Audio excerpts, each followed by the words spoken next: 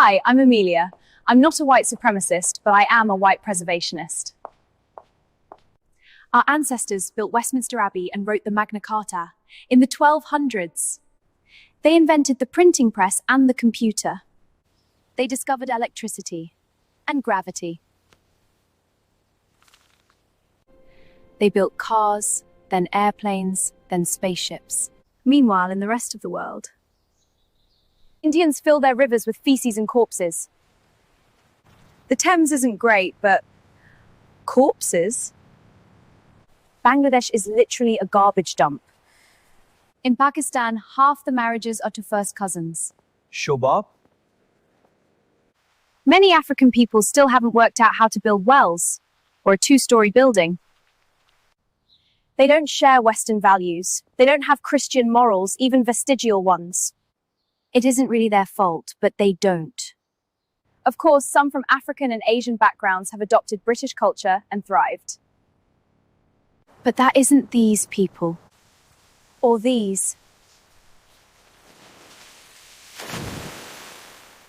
They come here because their homelands are awful places to live, but they made those places that way. I don't think third world hordes can or will preserve what we've spent 1,000 years building. And I don't think it's fair to our children and grandchildren. They have homes already. This one is ours. But one of them caught our eye, the one in the center. He would neither go towards the feeding grounds at the edge of the ice, nor return to the colony.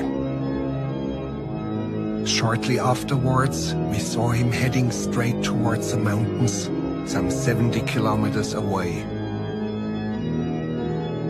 Dr. Ainley explained that even if he caught him and brought him back to the colony, he would immediately head right back for the mountains. But why? Because he met Amelia. You're trying to reach the top of the mountain too? I saw what they did to your colony. They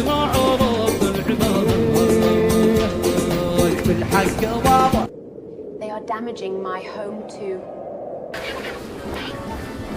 Together, we will get our homes back.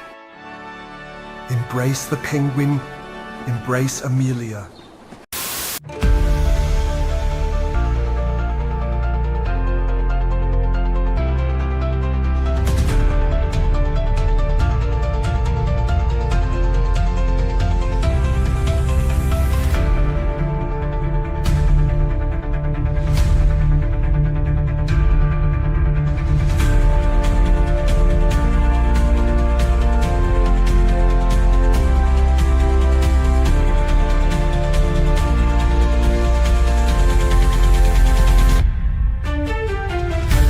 I know you think this is a gotcha, but it's literally a retarded point.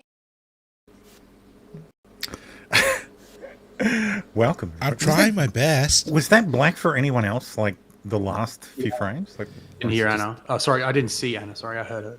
Something must have gone wrong there. Yeah. Anyway, welcome everybody. Welcome. I can't believe you think that's Christopher Lambert, Tim. It was at the start. It was just there's only parts of it that sounded kind of. You do know like who this. it is, right? No, I don't know who it is. Okay, so it's Werner Herzog. Oh, okay, that guy. So famous filmmaker Werner Herzog. Right. So yes, there can only be one Chris. Yes, there can be only one Chris. Sorry, that took me a second. Because his mods are now shields, not wrenches. But still a wrench on TV. God, why watch on TV? God, with the chat open. Wow. Why watch it all? Sorry, I thought I would ask.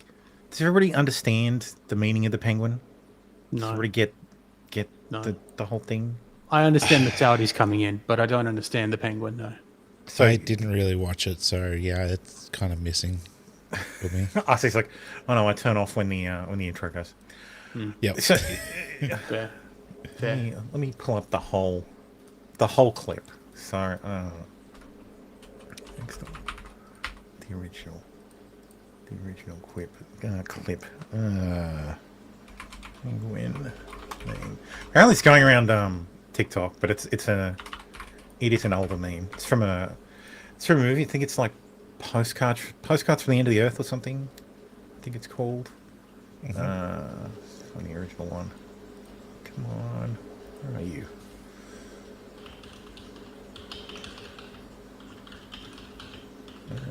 Damn it! It's just people posting variants of it now.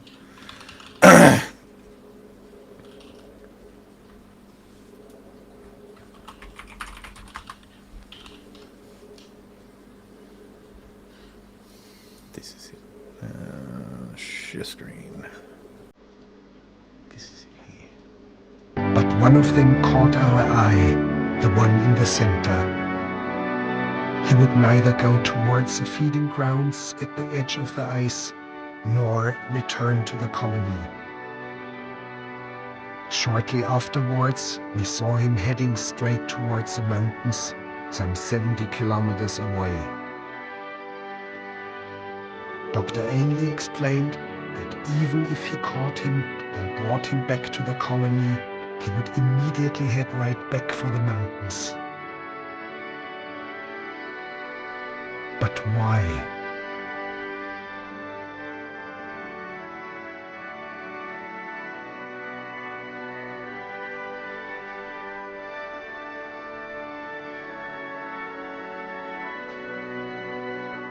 With 5,000 kilometers ahead of him, stand still and let him go his way.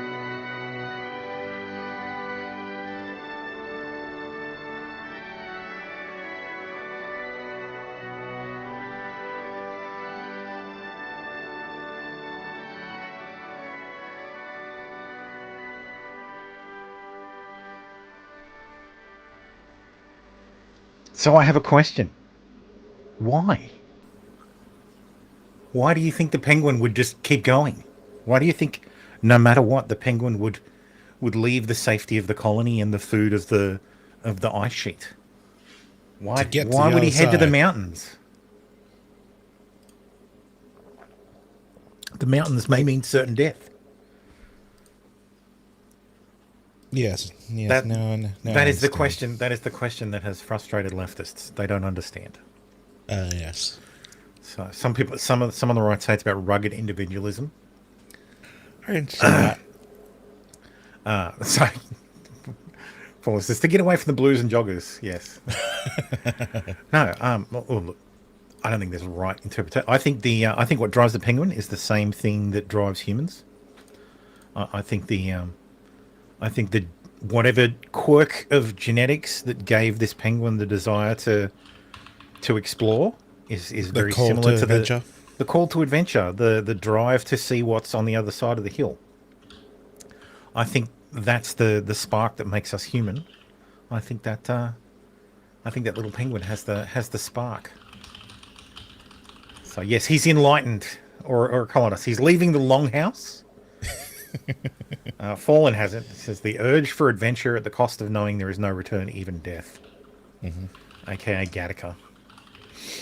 So yes, it's what has driven humans, forever.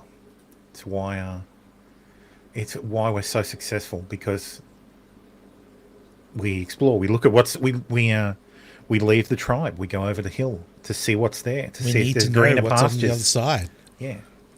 Hence why my original answer was that. Yeah. So, anyway, let's go through. Let's go through the news. Team USA snow sculptors barred from championship over cold anti-ice message. They were iced out, all right. Team USA's entry into the World Snow Sculpting Championship in Minnesota was banned after turning its sculpture into an anti-immigration and customs enforcement symbol. The team was accused of modifying its frozen design to feature hands that spelled ice out, unity, and resist in American Sign Language. The change, officials said, violated competition rules. Yeah, see, you could have followed the rules, but people in Minnesota don't really follow rules, so they're not big fans of rules in Minnesota. True. Dr. David Wood says, can't shoot me without shooting your book. Can't stab me without stabbing your book. Can't burn me without burning your book. Checkmate jihadis. Some background. David Wood was going to a debate to debate, I think, David Hakikachu, who is a noted Dawa guy. And he got many death threats from angry Muslims. So he decided to do this. He draped himself in a onesie. On one side, it has the Quran, or it has entries from the Quran, and on the other side, it has entries from the Bible written in Arabic that refute the Quran. So pity they missed. Sorry. No, sorry. I don't listen to rapists. Sorry, I've no interest in what this guy has to say, even if he might be correct. No. I'm sick of this guy's a confessed statutory rapist. Even if they're Muslims? No, he is. He is. David Wood is. Even if he's doing Muslims? It's a tough call, but I don't give a shit. It's rough. But the lesser of two, I think the Muslims are the lesser of two in this case. I think anyone who admits that they're a statutory the guy butt fucked 13-year-olds. You can all just he admitted to it. 15-year-olds, but yes, 13, 15-year-old. He admitted to it. How old was he when this happened?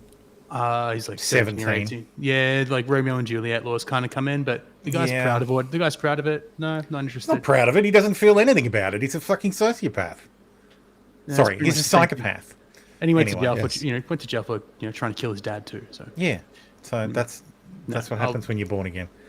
Hospital evacuated after 8-inch World War I artillery shell discovered in patient's butt. Speaking of butt fucking, he had some explosive indigestion. God damn you, New York Post.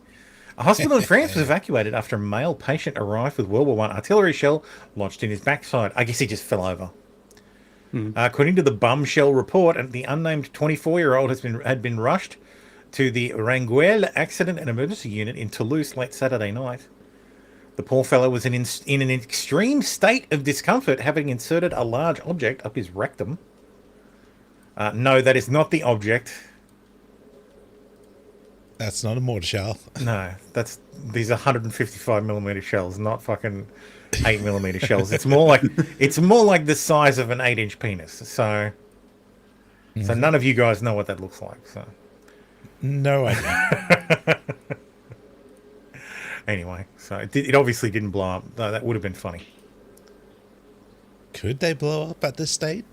It's been over 100 years. So I didn't put this in Aussie News because this doesn't actually fit.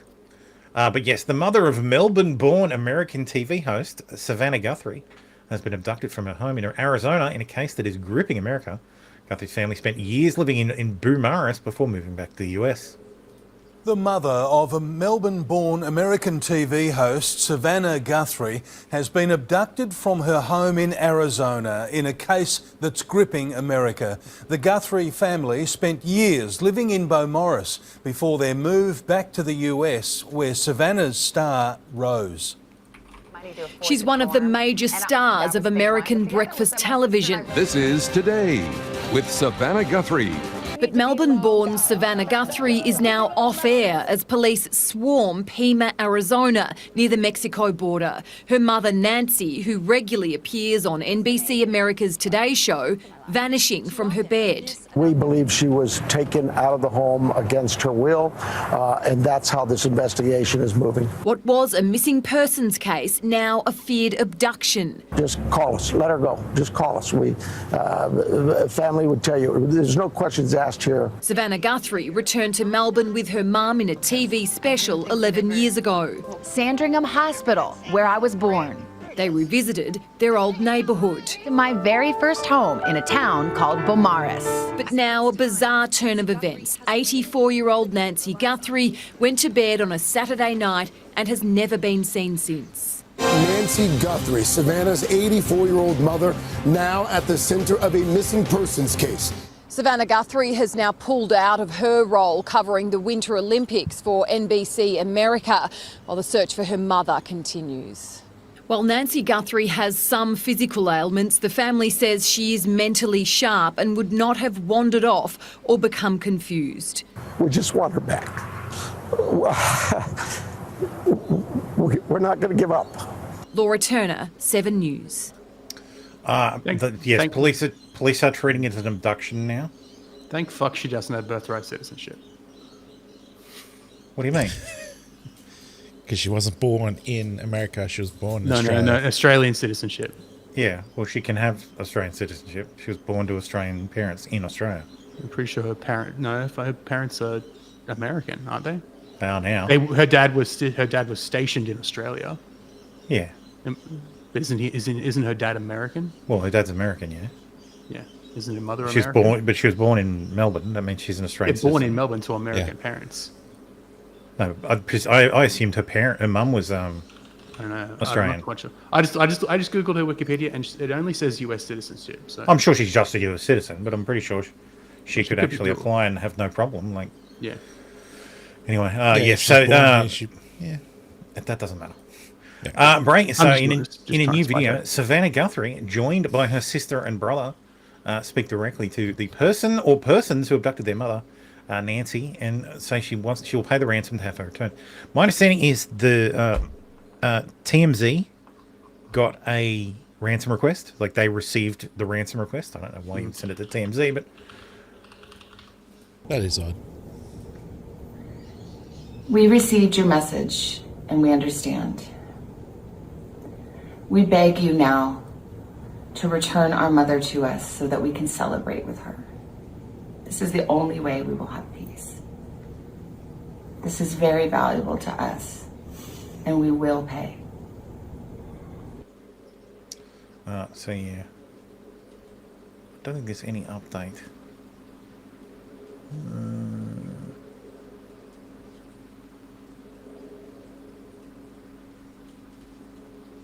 Of course, people think it's a conspiracy. Senator Mark Kelly said Savannah Guthrie called him before the public even knew she was missing. Sorry, this is just weird. Yeah, of course, calling friends would be something you wouldn't do. Hey, have you seen our mother? Yeah. Huge critical infrastructure sabotage in Italy tonight with coordinated attacks against the railway network. A bomb was found near Bologna. Railway cables have been cut and relay cabinets have been set on fire along the Bologna-Padua, Bologna-Ancona, and Ancona-Rimini lines. I feel like Italy is headed back into the years of lead, where communists just fucking basically terrorized the country. Yeah, bring back the fascists. Yeah. Remember when Summer Smith alleged in 2021 that her son was tortured by white middle schoolers who shot him with a BB gun and made him drink urine? Well, the judge just said the whole thing was a hoax. The media and leftist organizations slandered a young boy for this fake, racially motivated hate crime. Summer must now pay one of the boys $3.2 million in damages for lying about him. Holy shit! God damn! That's what you get. Jesus, what the fuck? How's that woman going to come up with $3.2 million? She won't. The government, unless she already got like a settlement from. She won't. The government will settle it for her, as they always do. Can you pay settlements in? Isn't that how that works? Like, I'm sure they'll expand it somehow. But isn't that how settlements work? If one party can't pay, then no, that's not how settlements work. The hell? What? No, if I get a civil judgment against you, Tim. Yeah, and I can't pay your wages get garnished forever, and that's it. Yeah, he's going to put a lien against you. Like, you owe me the money. It doesn't immediately become the government's problem. Jesus. Do you think socialism is everywhere?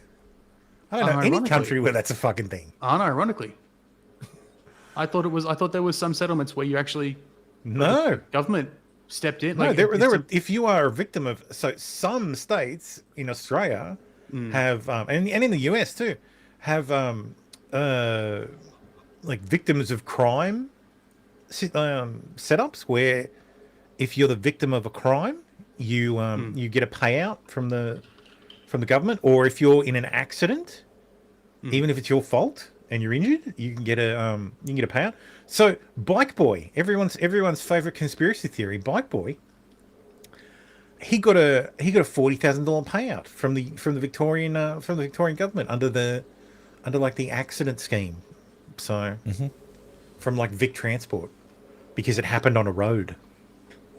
So there's plenty. There's the Victims of Crime Compensation Fund in New South Wales. There's probably one in Queensland as well. But yeah, there's no scheme where if you're sued civilly, the government picks up the tab. I can think of no place that has that. I mean, maybe there's some, maybe in Europe, but that's just asking for lawsuits to fucking happen. Anyway, receiving blanket coverage. Plano, Texas, viciously tortured C. Marion Humphrey, their black classmate, forcing him to drink their urine at a sleepover as they shot him with BBs. A Black Lives Matter activist group charged the local public school with doing nothing to stop this racially motivated hate crime. I mean, it was a sleepover at someone else's house, and you want the school district to do something about it. But whatever. The white child alleged to have organised the brutal attack embarked on a media tour where they called Van Evil. The trio appeared on Good Morning America, where host Lindsay Davis promoted a gun for GoFundMe that raised nearly $120,000 to help pay for Humphrey's therapy and private schooling. Racial activist groups added fuel to the fire. Well, that's what they do. Open partnership spurred on by the alleged hate crime. Next Generation Action Network. So yes, ordered Smith & Cole to pay $3.2 million in damages to Van, now an adult, attending his first year of college, for intentionally smearing him and tarnishing his future earning potential during their media tour in 2021. Ruling followed a civil trial in October 2005, where the jury determined that Cole and Smith cooked up the scheme to raise their public profiles during the height of the Black Lives Matter movement and to rake in money through GoFundMe. Yep. Court records show that Smith put less than $1,000 of the near $120,000 GoFundMe windfall towards her son's schooling. What? What?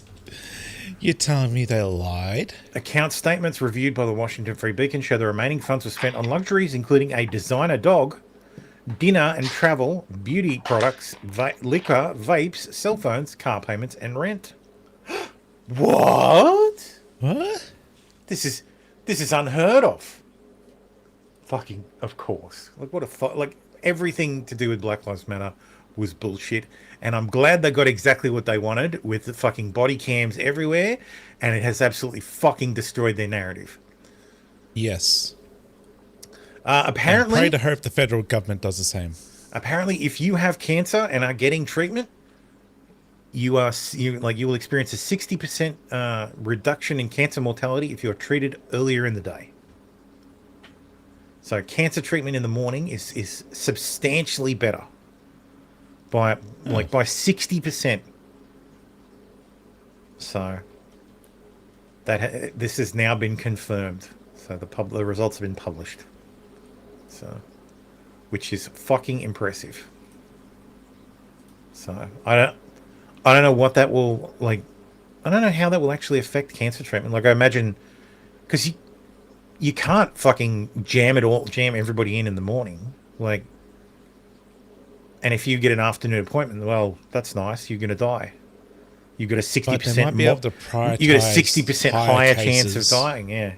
Might prioritize higher cases. Yeah, maybe in the morning, and the ones that have a lower mortality. Yeah, treat lung and pancreatic cancer in the morning and prostate in the afternoon.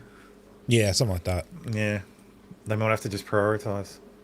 So, I do appreciate that we are still learning more about this shit. So, and hopefully one day it'll just be the GP's like, oh, god damn it, you've got cancer. Hang on here. Let me prescribe you some Cancer Be Gone.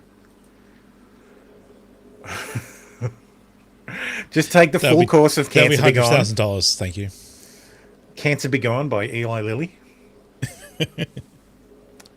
Sean Ryan is being threatened to be sued because he said something about a Christian children's camp that had a pedophile in 2005 or something, and I don't care. There's like video and letters, and I don't care. Mm-hmm. It's impossible to care. They had a pedophile. It was found out. The person was fired. The camp and the person was sued. There were settlements. The settlements include NDA. The settlements don't include NDAs. They do have confidentiality agreements. Because when you have look, having a confidentiality agreement around a settlement is pretty standard. Yeah, because you don't. If it's public knowledge, then everybody knows that's where the line is.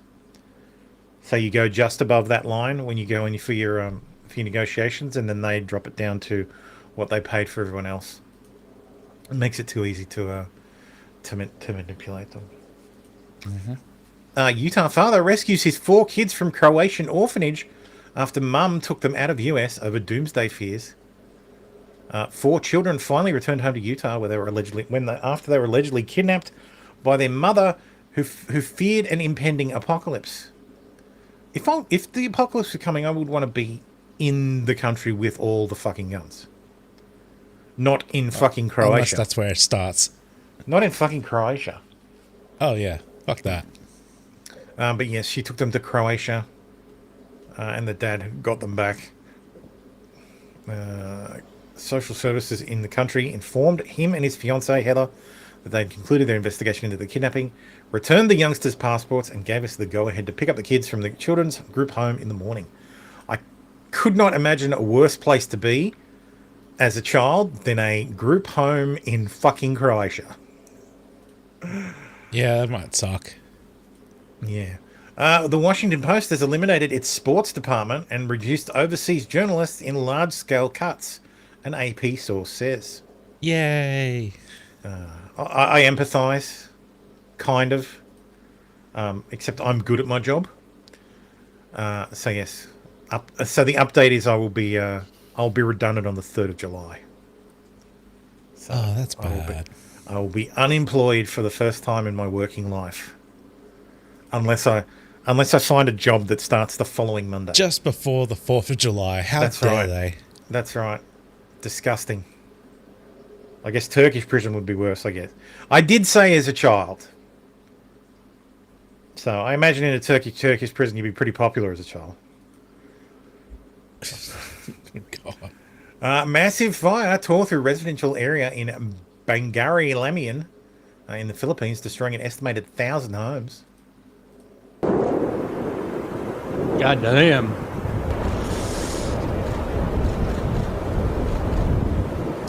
Interestingly enough, I went into the office the other day. Speaking of fire, no, that's not that kind of fire. I drove past the area in Gosford that had bush, or area on the Central Coast that had lost a few houses in the bushfires, and it was quite striking because it was very much like a tornado. Because when a tornado hits, it'll like take out a house and then leave the house next door untouched. Sometimes, it was kind of like that. There were a couple of houses that were just gone. And then there were houses in between them that were fine. There's nothing wrong with them. Like, barely touched. It's very strange. It was almost like some sort of laser from space.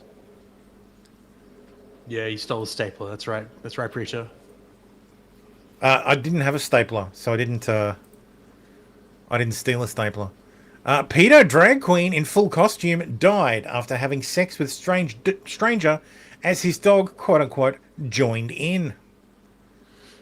Convicted pedophile Darren Me Moore, 39, was found to have human and non-human semen inside his body after the dog's owner tried to shoo the animal away before Me Moore told him not to. And so when we say white girls fuck dogs, does this apply to white trans guys. girls? Yeah, okay. White guys fuck dogs. White pedos fuck dogs. Pedophile drag queen was found died after having sex with a stranger and his dog. Inquest has heard Darren Me Moore, 39, was found dead, covered in cardboard boxes in a secluded car park after leaving a nightclub in full drag costume on January 22nd, 2023. Convicted sex offender Me Moore, who performed as Crystal Couture and made jewelry featured on RuPaul's Drag Race, was last seen in full face makeup and a blonde wig after leaving Pulse nightclub in Cardiff The inquest heard married Me Moore had sexual encounters with other men on the same night before meeting a man walking his dog in the early hours of the morning in the street. The dog walker said he went to a secluded park with Me Moore and began engaging in sexual activity with him before the dog joined in. The man, who cannot be identified, said he tried to shoo the animal away, but Me Moore told him not to. This is him without the makeup on. The owner said he lost interest when Me Moore continued to allow the dog to have sex with him.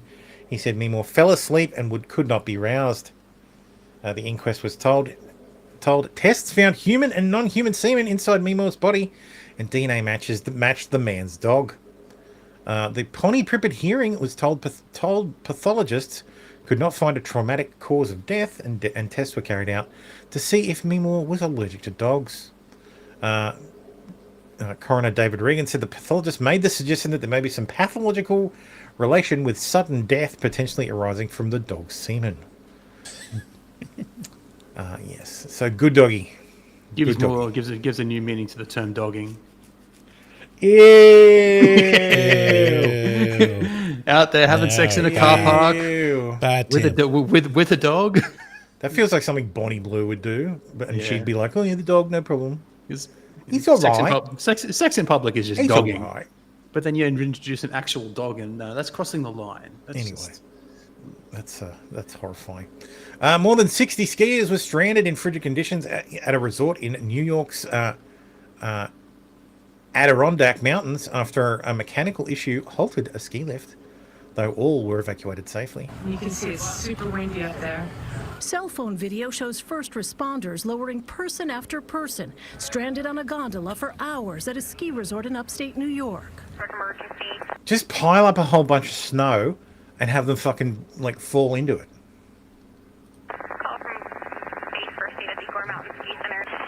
The Olympic Regional Development Authority, which operates the resort, says 67 skiers became stuck after... Oh, well.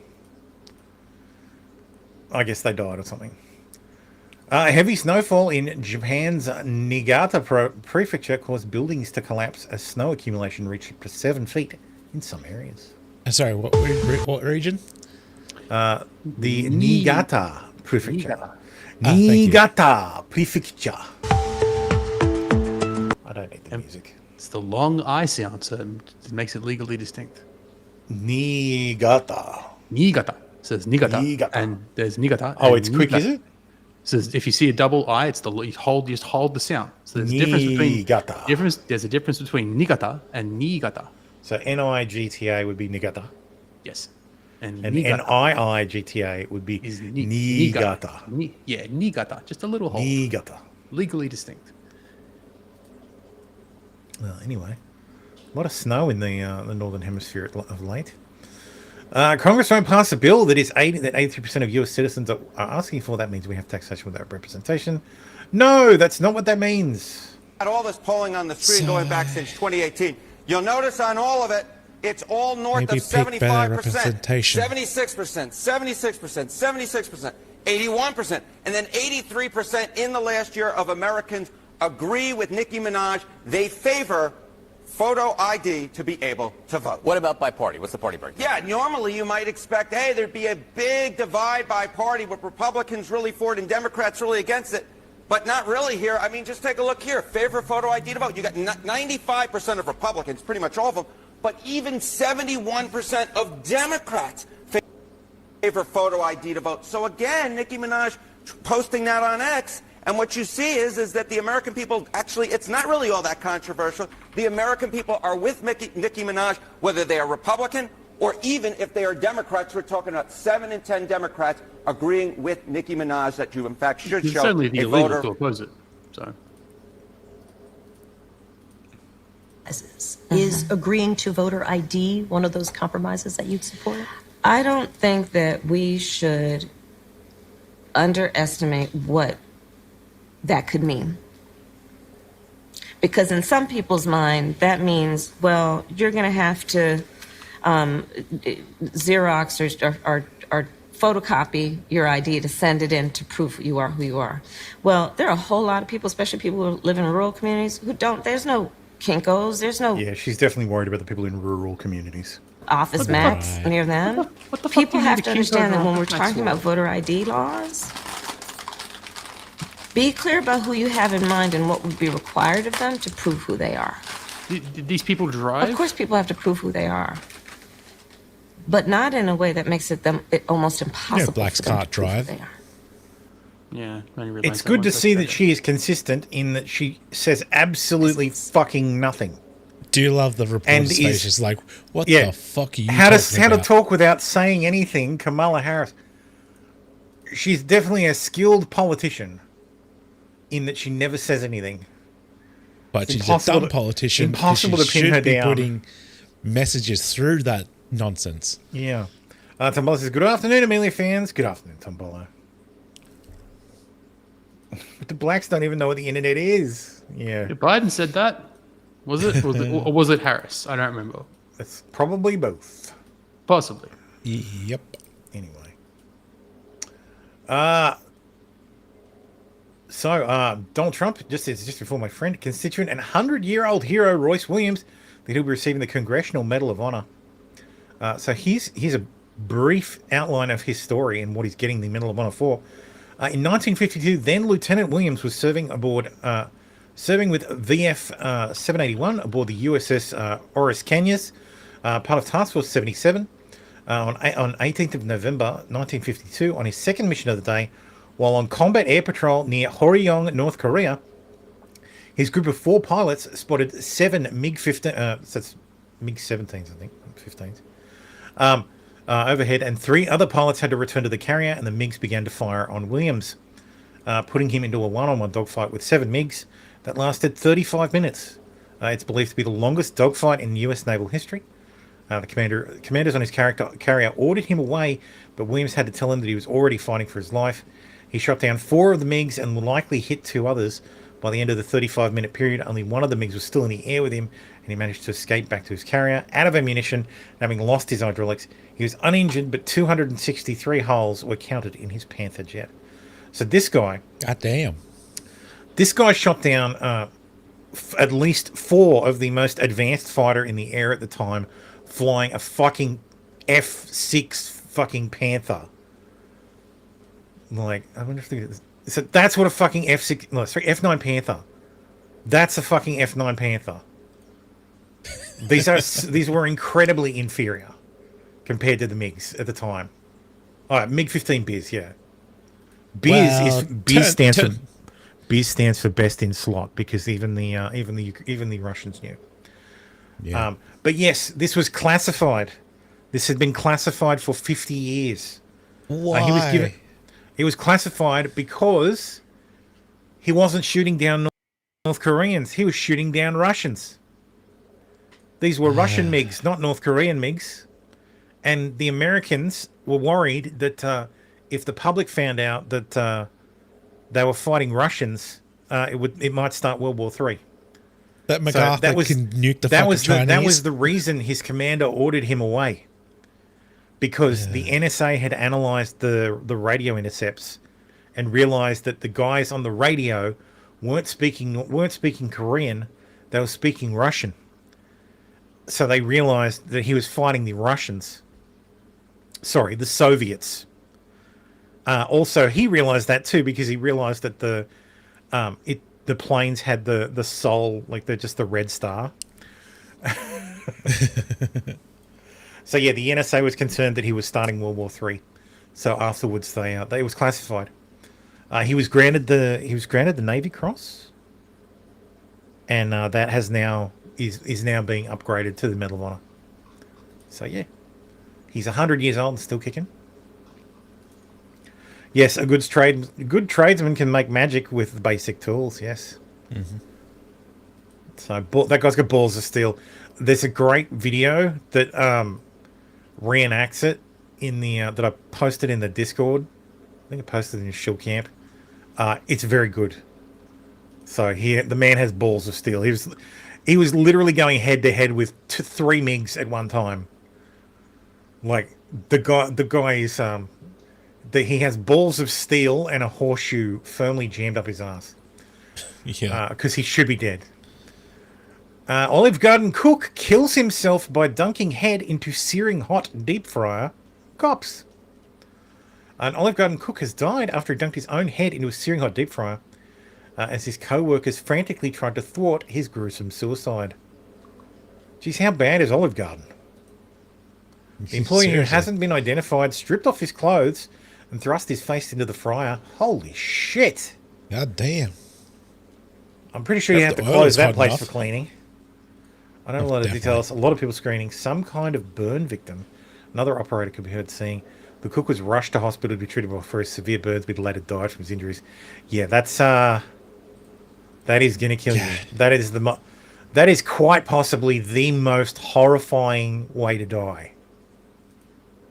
Boiled in oil, head first. Yeah, I don't think the oil's hot enough to kill your nerves. Oh, you're gonna feel it. You're gonna feel it. And especially the face, you're going to feel everything. Like, fry oil is what? 220 degrees? 230 degrees? That ain't hot enough, baby. You get second degree burns at best. So, you'll get third degree burns. Oh, yeah. Sorry, you'll get full thickness burns. Yeah. But you'll feel all of it. You'll feel it. Yeah. Because the full thickness burns won't be instant. No. It'll sit there and burn. It's like being burned by petrol. Petrol sticks and just burns and burns and doesn't burn super hot. Yeah. Methylated spirits or turpentine, blue colorless flame, very hot. Yeah. You don't feel much. No. Take it from experience. Mother of 5 who falsely accused Good Samaritan of rape after he gave her a lift home when he found her drunk and crying on the street is jailed. Good. Fuck that bitch. Yeah, fuck her. Rachel Jones, 38, was led away to cells, a judge warning her that her actions could prompt men to think, no way am I stopping for a lone female, however distressed she looks. Well, yeah, that's right. Yep. It'd be, yep, sure, you can get in, but you got to get in the boot. Into the trunk. God damn it. Your DNA doesn't go in the front of my car.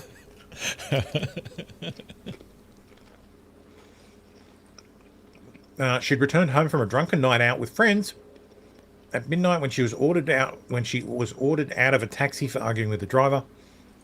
Innocent father-to-be Salim Ullah, who was driving past, was so concerned about her distressed demeanour that he stopped to offer her a ride home. But after he dropped Jones off and rebuffed her pleas to give him a hug, she falsely alleged she'd been lured into the car and gang raped by Mr. Ullah and 2 Pakistani men in a lay-by. A lay-by is like a turn-off on the side of the road. He was held in a police cell for 30 hours, during which he had to submit to intrusive examinations and was the subject of malicious gossip in his neighbourhood before detectives concluded no rape had taken place. Baldo says, don't they normally go on the boot? Yeah. Inquiries revealed Mr. Ullah had the foresight to record his encounter on his mobile phone and provided the footage to police to help exonerate him. That is the way you do it. Look at this woman. Yep. Look at this prisoner. Off to jail with you, woman. You know what would be karmic irony? She goes to prison. Her cellmate is a trans man. Gets raped by him. Oh no. That'd be karmic retribution. Real boy who cried wolf stuff. U.S. asks American citizens to leave Iran now, ahead of high-stakes talks with Tehran. Because we're going to bomb this shit to the ground. Is everybody ready for taco? Yeah, I'm ready for tacos. Nothing's going to happen. Taco. Trump always chickens out. The World Anti-Doping Agency is reportedly investigating whether or not Olympic ski jumpers are injecting their penises with hyaluronic acid for a competitive edge. The announcement comes after German newspaper Bild reported on the bizarre accusation. The outlet reported that multiple people were previously banned from competition after it was revealed they adjusted their suits around the crotch area to provide extra lift. The scheme made the suits larger, reducing the rate at which they descended. One study found that for every 2 centimeters in suit size circumference, there was an extra 4% reduction in drag, increasing lift by 5%, which can reportedly add an extra 5.8 meters to the length of the jump. So jumpers have switched to other methods of the game where they are measured for their suits, data for this which is taken by a 3D scanner from the lowest point of their genitals. They include injecting acid into their penises or putting clay in their underwear to make the measurements temporarily bigger and therefore their suits looser for when they compete. No, you just need to start recruiting porn stars to do to do fucking Olympic ski jumping. In response to the report, WADA president told Will told banker said he was going to look at it. Not too closely, I hope. Never letting my grandma film again.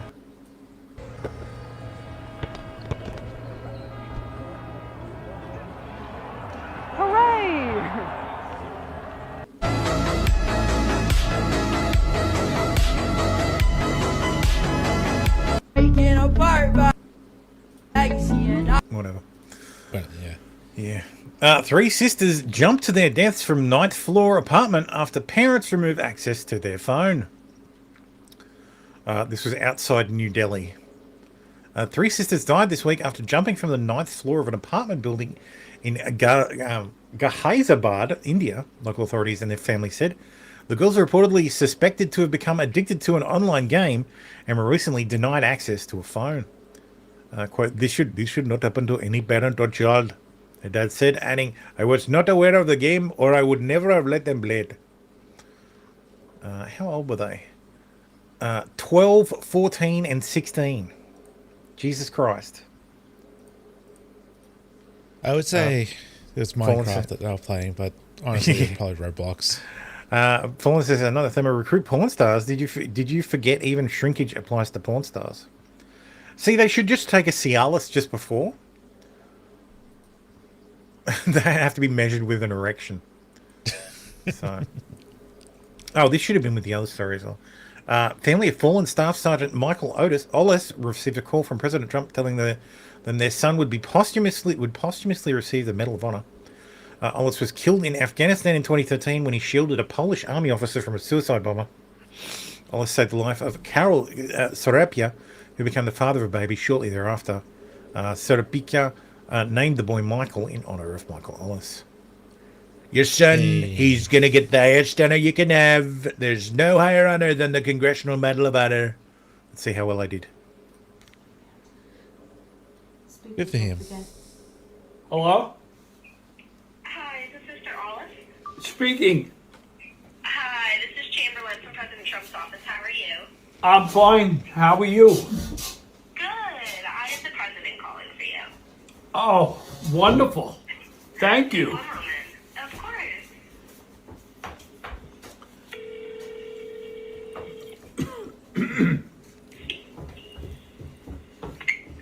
Robert and Linda? Hi, Mr. President. Hi, Mr. President. How are you? Well, how are you both, okay? We're nervous. We're very nervous. I know. You should be, because your son is going to get the highest honor that you can have. There's no higher honor than the Congressional Medal of Honor. Oh, so, well, he's going to get it, and Michael is going to be, he's looking down at you right now. Aw. And he's saying, well, my mom and dad are handling this pretty well. Oh, I hope so. Thank you so much, gosh. President, Mr. President. Fallen says, so to scam boomers, just say I'm calling for the president's office? Yes. And then put me on, and I will sell them everything. I'll get them to give me all their money. Perfect. The perfect scam. Indeed. Masked youth hurls grenade into beauty salon in Grenoble, France. 6 injured, including a 5-year-old child.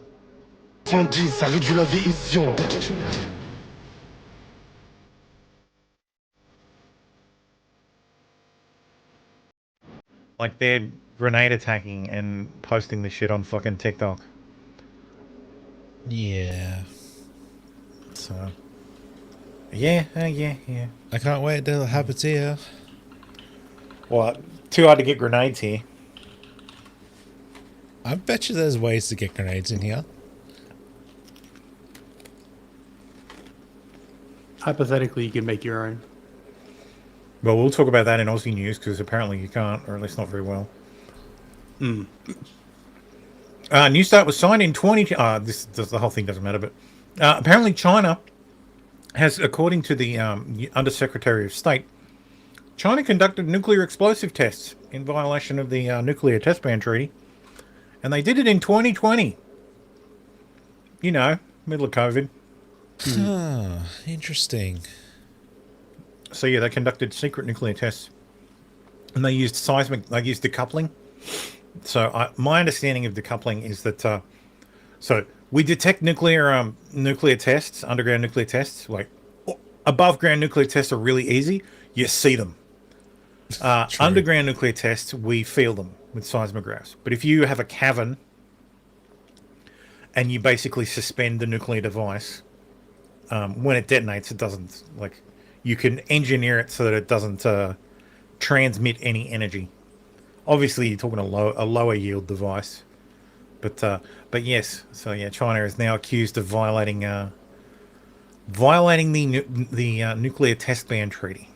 So good job, China. Great work, China. You're doing a bang up job.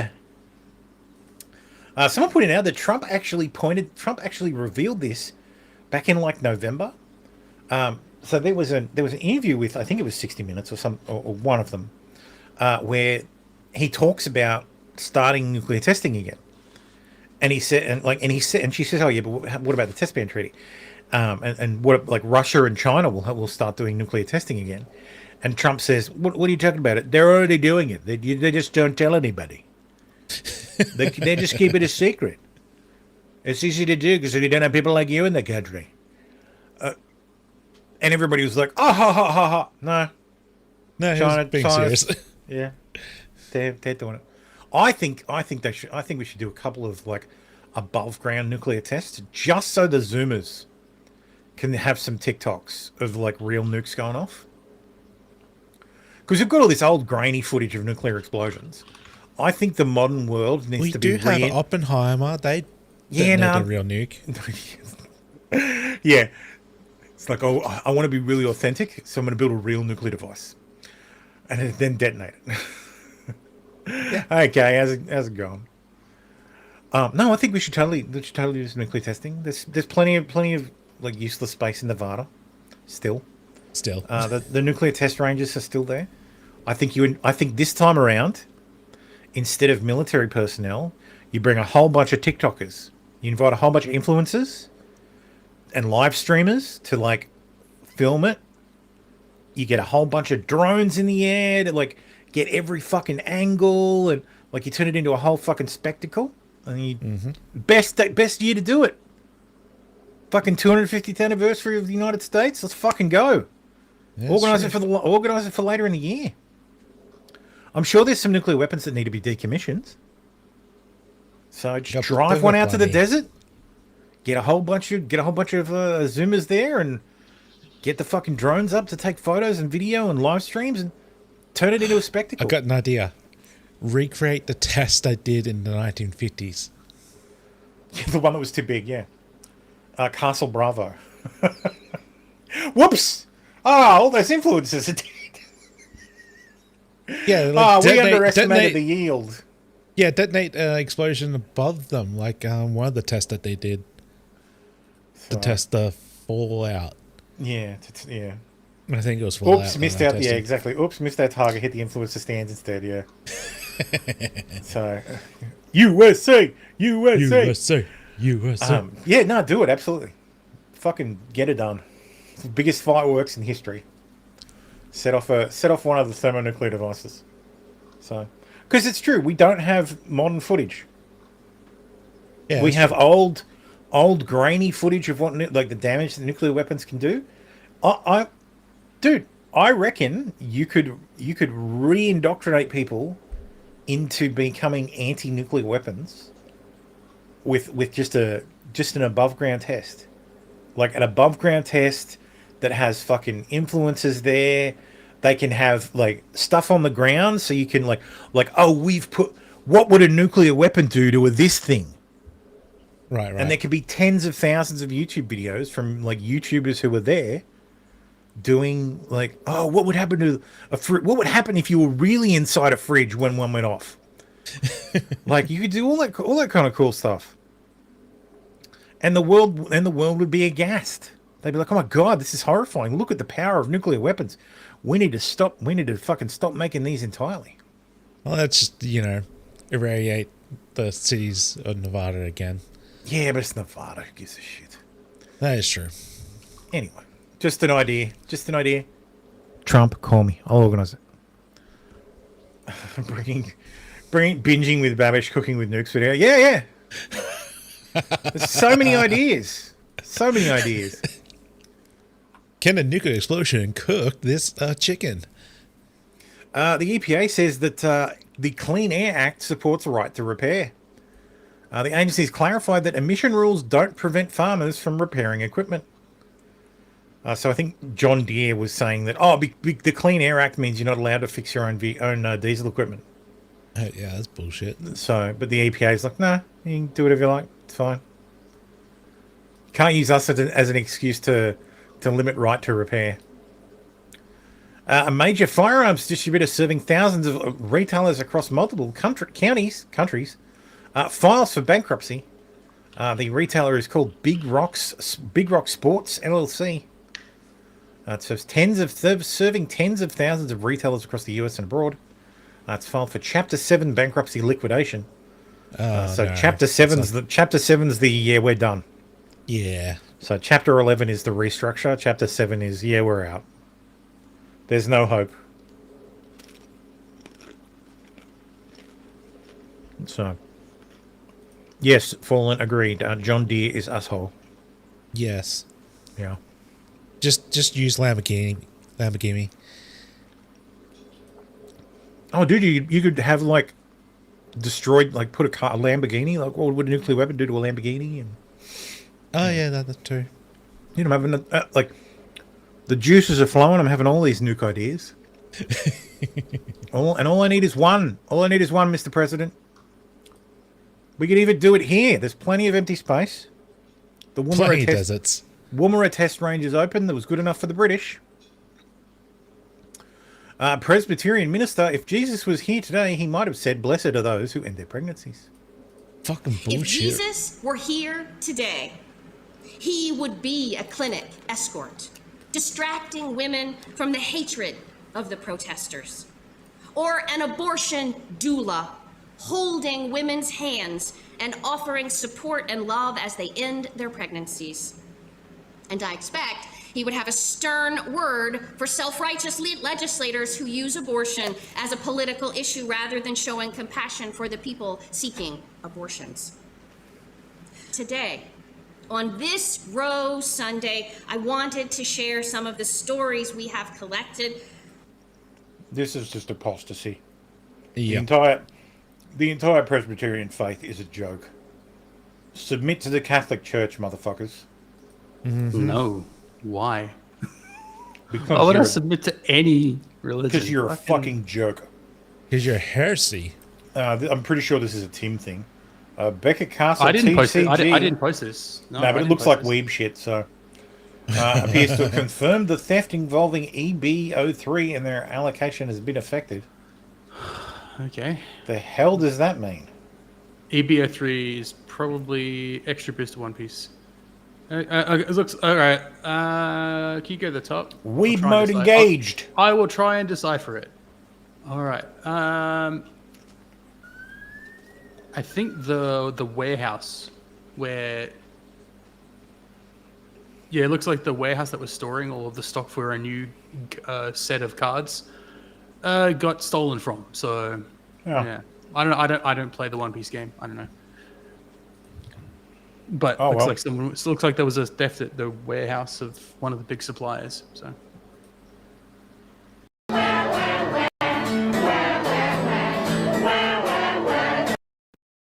basically, yeah. Ryu article. Damn it, Ryu! Don't even come on the show anymore. You are Daisy, but that's all right. You're fashionable. You're not too late. We're only an hour in Daisy. It's okay. Mother of 5 who falsely accused a Good Samaritan of rape after... Oh, I already did this one. Yeah. What the hell? Lifetime ban. Streamer Jack Doherty offers fan $100 to yell jackass during Mackenzie Hughes' backswing at the WM Phoenix Open. Police swiftly remove him, and an official proceeds to issue him a lifetime ban from all PGA Tour events. Don't the Saudis own the PGA Tour now? Probably. Maybe.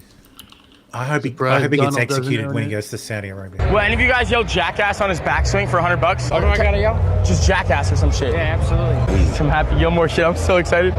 Jackass! That's $100. I got you. It wasn't me. Tell him. They think it was me. You gotta go. Okay. I didn't know it was against the law. I didn't do anything. You're gonna get trespassed. These guys both do this all the time. You're gonna get trespassed from the course. I'm gonna escort you out of here with no issues, right? All right, cool. Yeah, but I didn't say anything. We just filmed him do it. Guys, we just got kicked out of Waste Management in Arizona. Look at all these cops right here. Jack, Chassie, Doherty, is that you? Yes, sir. What are you doing here? Not sure. Just, enjoying the Waste Management. Don't do this, all right? Sure. We know exactly what you're doing here. Don't play this game with me, okay? We know exactly what you're doing. So the result of that, play the game. Play the game. Trespassing you.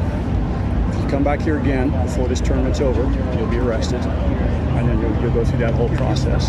Sure. In addition to that, I'm trespassing you from all future PGA Tour tournaments. If you show up at a PGA Tour tournament again, you'll be arrested. Do you understand that? Forever? For life?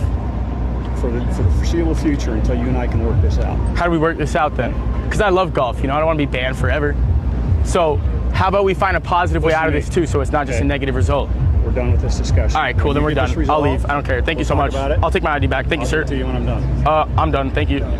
When we're done. All right, cool. You can have it back. Do you have any questions? I don't. Thank you, sir. I'll take my... I hope someone guns him down in the street. Isn't this the same fuck with the crashed his supercar? Yeah, this is. Yeah. I hope someone I hope he fucks with some concealed carry person, and he gets blown away, and it's on live, and it's live streamed to the fucking internet as a permanent reminder, and they continue to film his final breaths as a permanent, and it is immortalized on the internet as a permanent reminder that people like this should be expelled from society. People like this used to be fucking... People like this used to be fucking... We used to punch the shit out of these people. We used to beat the fuck out of them. No, we used to sentence these guys to exile. These guys used to be fucking exiled. You annoying prick. You are now exiled. The city... It used to be The socially city has acceptable. voted and you are gone. Leave. It used to be socially acceptable to beat the shit out of these people. Yeah. Oh no, put me behind bars, as he says. Well... motherfucker. I don't give a shit about PGA, but I really do hope that happens to him one day. Yeah, one day something's gonna fucking happen. Yeah. Baldo says he'll just get his big black security guard taken out. Yeah, no, I'm telling you, Baldo, if someone pulls a gun on his security guard's gonna run. That guy's because he can't be armed. Doherty goes to way too many places where you can't conceal carry or open carry. So he's gonna get murked one day, and I'm gonna laugh. So anyway, how you do marketing? Sydney Sweeney stuns fans by flashing the camera in the latest lingerie promo. Sydney Sweeney has a lingerie brand now called Siren, S-Y-R-N, because nothing can be spelt right anymore. And in her Instagram video, she shows off a whole bunch of stuff, including her tits. No, well, she shows off. There's no nudity. You just There's no see nudity. We are on set for our next collection. I just wanted to share some of my favorite pieces with you from our first ever romantic drop. This is the Forget Me Not balcony bra. This is the Forever Yours demi bra. We have the love triangle. Then we have the sweetest little thing thong. When you feel this lace, I am so excited about it because it's my favorite lace so far that we've made. Look, it's fine. Like, It's fine. if you enjoy seeing boobs jammed into a bra, that's I want to be that pretty small. I just want to be that mower seat up above. The seat up above. I just want to be the seat of that mower up above, that ride-on mower. Why a mower? Go up. Go up. Oh. I just want to be the seat. God damn it. You people are disgusting. Or I just want to sit on the seat and then she can sit on me. So, yeah. So I would appreciate it if you shut the fuck up. I can't believe you scrolled past that. South Korean crypto firm accidentally sends 44 billion in Bitcoin to users. So if you're wondering why crypto took a shit this week, this is part of the reason. South Korean cryptocurrency exchange Bithumb said on Saturday it had accidentally given away more than $40 billion worth of Bitcoins to customers as promotional rewards, triggering a sharp sell-off on the exchange. Bithumb apologized for the mistake, which took place on Friday, and said it had recovered 99.7% of the 620,000 Bitcoins, worth about 44 billion at current prices. It had restricted trading and withdrawals for the 695 affected customers within 35 minutes of the erroneous distribution. The exchange had planned to distribute small cash rewards of 2,000 won or more to each user as part of a promotional event, but winners received at least 2,000 Bitcoins instead. Fucking score. Bitcoin prices briefly slumped 17% before rebounding. Yeah, of course. Mark my words. Next president that is not Donald Trump or a Republican is going to regulate the ever-loving shit out of the crypto market. It's going to be regulated out of existence. Yeah. And Kalshi and fucking Polymarket, they're gone too. They're gonna be regulated nationally as a fucking casino, and they'll disappear overnight. Do you think they'll bet on that? Yep. Before it, 100%. Because even if they win, even if people win, they won't be able to pay out. So, a bit of explaining on this one. Does everybody remember the plane crash in India last year? Probably about what's this? Probably about 15 weeks ago. I think it was. So I think it was episode 160. I remember it because I just started using the system. So yes, the plane crash took out a hospital as well, or not a hospital, but the dormitories for the hospital. Killed a whole bunch of people. We were all like, "Oh, it's this. Oh, it's that. Oh, it looks like the engines turn off. There must be a problem with the plane." So the final report came out from India, and they concluded that the switches are faulty. The pilot accidentally knocked both switches off. So they switched from run to cutoff. So the Indians are saying that it's a technical defect with the Boeing 787-8-8. Left fuel control switch slips from run to cutoff when pushed down slightly. This was from a pilot operating a flight from London Heathrow to Bengaluru. He said, "Oh, if you just push them down, if you bump it, it switches off the engine. It cuts off. It goes from run to cutoff." And that's what happened with that flight. See, what happened to me confirms it. Unfortunately, as people have shown, here's how you use the cutoff. So these are the controls. You pull it out to get over the latch. It's latched. There's absolutely no fucking way. It is literally impossible for you to accidentally apply some downward pressure and switch off the fucking fuel control. Unless you're Indian. So they're full of shit. So here's them saying, "Oh no, see, you could just bump it. You can just bump it." Sa believe me. What was it? If you happen to have the tech log page for the AL, so he put it in the log, the technical log. After landing, he said, "Oh, you can accidentally bump them off." So the Indians are very mad because the assumption is that that Boeing crash was actually a murder suicide, and they can't they can't cope with the idea of it being a murder suicide. Like, oh, an Indian person would never do this. This is not true. This is not true. This is false. This is absolutely false. I think there was even a judge who said that oh no, these are scurrilous lies. Okay. So never change, India. But seriously, please change. yeah. What's this one? This guy's just these are. This guy's like, oh, source unverified. Yeah, it's not a 787, bro.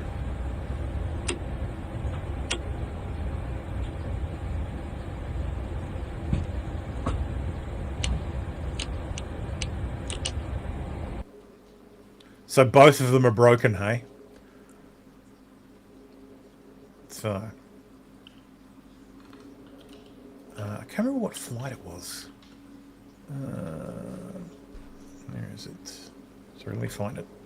There was like an Indian judge who was like, oh, these are scurrilous lies. Indian 787. This is the flight. Everybody should remember it by just watching the fucking image film. This is the one where everybody's like, no, it lost both engines. Had to.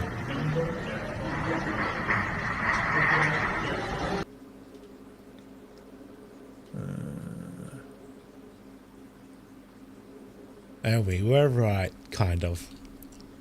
As you can moving the switches during flight cuts the fuel supply, shutting engines down.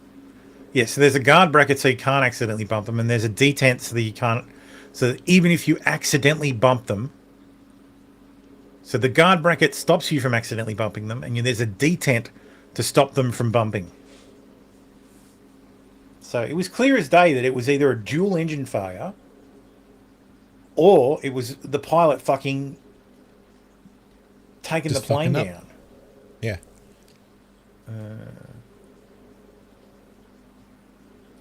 On disasters. What was it? It's probably all written in fucking Sanskrit, so I can't find it. But yeah, there was a report released.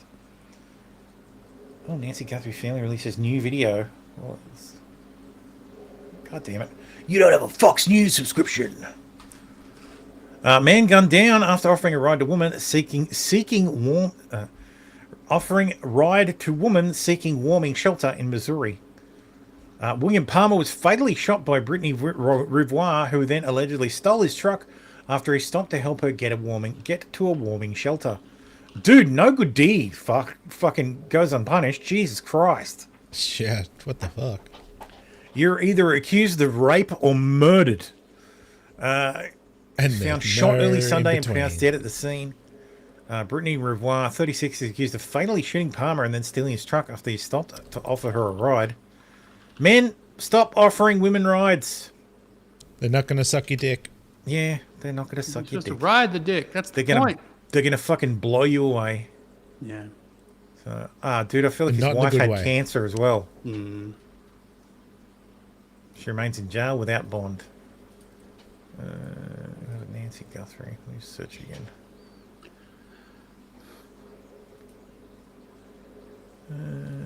Is there any update? No, there's no update. What are you talking? What you talk about? What you talk about, Fox News? No, people saying that the video from Savannah Guthrie and her brother and sister are like, oh, it's so staged. Yeah, you idiot. They're reading a fucking script.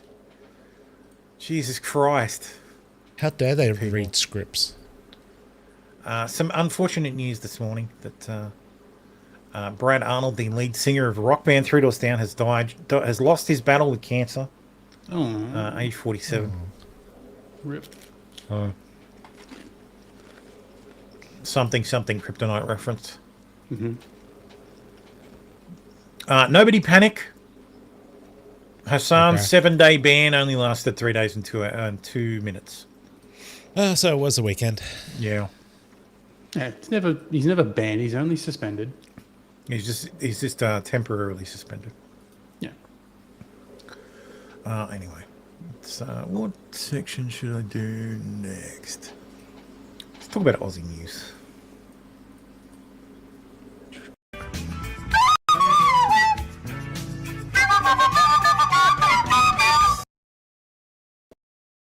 I feel like the video playback's shit. Yeah, it does seem like that. Apparently, good character evidence was racist. In our decades of experience providing support to people affected by the criminal legal system, we hold that it is generally white middle-class men who most benefit from prior good character considerations, the submission stated. So because many white men have good character, this disadvantages non-whites. So yeah, New South Wales is abolishing a centuries-old legal principle of good character evidence in sentencing after a review heard it mainly benefits white men. Okay. It writes itself. I'm just gonna. Yeah. Sorry, bump my microphone. Speaking of writing itself, this is from GB News, Free Speech Nation. I never really guessed it because during COVID was the big tester to see how the retard meter, and Australia was quite high on that, and that was quite shocking. Sorry for using that word, but that's okay. But it's okay. You use that word, yeah. I think some people, unfortunately, might be offended. Hey, are we not in Free Speech Nation over here? Where Free Speech Nation. You're right. No, I love you, Holly, but no, we're not. Yeah, there's absolute cuckoldry. And I went and so this is obviously someone's captured this live. I went back and I downloaded the whole 2-hour long segment, like the whole 2-hour long Free Speech Nation episode. Yeah, they've removed it. Of course, they cut it out completely. There's like a time skip. So, yeah, super cucked. Like GB News is just as fucking gay and cucked as all the other news outlets. Because there's a fucking regulator. Anytime you have a fucking media regulator, you will be fucked by it eventually. Mm-hmm. So, never ever let them exist. At least America has just moral busybodies setting ratings for their shows. Bankstown nurses will face court on August 31st. Both formally entered not guilty pleas at today's arraignment. Sarah Abu Lebda cried throughout the hearing, and then one of her supporters pushed us around outside the court. Ms. Lebday, why were you crying in court? Why were you crying in court, Ms. Lebday? Will you be challenging the admissibility of the evidence? Do you think that being protected by people who assault camera crews is a good idea, Ms. Lebday? Well. Oh yeah, these were the lovely Muslims who were like, oh no, we're going to kill the Jews in the we work in hospitals and we're going to kill the Jews. We're totally going to kill the Jews. Yeah, if you come to our hospital, we kill you. We see a Jew, we kill them. So yes, they were charged. This is under the old laws.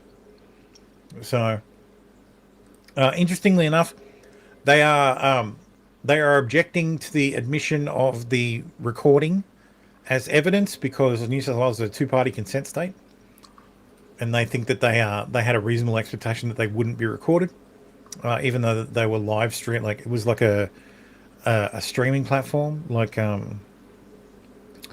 chat roulette style. So. Yeah. Famous Australian children's order is jailed after grooming 3 young girls. An award-winning author who had access to children through school book events has been placed behind bars after grooming 3 teen victims online. Well, hang on. So he had access to children through book events, but then groomed them online. Oliver from Marvan, 42, was once respected for children's fiction works such as Tyrific, What About Tao, and The Other Christie. These sound like woke books. But the Thai Australian writer was escorted to jail by New South Wales sheriffs on Monday after pleading guilty to multiple child sex offences. He's had a significant fall from grace. He'll never be a public figure again. He will always be a public pariah. Vom van groomed 3 young girls between 2020 and 2024 using compliments as persuasion towards sexual activity. Before being taken away by sheriffs, the writer was denied a last chance to hug his wife, who was in court on Monday, along with his sister and members from his church. Of course. Don't worry, you can't add good character evidence anymore, bro. Ginger said the chats included highly sexualized stories with the 3 victims occurring before and after they turned 16. I'm going to keep saying it, but you're way more mature than your age, he told one girl. God, fucking hell. One victim sent him 20 photographs of herself. The 41-year-old also engaged in a sex act with the undercover police officer watching. What? The fuck? The fuck? Okay. What's... Did he jerk off on camera or something? That has to be was what he the did. undercover police officer in the cup Was she chair? in the room?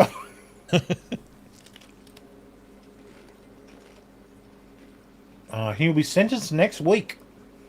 So...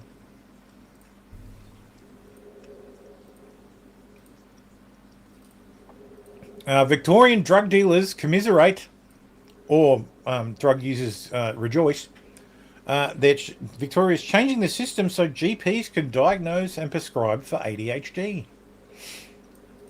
Cool. So yeah, the meth market will collapse in Victoria.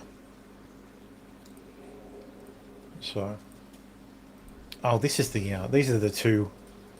Two sacked Bankstown nurses accused of threatening Israeli patients have pleaded not guilty, setting up a legal showdown.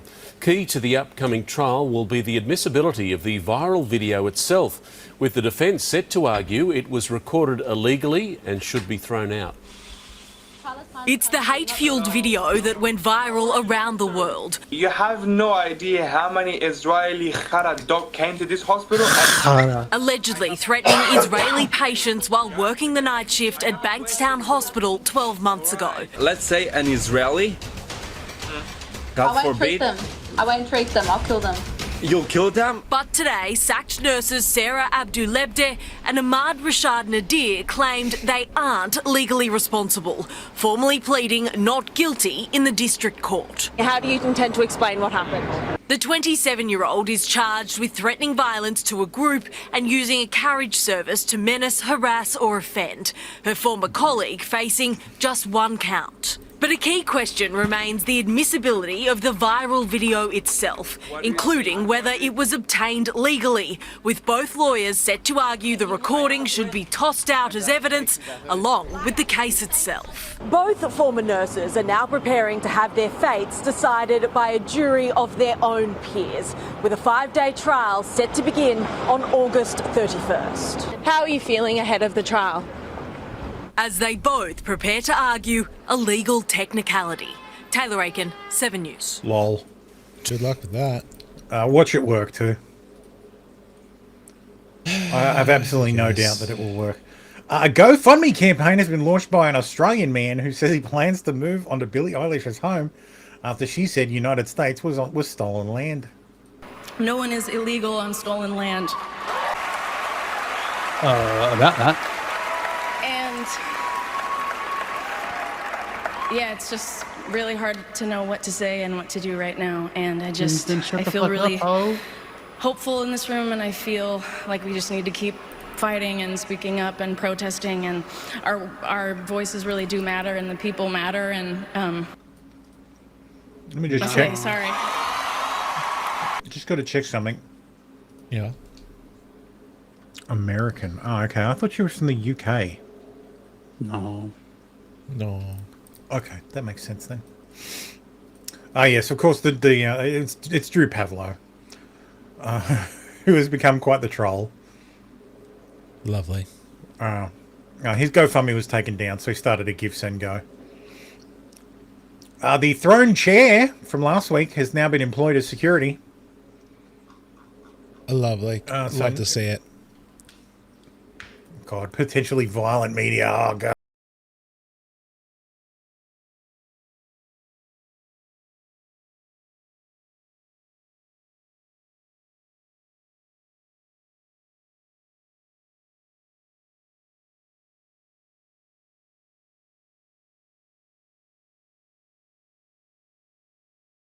this guy, like, oh, this is against the security guards code of practice, yada yada. Fucking bullshit. He's supposed to render aid immediately to the person injured. It's like, no, dude, these guys were thrown out, and this guy went to throw a chair at the fucking security guys, and nailed his own mate. So fuck him.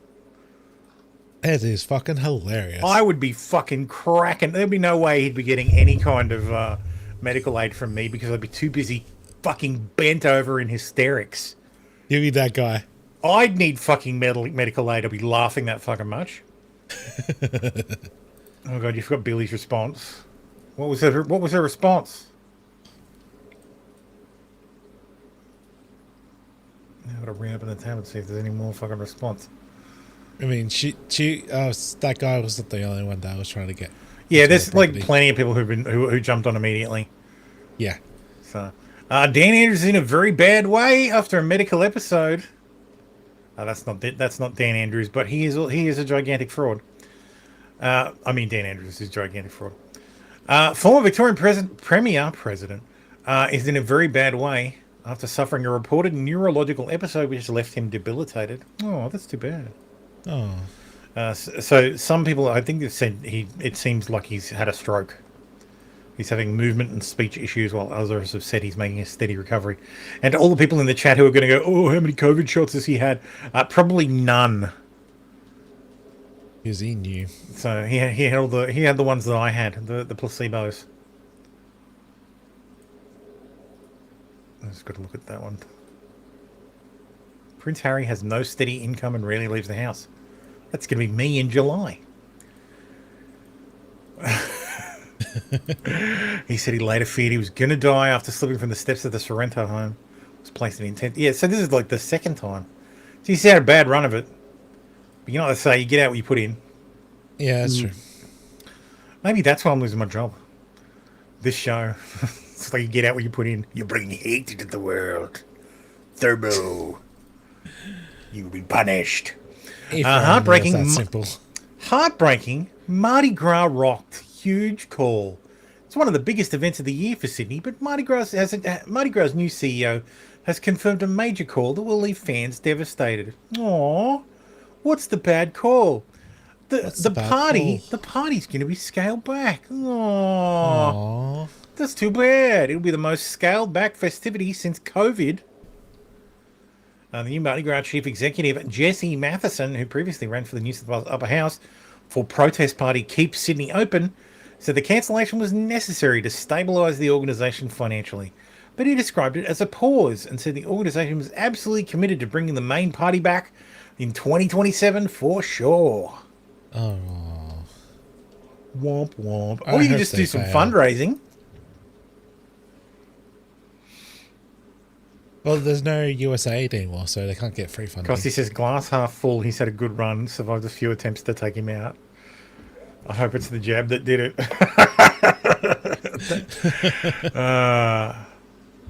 No, you know what? No, you know what would be perfect if it was DVT from not moving enough because he was locked in his house. That would be ironic. Make sure to shake your legs. He didn't get up and move around enough. So he got a DVT from being trapped in his house under lockdown. Yes. Anyway, enough Schadenfreude. Love it. A 17-year-old has been slashed in the face and deliberately struck by a car in St Kilda. Jeez, a twofer. A stolen Mazda rammed a Kia in the car park of McDonald's around 10 p.m, where a male got out of the Mazda and slashed a teen who was a passenger in the seat of the Mazda. The Kia left the car park and was followed by the Mazda until it reached a dead end near St Leonard's Avenue. It's believed the boy got out of the Kia to escape, but the two males got into the Kia and deliberately struck him with the vehicle, leaving him with serious injuries. Jesus. Isn't Mardi Gras the Tuesday before Lent? Yeah, I think so. They're scaling back an upcoming party, yeah. So the Mardi Gras itself is still on, the march is still on, but there's usually like accompanying parties, and they're being scaled back because they can't afford them because they're broke. Yeah. Because the gays aren't paying. That's right. Sam Groth, who is the deputy opposition leader, his political career is officially over. Just a week after he vowed to stick around until November. Instead, he's federal deputy, is he? No, he's the Victorian State Deputy Opposition Leader. Yeah. So my understanding is he he entered the Victorian Parliament last election, and has been the deputy leader So he left.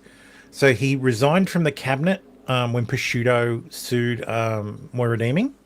Yep. What the fuck? Wasn't me. I didn't do it. That was me. What the hell? That was weird. Where did I stop talking? Anyway. No, you didn't stop talking. You just disappeared from the room. Oh, okay. Yeah. Anyway, when the Moira Deeming stuff happened, he left the front bench. Then when the new opposition leader was chosen, he became the deputy. Then they did it again, and he became the deputy again. He was involved in... I'll just play the video first.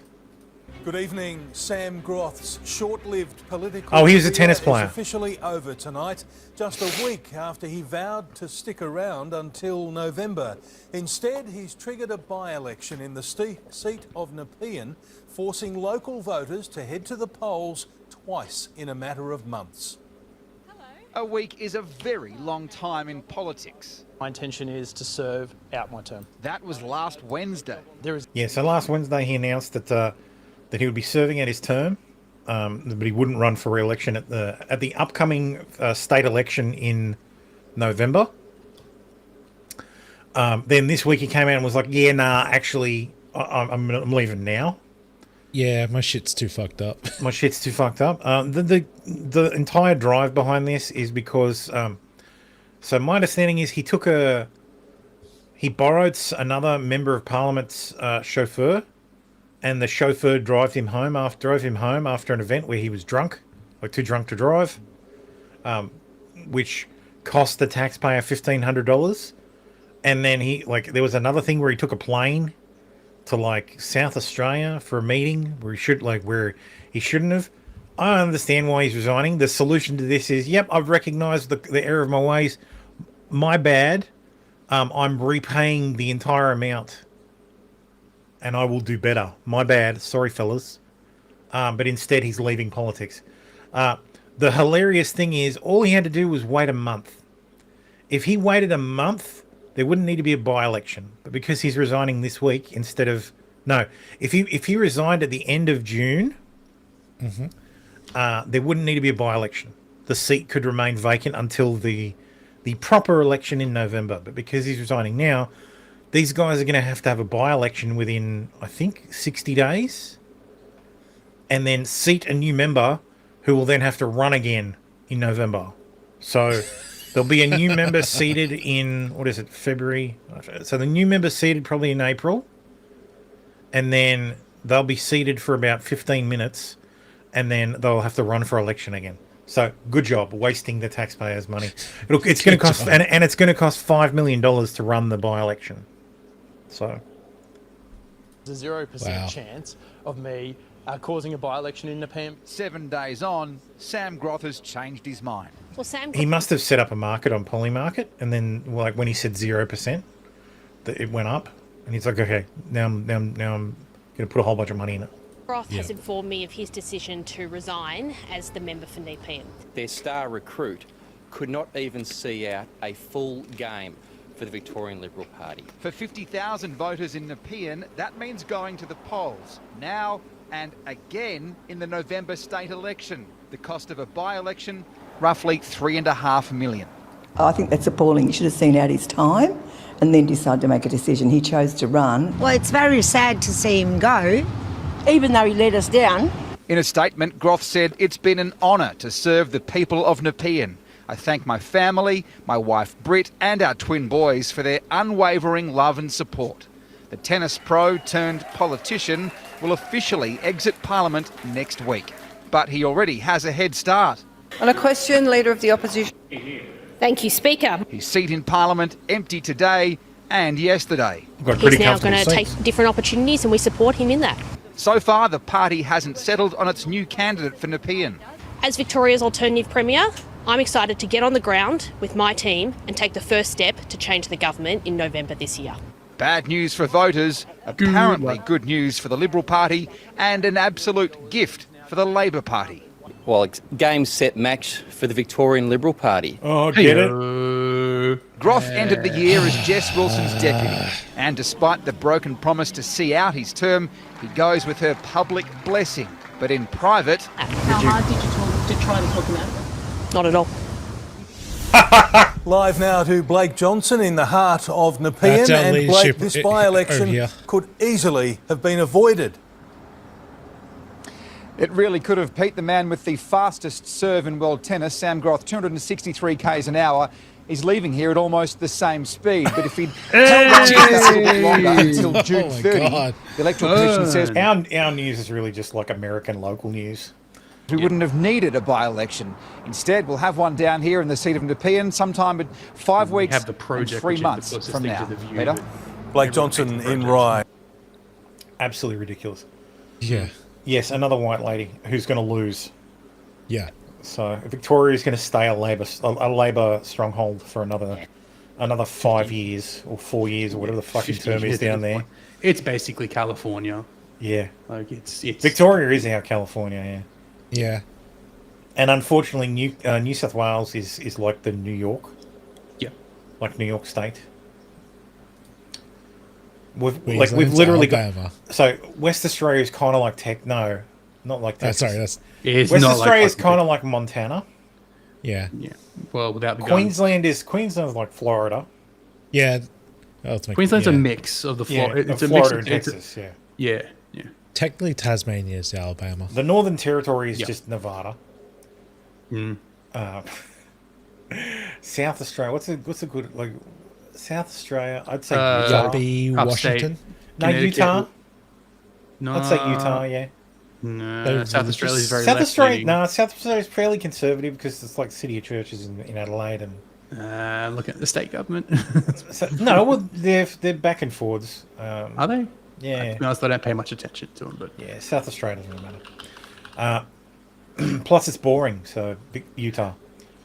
Yeah, is this all the Mormons? I don't know if there's a lot of Mormons there, but yeah, that's probably right. Tasmania, probably Maine or Rhode Island. List of premiers. No, Alabama. You think Alabama because of the two heads? Yeah, but because the incest. Yeah, all right. Alabama is Tasmania is Alabama, and West Australia is probably Montana. No, West Australia's pretty left-leaning. Yeah, but what's like no, but that's only a recent thing. Is it? That's only recent. Yeah, it is. It's only since McGowan. McGowan turned the state into a into a Labor stronghold. Minnesota, because he handled COVID. No, it's one of the not that. No, you know what it is? It's Colorado. It's Colorado. That yeah, that'll work. Yeah, Colorado. Yeah, it's Colorado. I guess. It's a big mining state. Yep. Recent pivot to leftist politics. So, history of being based, now becoming woke. So gay.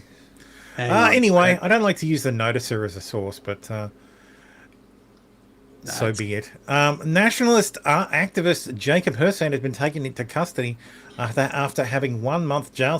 It was 1 month jail sentence for performing a Nazi salute upheld in court following an unsuccessful appeal last year. So yes, he's going to jail for his Nazi salute. Thomas Sewell speaks to reporters after fellow nationalist activist Jacob Hersand becomes the first Australian to be jailed for performing a Nazi salute. The defence's case wasn't accepted at court. He looks like a copper.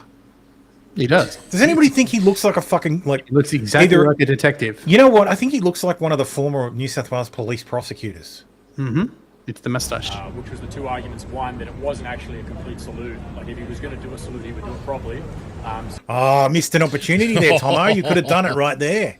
Out the front of the fucking courthouse. So he kind of like stopped himself halfway through. Yeah, so you sort of did the Hogan's Heroes one? It was now illegal. But that wasn't accepted. And nor was it...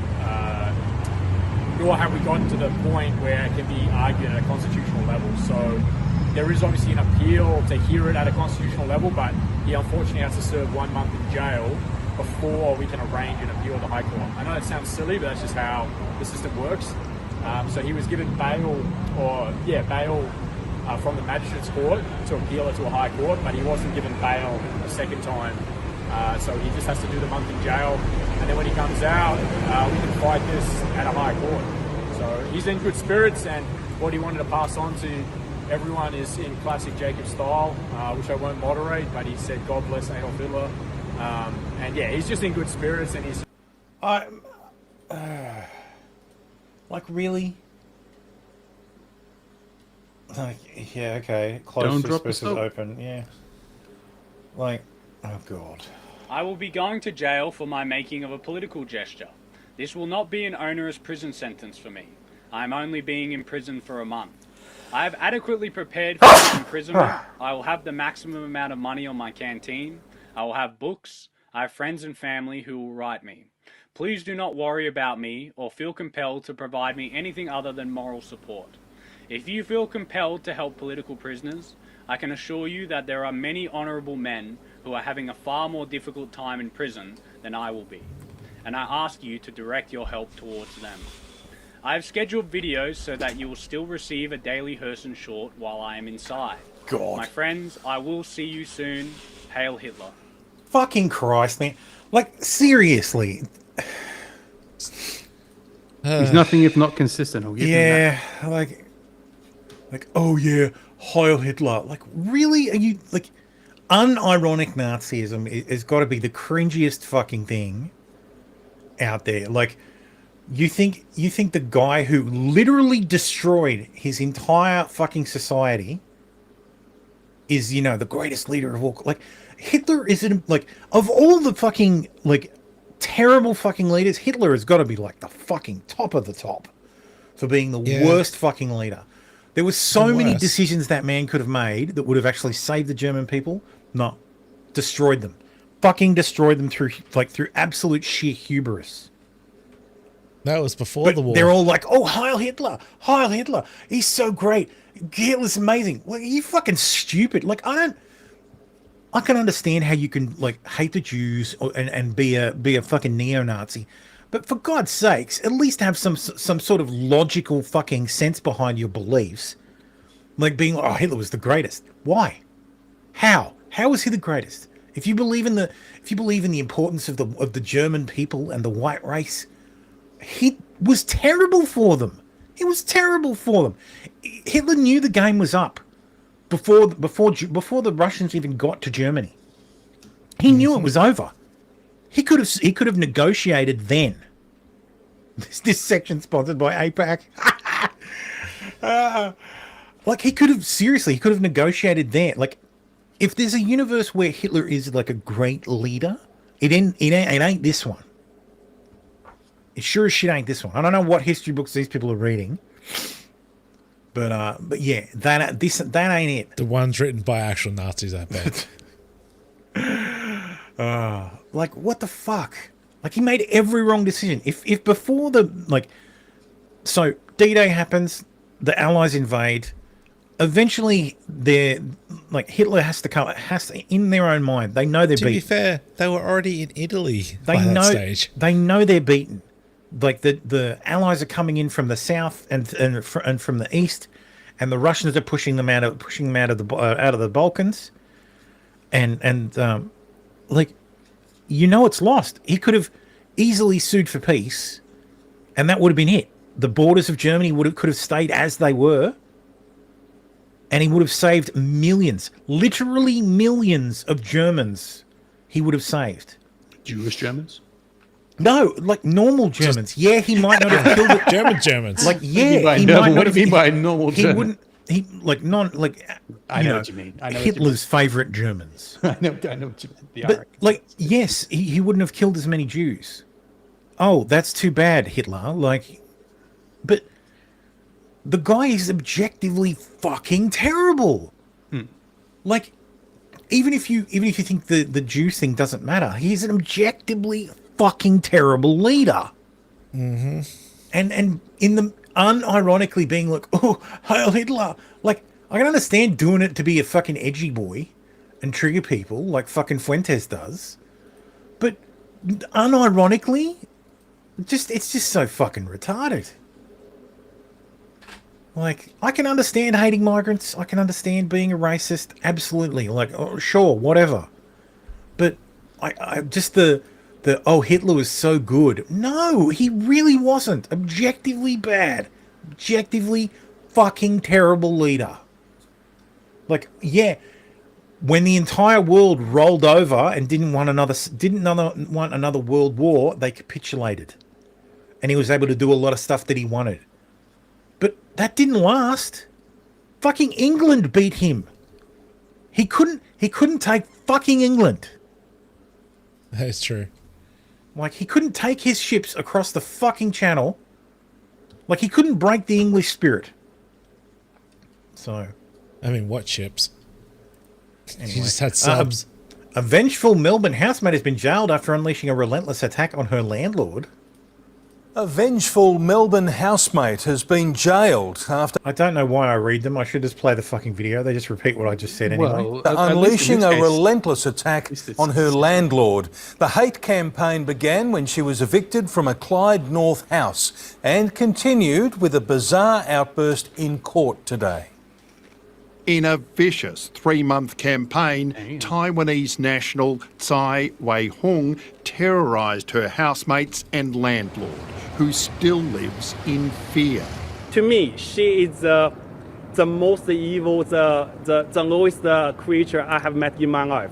The court heard after she was evicted from a Clyde North home, she set alight the front doors of 2 homes, firebombed 2 cars and drove at her landlord. She egged a garage door, then... I don't understand that. You know how expensive eggs are now? Rammed it, damaging 3 vehicles. Rich Daddy The judge said you pursued a terrifying vendetta. Your wrath seemed to bubble and fester. The sentencing was disrupted when Hung started to cry out loud. When the judge left the courtroom, Hung yelled, "I'm sorry, I'm sorry." She banged her head against a railing and then accused a victim of staring at her in court. Eventually, she was sentenced to 6 years, 2 months in jail, non-parole period, 4 years. I really don't care how many years she got. Send her back to Taiwan after her time in jail. Nick McCallum, 7 years. Yeah, 100% agree with. 100% agree with that. 100% Australian guy. Serve your time. Get the fuck out. Anyway, Fawn says, yeah, horrible leader, like getting them out of their financial debt, slavery, closing brothels, burning. What the fuck does that say? Enable Zoom and scroll. What the fuck? Waiting for no. Fuck off, StreamYard. Jesus. Burning from training surgery research centers. Yeah. Kay has the best follow-up. This is the issue. Why wasn't saving the nation enough? Yeah. So if he'd saved the nation, why don't he stop there? Yeah. So eggs are cheap here and expensive. They're still expensive. Yeah, it's like $12 for a pack of 18. So.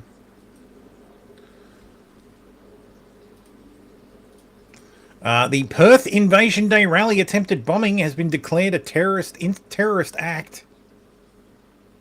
Yeah, I took their sweet time for that. W. Premier said the 31-year-old man accused of making and throwing a homemade bomb has now been charged with engaging in a terrorist act, the first such charge in the state's history. Well, that's why they waited. What I did find was very interesting. The charge alleges the attack on Aboriginal people and other peaceful protesters was motivated by a hateful and racist ideology. Where is it? ABC can't identify him because there's a court order preventing anything that could possibly identify him in any way, shape, or form. Of course. He's due to appear in court again on February 17th. The accused, quote, had access to, quote, pro-white material. Alleged that it was a nationalist and racially motivated attack targeting members of the Aboriginal community, First Nations people. He said people believed the bomb had a fuse that was lit. Police believed the bomb had a fuse that was lit. What the fuck does that mean? They don't know. You believe it had a fuse? What the fuck? So you don't know? They had no intelligence that this attack was being prepared, and they said there was evidence the man charged was self-radicalized and had access to male pro-white material online. What the fuck? Everybody has access to that. You're saying you watched the Andrew Tate video. Proof he had access to pro-white male material? What? What does that mean? And that ideology is prevalent across his access to the internet. Lowercase I internet. Which internet are you talking about? Yeah, switch intranet. That idea prevalent across his access to... What does that mean? Explain this to me. Stop fucking dancing around it. Like, did he watch Andrew Tate videos and Andrew Tate radicalized him? Like, what the fuck? But yes, it's only by the grace of God. The thing didn't go off. Yeah, sure it isn't. Uh-huh. It's very this is all very fucking sus. So I am. Yes. The good thing is he's gonna have to go to attend a court, and the court is gonna have to prove him guilty, which means they're gonna have to fucking submit evidence. So we will know about this stuff, because keeping that shit quiet is gonna be very fucking hard. A sixth person has been arrested that was involved in a satanic cult in Australia. Colin Malign, a 62-year-old HIV-positive gay man, was refused bail after a judge stated that the material presented was the worst she'd ever seen.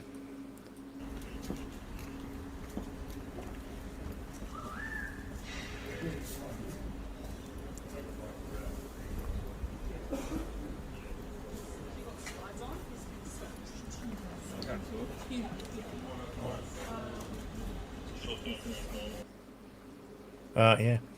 Okie dokie. Burn him at the stake. This one doesn't exist, I guess. Don't know what that was. Hundreds of Australian children on Roblox and Fortnite have become the victim of alleged predator. Oh, just fucking play it. A case to turn the stomach. Oh, this time she doesn't fucking say it. This is extremely concerning and disturbing offending. We are seeing an increasing prevalence of offenders threatening, grooming and coercing young people into providing sexually explicit material. The investigation was launched last February. Detectives seizing computers, phones and a PlayStation from the Maryborough What did they think was on the PlayStation? 27-year-old Ethan Mitch We play Burns Roblox. Dodera.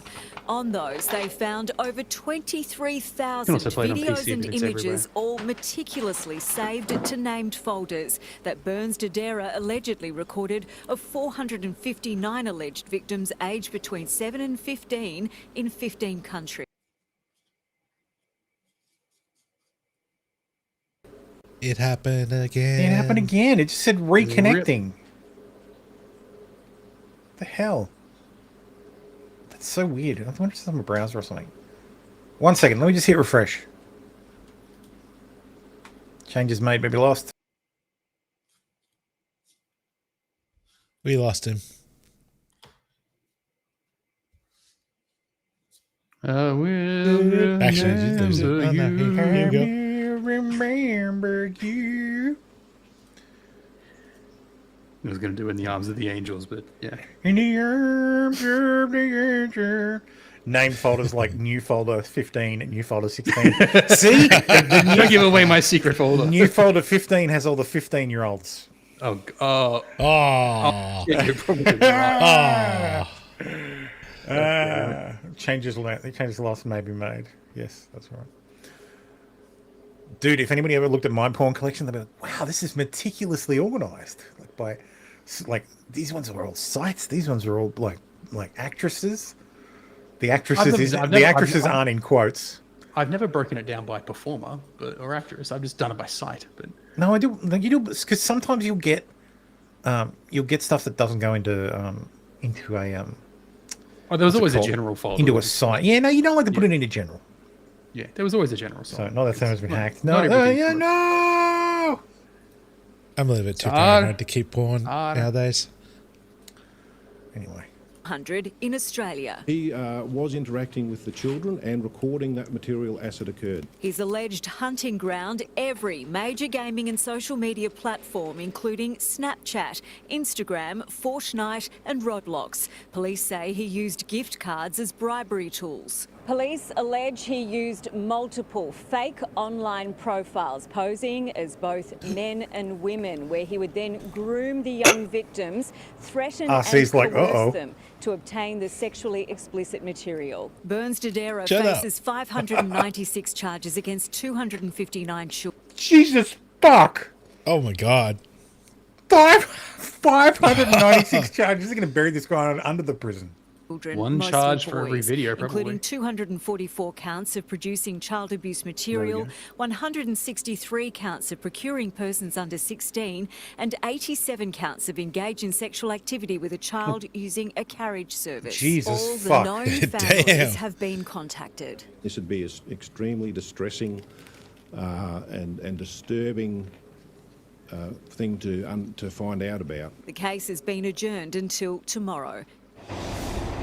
Oh, that Melbourne pedophile, the guy who worked at the daycares. That guy should be coming up for his arraignment soon. Oh shit! I think this month.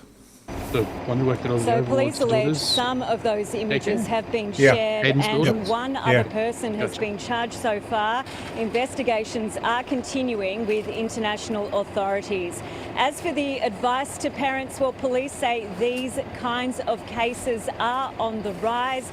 They advise that parents be vigilant, be aware of what your children are doing online and what platforms they're engaging with, and create a safe environment so children feel like they can come to you if they are contacted by anyone.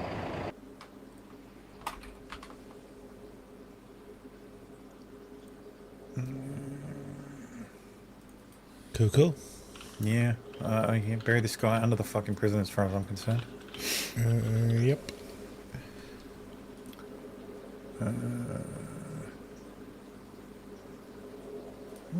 There's a bit of software. I know you guys are talking about it in the chat, but I'm just stash.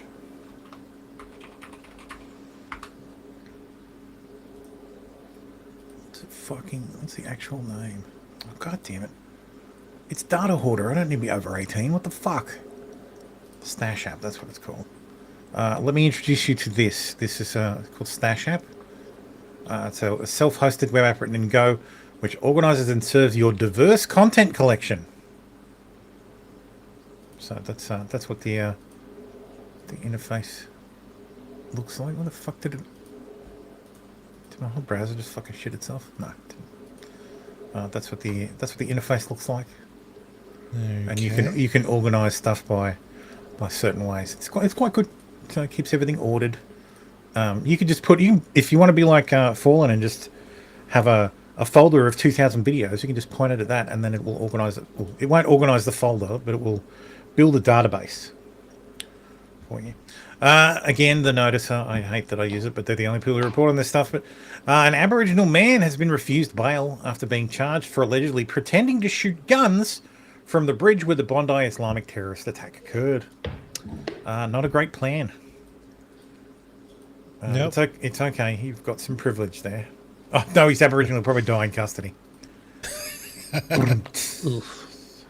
Too soon? Too soon. Everything we know so far about the key suspect in the Gus Lamont case. Now, we didn't hear about this when he disappeared because it was in Adelaide. Or it's in South Australia where nobody gives a shit.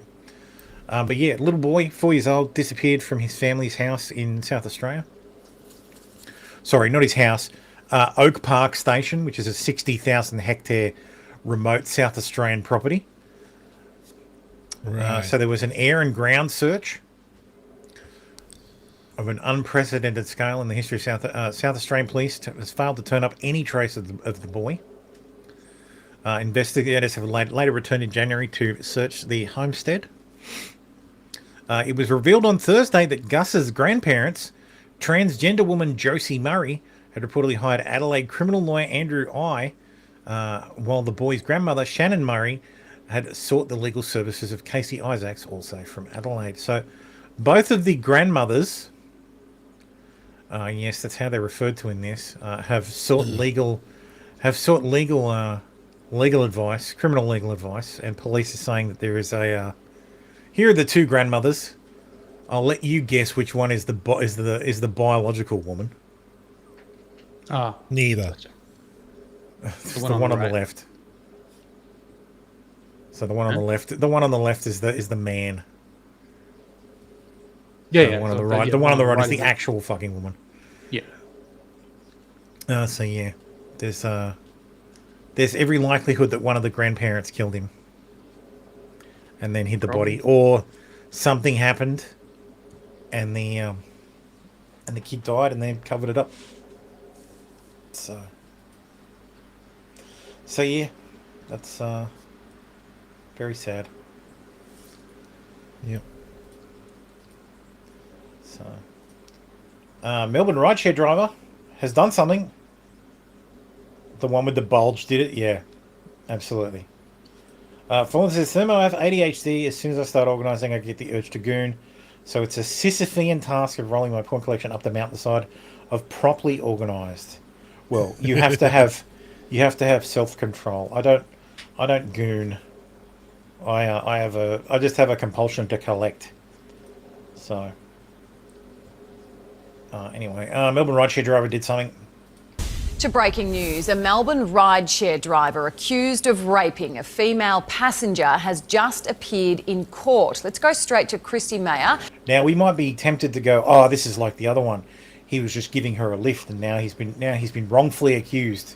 Christy, he's just applied for bail. Laura, he did just apply for bail, and that bail has just been denied. Mohammed Abuka has just fronted the Melbourne Magistrates Court here this afternoon, charged with 1 count of rape and 2 counts of sexual assault. Police allege the 44-year-old rideshare driver from Thornbury was off duty when he picked up a 23-year-old woman from the Peel Hotel in Collingwood on the 25th of January. The alleged victim later reporting to police she woke up during the trip home to find the driver was undressing and attacking her. The court heard detectives have CCTV, which shows the accused father of 3 parking his car for 11 minutes during the journey and approaching the alleged victim's seat 3 times. The court was also told the accused has been linked to 2 prior separate attacks in the same area. The informant opposed bail, telling the court the offending is brazen in nature and constitutes serious sexual offending against vulnerable victims. The matters collectively demonstrate a disturbing predatory pattern. Abuka's wife of 27 years supported him in court. He will reappear in June. Laura. Christy Mayer live for us at the Magistrates Court. Yeah, so he probably did it. But innocent until proven guilty. Definitely did it. Drew Pavlo says deaths due to human error in Australia's heavy trucking industry are up 25%. So here's the piece from ABC. We know that drivers in the US, the UK and the EU experience high levels of racism, but we don't know how often this occurs in Australia's freight industry.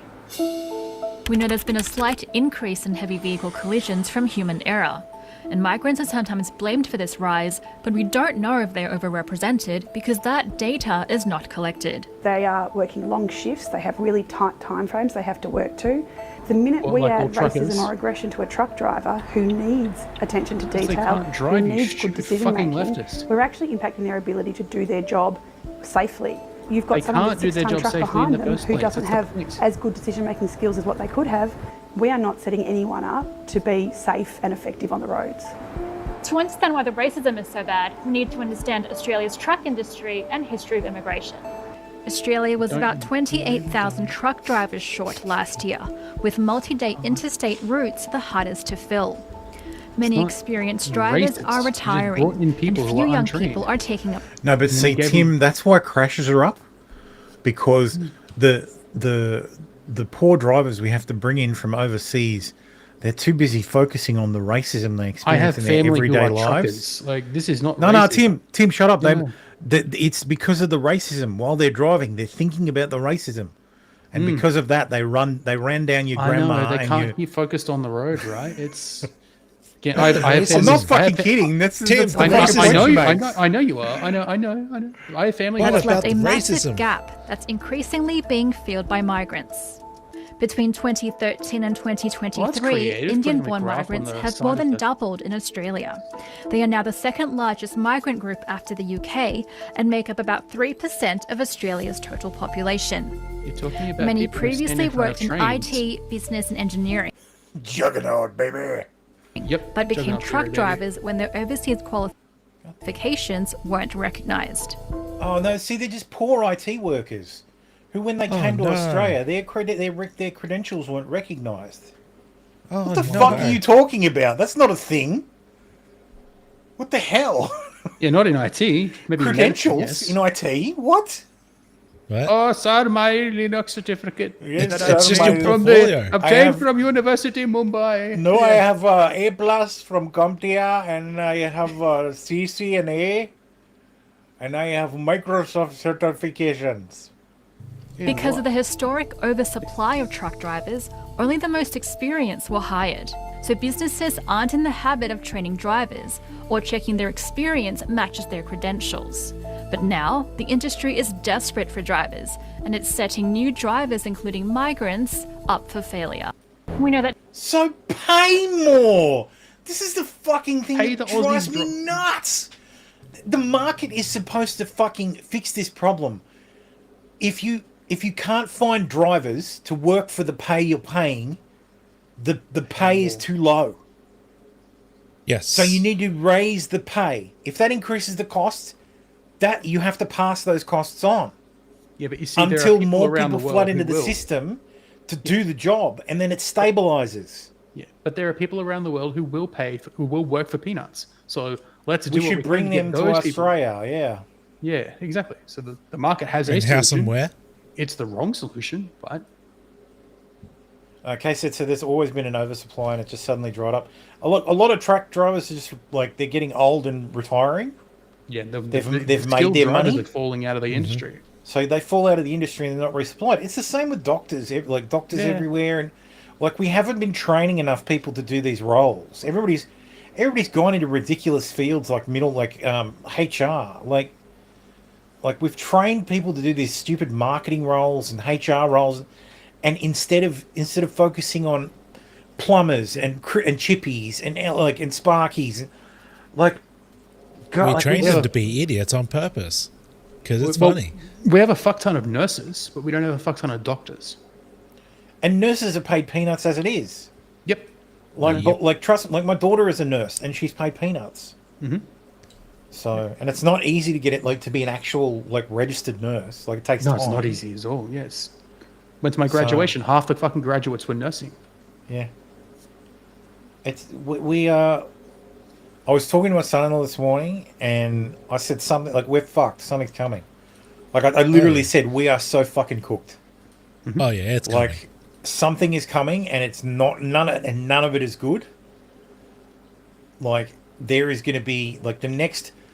We're due for something. History doesn't repeat, but it rhymes. And it's coming. This decade, the 2020s, has felt more like the 1920s.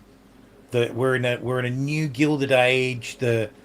Money is just flowing in one direction. We're about to have a Great Depression. And I really do think that there is a change coming. The next year and a half, maybe two. Because China is determined to get Taiwan back, however they can. Yeah. By 2030. Yeah, Doomer segment. Yeah, exactly. Costy, that's my secret. All the segments are Doomer segments. Not Doomer segment if it's true. It's not a Doomer. Yeah, I'm not being a Doomer if it's true. Something's coming, and it's not going to be good. And it's especially not going to be good for us, because if China invades Taiwan, America will have to respond, and we have to respond. And the rest of the world will have to respond, and the response will, whether the response is military or economic, we're fucked. My son was saying, China is stockpiling coal. Why do you think they're doing that? Why do you think military, baby? The supply of coal might suddenly dry up? So and that's why they're boosting their own domestic They're doing it productions. because they have to, because they know that come come when they actually go to take Taiwan, if they don't do it fast enough, like China's only hope is that they blitzkrieg Taiwan, and it's over before the world gets a chance to respond. And there's no hope. But that's not going to fucking happen. The Taiwanese are not going to bend over.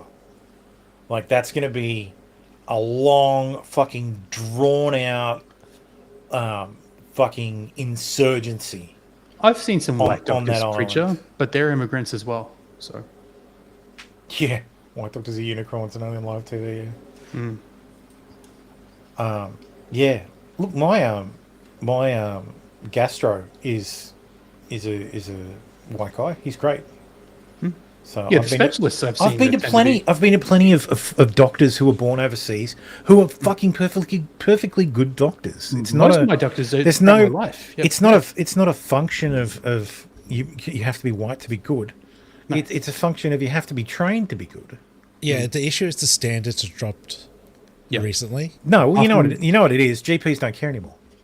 Yeah, it's the GPs GPs don't give a that are a fuck. major problem. It's the Like We have to GPs get- do not give we a have to- fucking yeah, we- shit. we have to get referrals for every fucking thing, just to go get a specialist to sign off on an MRI. We got to get a GP referral first, and that all the system bloat. I understand that, but like I the understand GPs that- don't care. That's No.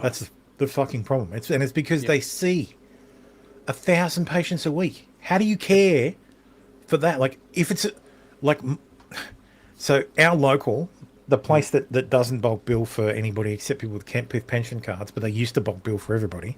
Yeah. So it's a GP super clinic. So we had a fucking revolving door of doctors. Yeah. Like you used to not be able to see the same doctor, because if you saw a doctor 1 month and then 6 months later you went back to the doctors, that doctor's moved on. Right. So because there's requirements about your Medicare number that you've got to serve in a rural area for X number of months and all that kind of stuff. So we'd have good doctors come in and then they'd have to go out to the fucking bush for X number of months, and then they'd go into the city to make more money. But they've stopped caring. So and I understand when you see 1,000 patients a week, how the fuck do you care about them? Like, you can't have a personal relationship with your patient. You can't know their medical history. You have to take it every time or read it from the sheet. But at that point, it's just a factory. And Why the fuck do we? treats you like Why the shit. fuck do we even bother having a GP at all? It might as well just be a fucking AI, where we enter our goddamn where we enter our fucking our symptoms, and it spits out a fucking That's what they do half the time. when spits they're trying out something that gives you a list of tests to take. You take those tests, and then it refines the thing, because that's all the fucking GP does. Well, that's what they do. They plug the information into their computer. If you look at your computer, your GP's computer next time, what are they doing? They're just trying to prescribe you medicine. Oh, okay, symptoms. Here's the recommended. Like, I'm gonna check the book. Like I've treated my wife better than the GP has. Like medically. Yeah. So, like me and my partner Claude have gone through. Claude. My partner, my medical partner Claude, the partner in my medical practice Claude. Claude AI. Like, it's fucked. So, but yes, back to the doomerism. We're fucked. Australia especially. So it's building up. So we're gonna be in a shooting war maybe.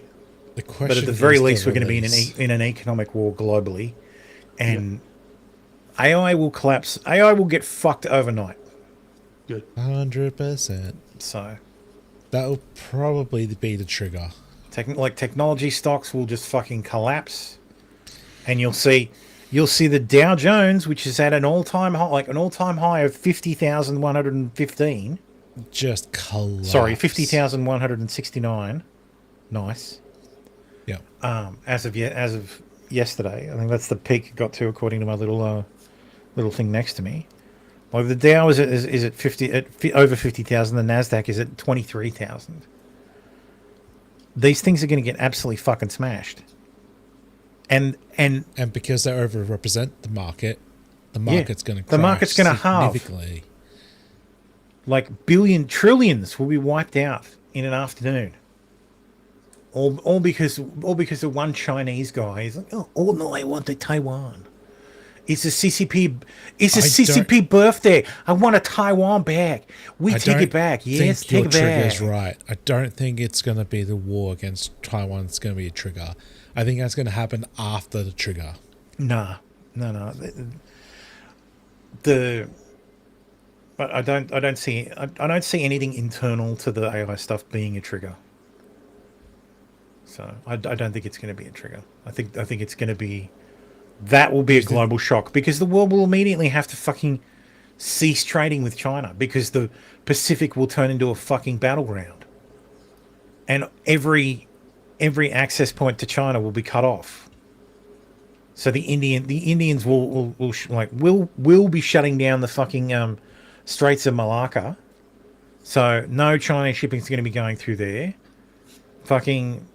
The Japanese will be cutting off China. The Taiwanese will be helping. The Americans will be doing it as well. The South Koreans will get involved. Like it's all fuck. Like we're all fucking screwed, and it's all because of Xi Jinping. So yeah, I still don't think it's going to be the trigger. No, I guess we'll collapse. 25-year-old man is set to spend at least a month behind bars after being refused bail in Queensland over alleged violent extremist videos police say he had on his phone. He's not accused of sharing the videos or committing or planning violence, but he faces 5 years in jail. Welcome to Australia. So I looked into this story. So this guy's a Nazi. Another one. Okay. They're definitely targeting Nazis. Of course. Because it's tough to defend. So yeah. But I want you to think about the retardedness of this. So this guy ordered a Nazi flag online. And it was brought into the country from overseas. Mm-hmm. It arrived, and so did the Australian Federal Police, with a pamphlet on how it's illegal for him to display it in public. So they knew this guy had bought a Nazi flag, and then knew where he lived and went to his house. And gave him a talking to about the Nazi flag he just bought. That alone should scare the shit out of you. Why the fuck is the Australian Federal Police going to your house because you bought a Nazi flag? Because you're a naughty boy. Giving you a personal like, hey, you better not show this in public. Okay. Thanks. Get the fuck off my property. But also, the Federal Police flagged him for so he went overseas. He made the mistake of going overseas, and then he made the extra mistake of bringing his personal device overseas. Police, the AFP had flagged him for an electronic search. Yep. So when he came back into the country, his device was taken from him. Mm-hmm. At which point he was subjected to an electronic search, despite being an Australian citizen, but it doesn't matter because you don't have any fucking rights anyway. And they found videos of a mass shooting or whatever on his phone, or radical violent acts. Christchurch, probably. Yeah, it's probably Christchurch because that really gets him fucking riled. Mm-hmm. Yeah. Possessing or controlling violent extremist material obtained or accessed using a carriage service. 5 years. So these aren't ISIS videos we're talking about. This is stuff you can get on 4chan. Like, this is stuff you can download from the Kiwi farms. Mm-hmm. The AFP alleged more violent extremist material was later found on his phone, including edited first-person videos of international mass shootings and other files containing serious violence. Christchurch, because Tarrant filmed that first person. Other files containing serious violence. Hello, video. You could arrest the guy who owns Video Easy in the 80s. If that's the fucking line. Yeah, that's true. Like, Jesus Christ. Like, oh, Oh, but it wasn't real violence. AFP's National Security Investigations team then raided a property in Morayfield Thursday and arrested the man. NSI teams was set up by Commissioner Christy Barrett in October last year to target groups of individuals causing high levels of harm to Australia's social cohesion. There it is. There it is. There you go. Last two words. Social cohesion. Australia is a prison. I'm sorry, where the fuck I explained before, these I was talking to my son-in-law about it. These the Nazis are clowns. Like Nazis in Australia are fucking clowns. Nobody takes them fucking seriously. Like I said before, they're all walking out there going Heil Hitler. Like, what the fuck? Nobody takes these morons seriously. They go out in their little shorts and they march and they zig Heil and they rant about how Australia's for the white man and then they wander off home. Are you seriously telling me that is a threat to, that is causing high-level harms to Australia's social cohesion? Are you fucking kidding me? That? The answer is yes. Next, you'll be telling me that reporting on immigrant violence is a threat to social cohesion. Next, I'll be the threat to social cohesion. Well, unironically, there will come for people reporting on that next. That's happened around the world. We're going to have our own Tommy Robinson at some point. Oh, Joel Davis thinks he already is. I know he thinks he is, but he's not. So, fucking ridiculous. Australia is a prison. It's yeah. It's never stopped. We started as a prison and we continue to be a prison. We've never stopped. It's just been Prime Minister Anthony Albanese has attempted to frame the attempted bombing attack in Perth by a radical leftist as being caused by the actions of white nationalists, far-right supremacists and sovereign citizens. There's no indication that this guy is a leftist. There's no indication that this person isn't anything except a white male. He's just throwing out stuff. Except that he watches white and white male, pro-white and pro-white male content. Well, there you go. So white nationalist, according to Albo. So there you go. It's all it takes. This is an action by an individual who has been radicalised online. That's why we need to censor the internet as much as possible. Radicalised online. I can't go into all. What about the Quran? Does that mean we have to censor the Quran? Because many people have been radicalised. Many have been radicalised in mosques. Are we going to start closing mosques now, Albo? No, the mosques didn't do anything. That was all the Nazis through the court that did the attacks. But white supremacy and actions, we have made very clear that the threats which are out there, as has the Director General of Asia made it clear, that issues of far-right extremism, Nazis were leftist, motherfucker. Sovereign citizens, issues of a rise in anti-Semitism. There's a range of issues that are causing concern.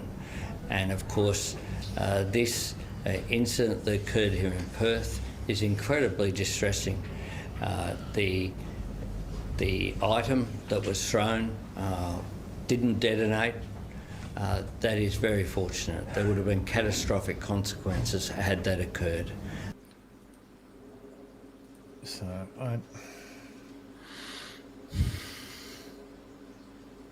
yeah, that's the photo I saw too.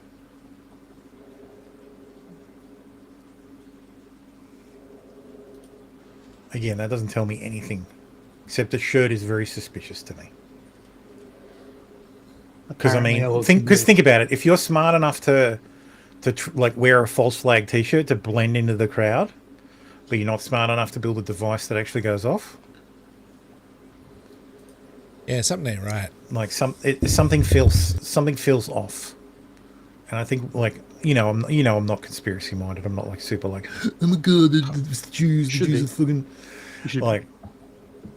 I should be. No, I shouldn't. Not about the Jews, but just conspiratorial in general. I mean, not conspiracies. Not about the Juden. No, not about the Juden. Conspiracies are dumb because it's impossible to keep them secret. The more people you involve, the less likely they are. The more people that are required to be involved in a conspiracy for it to be real, the less likely it is to be true. So you're saying there's a chance? There's always a chance. Anyway, who's opening their mail? And is it anything good? It's just Twiggy sticks. Oh. Well, that's good. Not male though. Barnaby Joyce gets all plain speaking on Costa Vanovic's podcast. No wonder the Nationals are worried. How many migrants should we be taking in every year? They should be saying, how many houses have you got free? How many hospitals are working well? How many schools are not crowded? What sort of people do you need? Do you need unemployed people having babies, or do you need builders? Then you say, well, we can absorb this many people. And we're going to say, here's the contract. You want to live in Australia? There's two things you cannot be: in the crime pages or on Social Security. And I don't care if you're coming from the Vatican, Central America, Central Africa, or the middle of Europe. If you pine for where you came from and say, I really want Australia to be just like the shithole I came from, you go back there. Oh, Trumpian. Oh, no. And look, that's this is the thing that everybody's worried about and should be worried about, because if like that's like 90% of Australians. That's how most Australians feel. That's like there's people in the replies. There's people in the replies who are like, Central Africa, what the hell? Like, yeah, okay, well, I don't give a shit what color you are, bro, or where you come from. If you can stay out of trouble and contribute to the economy and accept that this country is better than your country, and the reason it's better than your country is because the people here all pull on the same oar and aren't trying to drag each other down, then yeah. You can fucking come here and you can work towards becoming an Australian. Like, this isn't a controversial view. This is a fucking common view. Nigeria is Central Africa. Yes, so, assimilation. You assimilate to the culture. You learn the language, preferably before you come here. And you assimilate into the culture. So, and like I've said many times, like everybody's like, oh, it's such a 90s view of immigration. Yeah, exactly. Yeah. Because it worked. You're goddamn right. Because it worked. You're goddamn right. I have no so the West spread across the world. Like we spread across the world. We won. The Anglo world won. All the good places are Anglo. Or all the places that were good were Anglo. Most of Europe till the fucking 90s, like till the late 90s. The UK till the early aughts. Australia till probably about 10 years ago. All like America up until Gulf War. Second one. Depends on the region. Till 9/11, America. Fantastic. Even Canada till they imported all the Indians. Perfect. True. Perfectly good. We won. We won the game of risk. But then we decided that we felt bad about winning. We felt bad about winning risk. And we just brought everybody in without worrying about integration. But up until that point... Because we won. Up until that point, people who came to this country, like came to Australia, they came to Australia, they adopted the culture, and some things that they brought with them were good.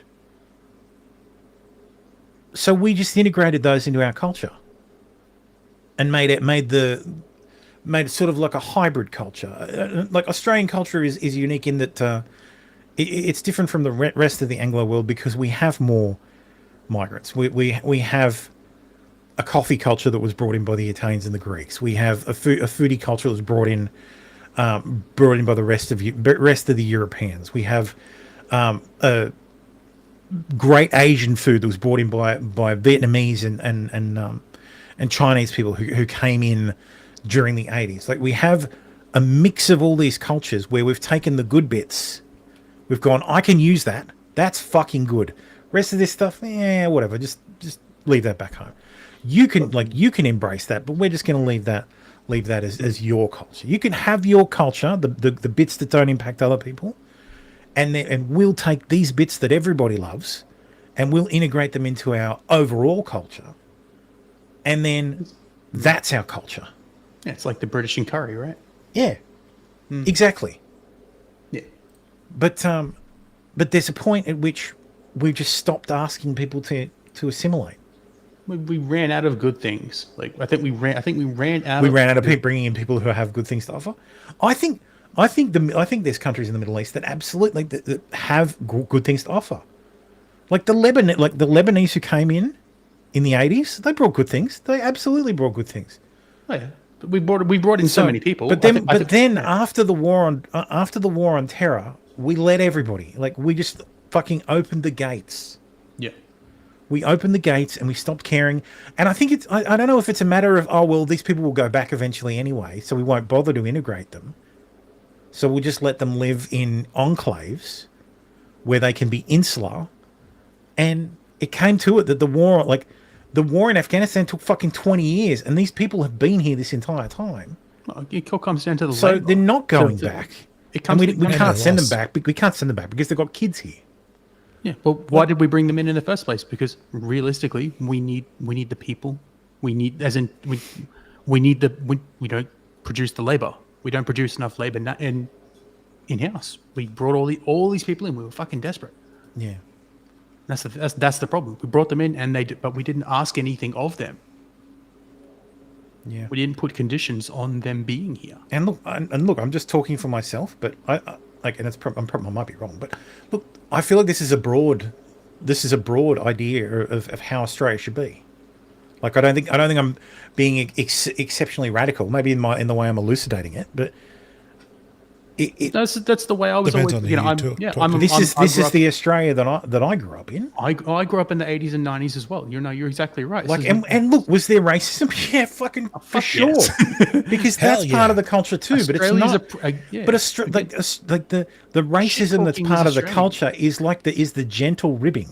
Gallows. There's no malice behind it. Yeah, gallows humor built Australia. Again, we are a prison.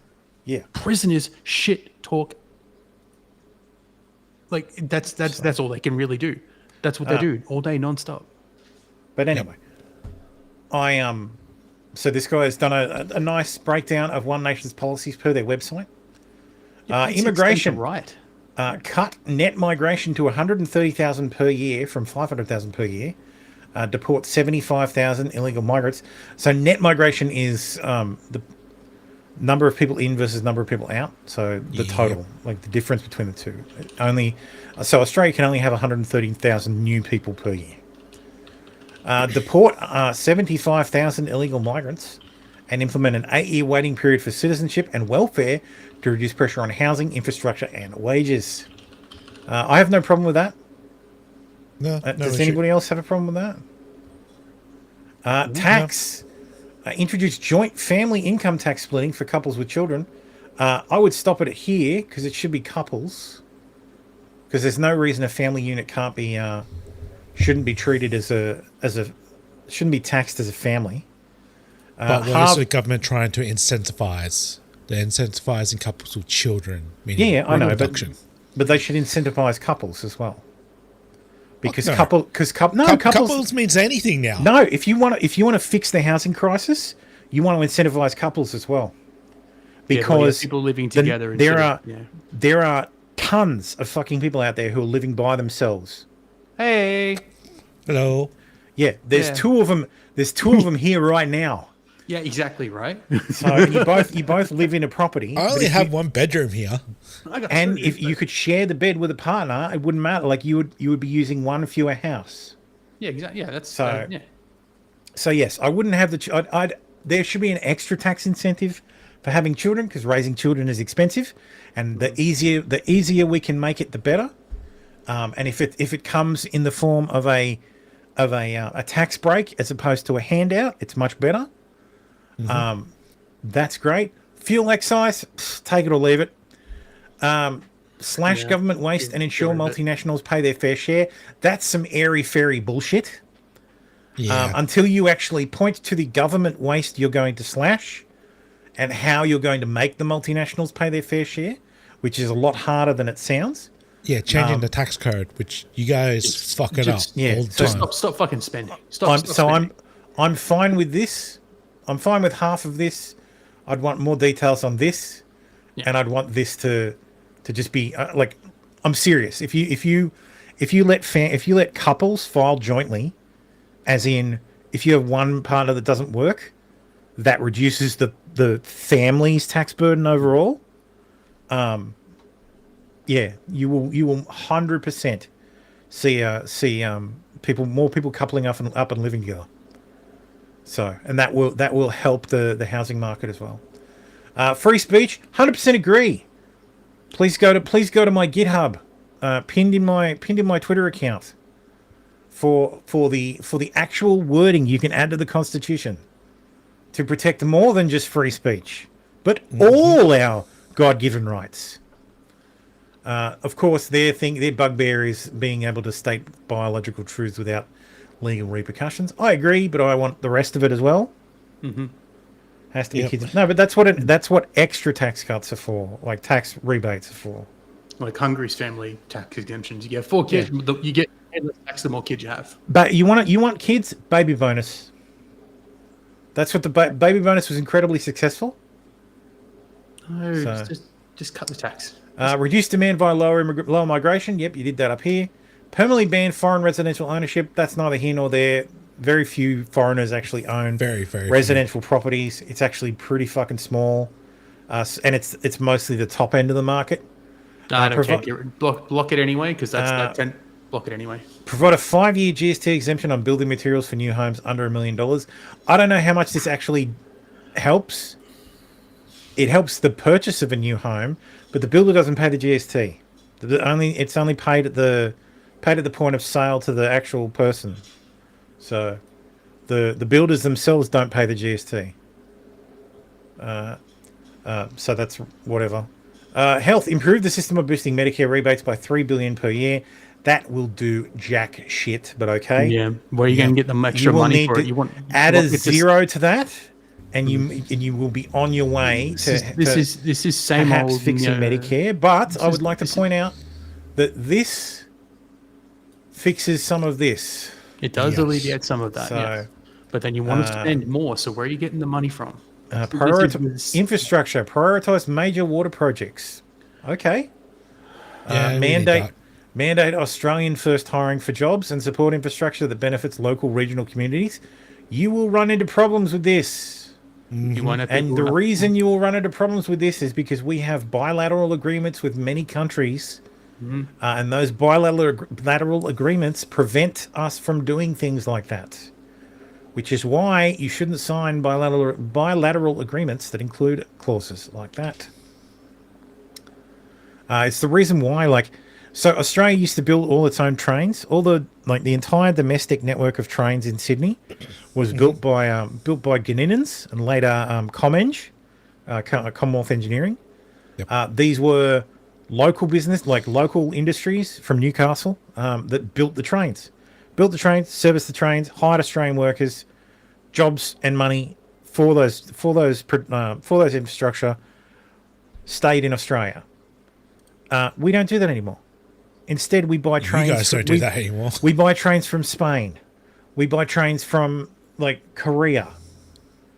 So our Bombardier trains are built here in Victoria. Yeah, and the reason we can't do that is because we've signed trade agreements that say you're not allowed to do this, because those companies want to bid on infrastructure projects in Australia. So, and companies in Australia want to bid on infrastructure projects in those countries. The problem is, overseas has far more capacity for that stuff than we do. So, it hurts us and benefits them. Families, stay-at-home parents support stay-at-home parents through tax relief. That's what you get when you do this. Protect the biological definition of sex in law and ban gender reassignment medical procedures for minors. Sure thing. That's fine. Energy, withdraw from the Paris Agreement. Yes. Net zero is stupid. And reject climate alarmism. Build 3 new coal-fired plants. No. That's dumb. Build a nuclear reactor. Sure, why not? Abolish renewable subsidies. You might have to wean us off that. Abolish wind and solar. The only renewable that's worth a damn is hydro. Are you fucking kidding? Wind and solar is fantastic. Solar in Australia? No, it's good on your solar is pretty good. We should be. Then I was talking to my son-in-law this morning. I said we should be the world. So his brother is doing a PhD in recycling solar panels. And I was talking to him about a video I watched about a company that recycles solar panels in Sydney. Because under, like, there's a new the battery scheme that they've changed because it was too successful, because people were installing 40 megawatts on their house to 40 kilowatts, 40 kilowatts on their house to run like a house for two people. But so they reduced the scheme. But what was happening was people would get the batteries installed, and as part of the survey, people would be like, "Oh, well, you've already got solar. We're just adding batteries, but your solar won't have enough capacity. Like, you've got 250 watt panels. The panels we can get now are 500 watts in the same space." So people are getting the panels ripped off their houses, new panels installed, and new batteries, and the subsidy for solar panels applies even if you're tearing down previous panels.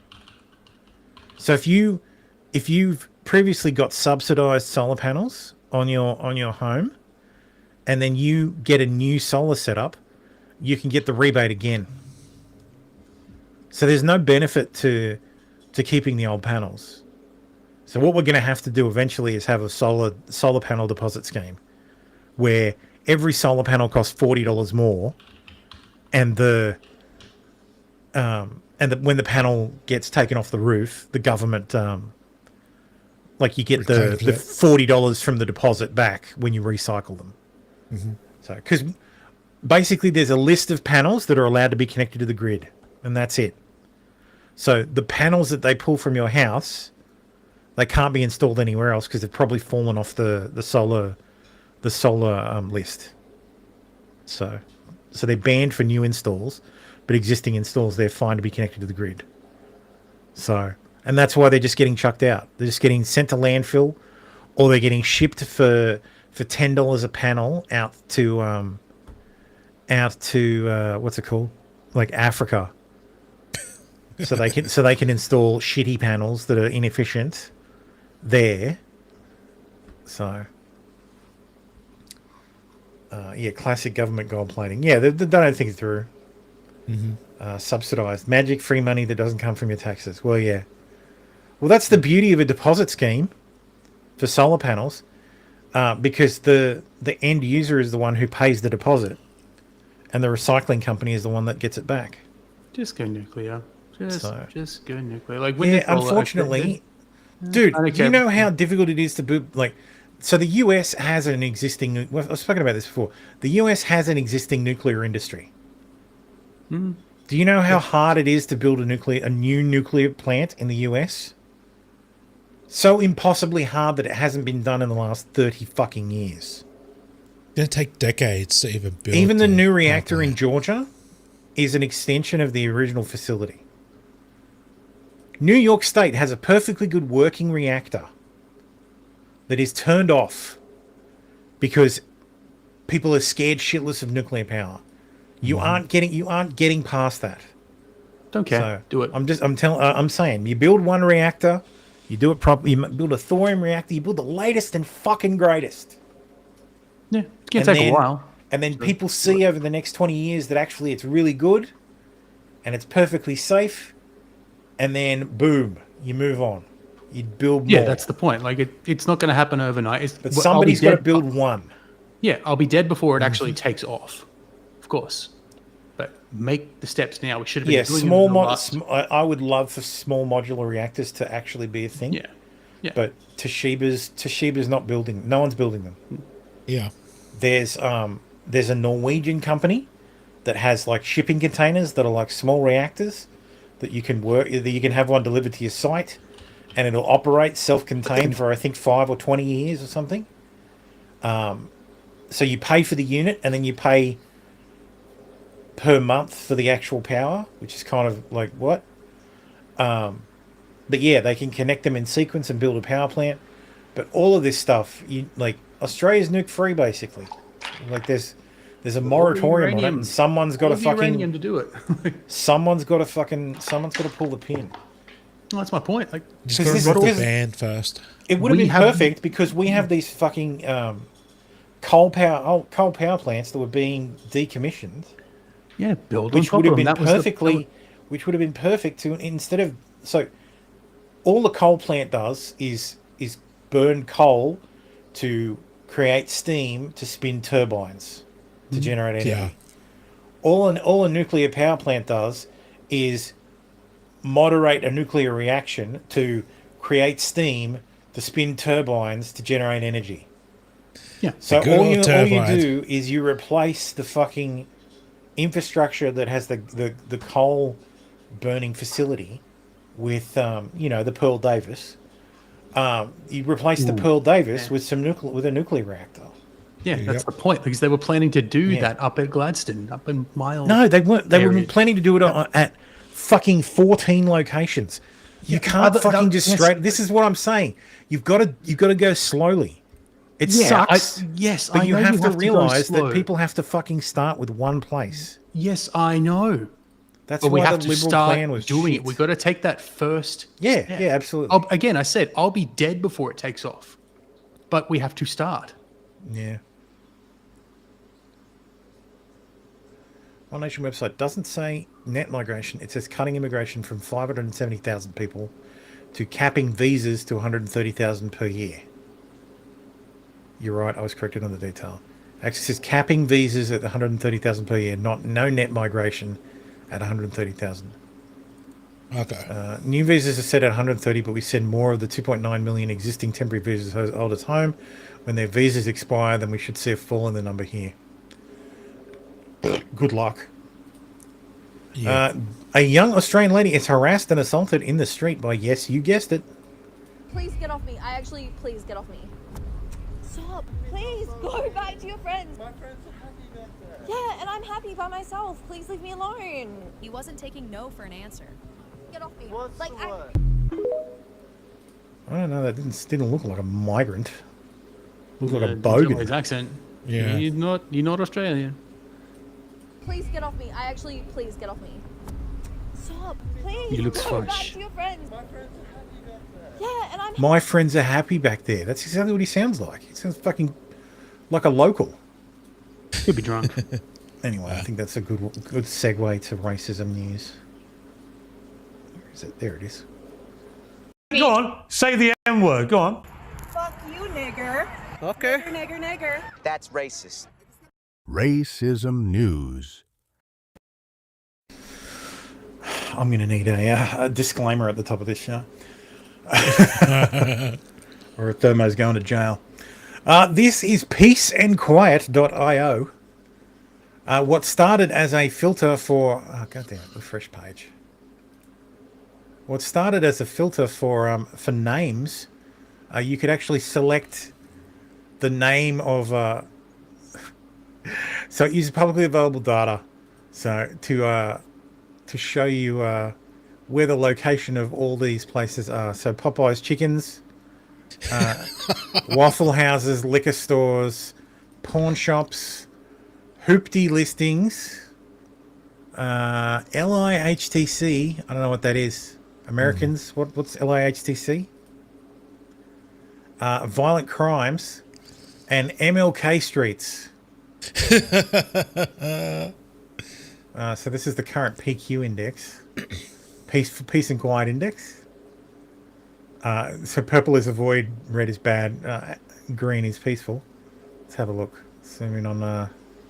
Oof. Jesus Christ. Oh, Philadelphia. Oh no. I thought you were the city of brotherly love. New York's not that good either. No. Ruh-roh. Dude, Hartford in Connecticut? Really? Wow. Schenectady. Oh, Schenectady's okay. Okay, it's okay. Oh, dude. Okay. So here you go, Schenectady. Top names, 370 total. 17 Andres, 16 Jasmines, 11 Destinies, and 10 Maurices, and 9 Moniques. Let's see what about in this area. There's 8 Andres, 4 Yolandas, 4 Xaviers, 4 Marquis, and 3 Maurice. What's this one? There's a Tony, a Derek. So there's 3 Tonys, 3 Dereks, 3 Marcels, 3 Alicias, and 2 Rashdads, and 1 liquor store. Okay. Loading PQ index. Bail bonds. Oh, there you go. There's the bail bonds over here. Oh, Jesus. Christ. No public housing I see in Schenectady. Sorry, Schenectady. Good. Saying that wrong. Will you check the Ozarks? Okay. You're going to have to tell me where exactly the Ozarks are. So I think they're like down in like West Virginia, maybe like. Where are the Ozarks? God damn it.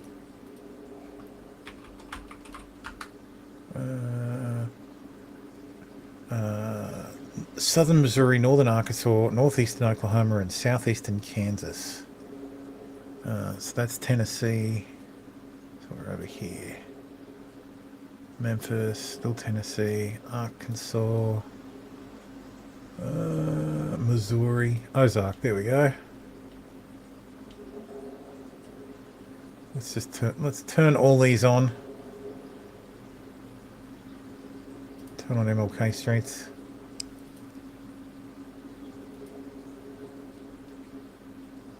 There's no bail bonds in Ozark. I think it might have screwed up. There we go. Too far in. Ozark. 6 Tonyas, 4 Micahs, 4 Daryls, 3 Kendras, and 2 Alicias. Okay. That's a what is LIHTC?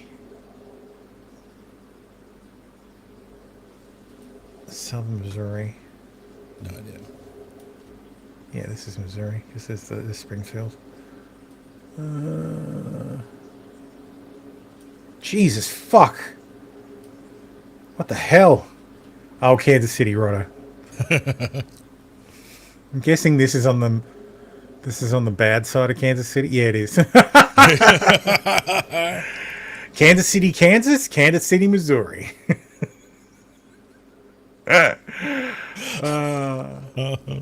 Omar. There's 2 Omars, 2 Micahs in this one. What's about in the center over here? 5 Alicias, 2 Andres, 2 Dereks. So yeah, this is peaceandquiet.io. How many Javarius? Daquan. Daquan. Let's go over to LA.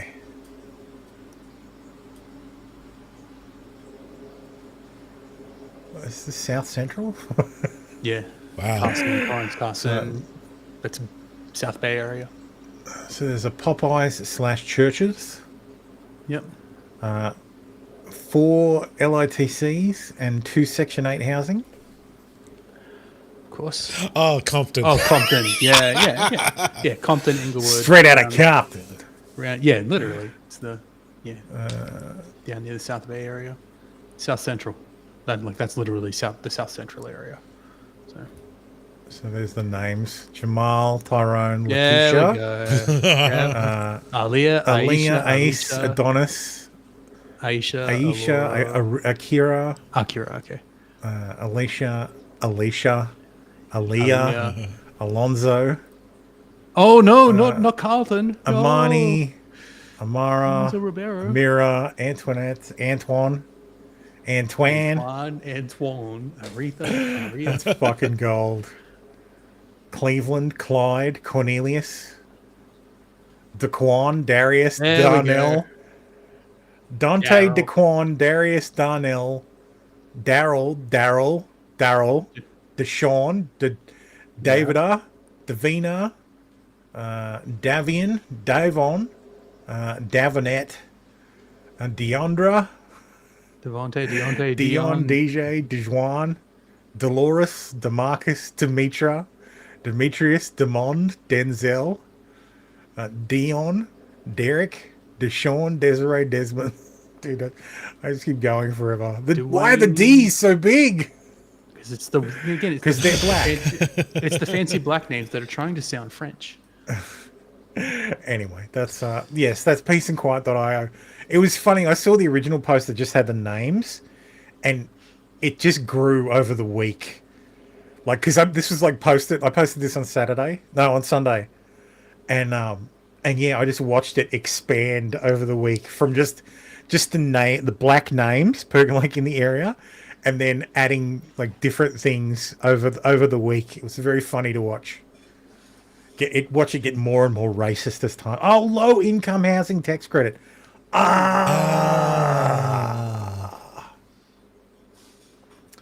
So, and it is a very opportune time for this to be released because it is of course February, which means it's Black History Month.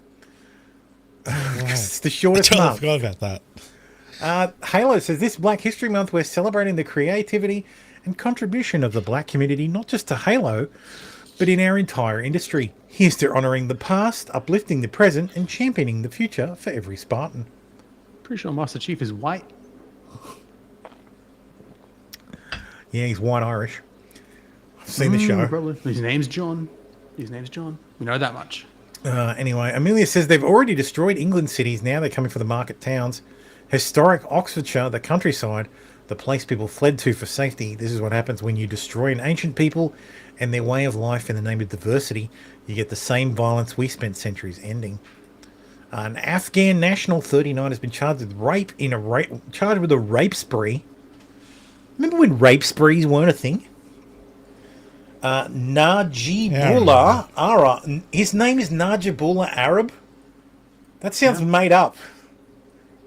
All people's names are all people's names are made Israel, Muslim, Israel, Christian. These are all given names as well. So yeah. Is accused of kidnapping and raping a teenager near Marbley Way in Wantage on Tuesday. Arab has also been charged. It sounds racist. Arab has also been charged with the sexual assault of a woman on Cane Lane in Near My Grove on January 21. A sexual assault of another woman on Oxford Lane on January 24th is still under investigation. Oh, it's just lovely. I saw a discussion that the UK wants to get the villages of the UK to become more diverse. So, yes. The point of a village is it's not diverse. That's, people who act like this should be banned from leaving home. Part for it. I'm the only customer left in the store.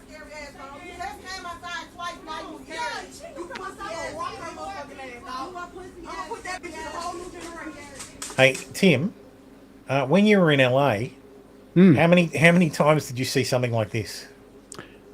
Never, because I was never in LA proper. I was in that area we were looking at before, down near Torrance. So, which is kind of you like you weren't anywhere near LA. Compton, right? I was near Compton, but I wasn't anywhere in Compton. Like, yeah, I was about 15 k's from Compton. I'll say that. Good. Okay. Yeah. I was down near the fancy place where Trump has his property in Palos Verdes. South Bay area. Exhausting. It's exhausting enough watching this stuff, let alone experiencing it. Come on, go feed my kids. You got to pay me.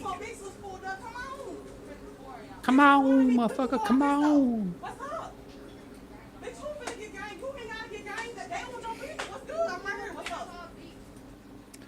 I can't stand listening to these ratchet ass bitches. Yeah, true. Venezuelan dictator Nicolas Maduro has been classified as white by the U.S. justice system rather than Hispanic. Sure enough, Nicolas Maduro Maros, race white. He's a white boy. He a white boy. That's why they took him. Yep. They were just decolonizing Venezuela. A Pakistani federal court decided this week to give custody of a 13-year-old Christian girl to a Muslim man who kidnapped, forcibly converted, raped and married her in August. Maria Shabaz's parents were devastated at the ruling Tuesday after the two-judge bench of the newly constituted Federal Constitutional Court, the other FCC, rejected her official birth record and disregarded earlier judicial findings that the marriage was illegal. The ruling came in an atmosphere of intimidation as 150 male friends and family members of the rapist arrived in the court to support him.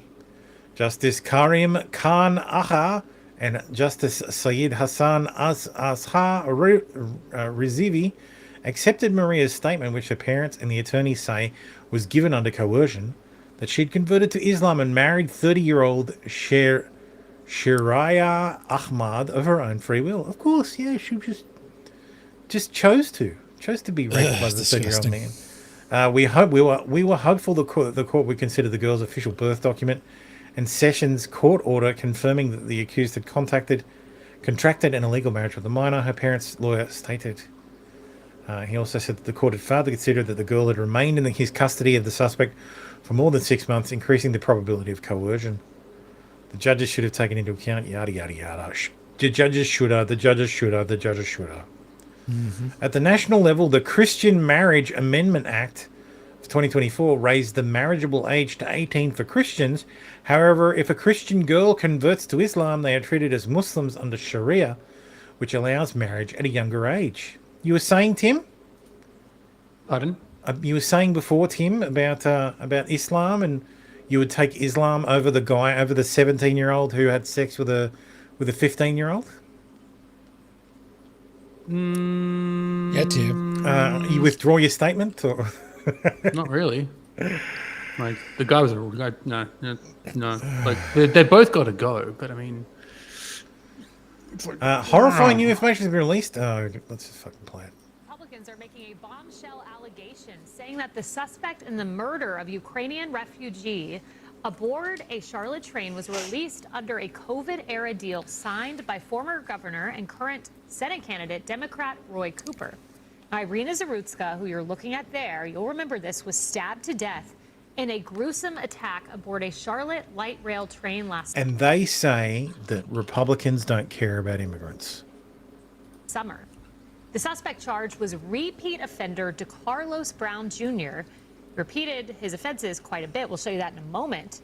And now Republicans allege that he may have only been out on the streets due to Cooper. A new piece in Fox News Digital reads, Republican officials say records are raising urgent questions about... I don't care. This isn't additional information that changes anybody's mind. True. N-word who murdered people and shouldn't have been on the street was on the street. Daytime shooting on Chicago's South Side has left one dead and another injured while a baby was in the back seat. I hope the baby's fine.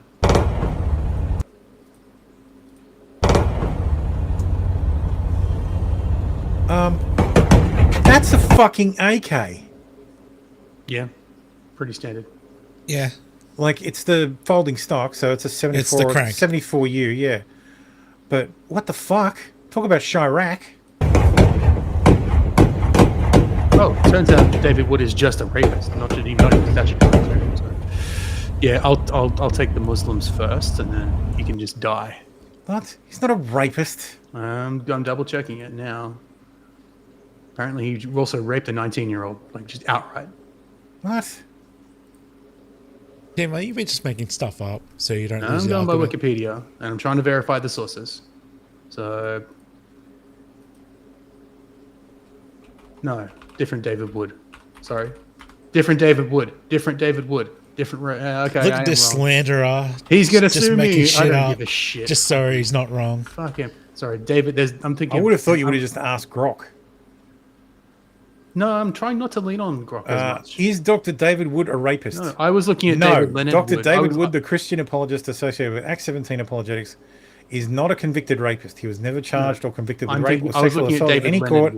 He has publicly admitted to having sexual relations with two underage girls, one aged 13 and one aged 15, when he himself was 18, around the early 1990s before his imprisonment for a separate related violent crime. Yeah, He described this as statutory rape due to the age of the girls, even though he claims the encounters were not forced and that the girls initiated contact. He made the admission casually while comparing it to criticism of Muhammad, which has faced backlash for appearing on to show little remorse. These acts would legally constitute statutory rape in most jurisdictions. I would like to point out he did live in West Virginia, which I'm pretty sure is pretty fucking lax with those laws. Sex with minors below the age of consent, regardless of claimed consent, and has never faced charges or prosecution.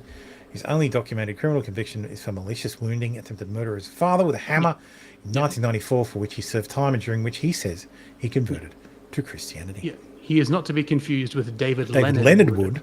Yes. Yes. I accidentally looked at the article for David Leonard Wood, who did rape and actually was a rapist. That would be a very expensive mistake, Tim. Still, Don't admit to that shit, David. And don't take joy in it. He can't take joy in it. He doesn't feel joy. Literally can't take joy in anything. Do you understand what psychopathy is? Waukesha, via a photo of the Gurnee, Illinois attack posted on Facebook by Caitlin Harmon of Waukesha, Wisconsin, after she ran over 2 people and stabbed a 3rd victim in the Gurnee Mills parking lot. This was posted immediately after the attack. She's facing multiple felony charges, including attempted first-degree murder, aggravated battery causing great bodily harm, and aggravated battery with a deadly weapon.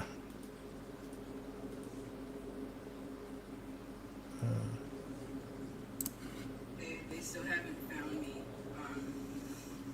Like I say, outsmarted the cops. God always wins. I'm outside this Panera Bread right next to Gurnee Mills. Someone should call the cops on me. I mean, I was a good person and now I'm homeless, so apparently good people don't win anymore. Oops, still won. Okay.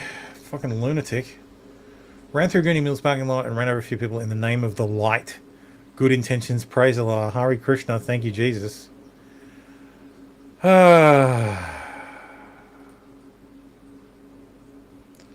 a red car attack? No. Yeah. She did say praise Allah, though, so terrorist act. Yep. Indian influencer teaches other Indians they can sue Canadian homeowners for tens of thousands of dollars. You see this driveway? If I go here running, by chance I fall here, as it's slippery, okay? And I fall and get injured.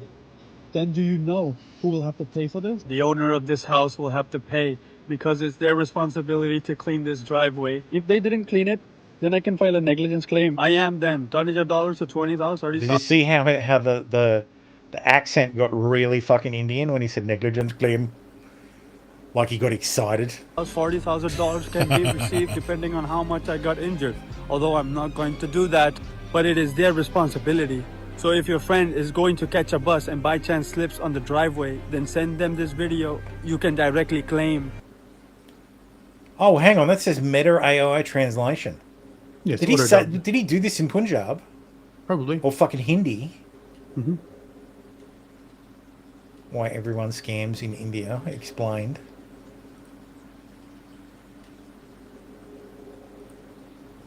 Yeah. Please don't waste your student loan on lawyers. I find it funny. Homeowners are typically not liable for injuries on the public sidewalk, even if local bylaws require them to clear it. They're only liable for their actions, i.e. water runoff from the roof created the hazard. Okay. Here's a map.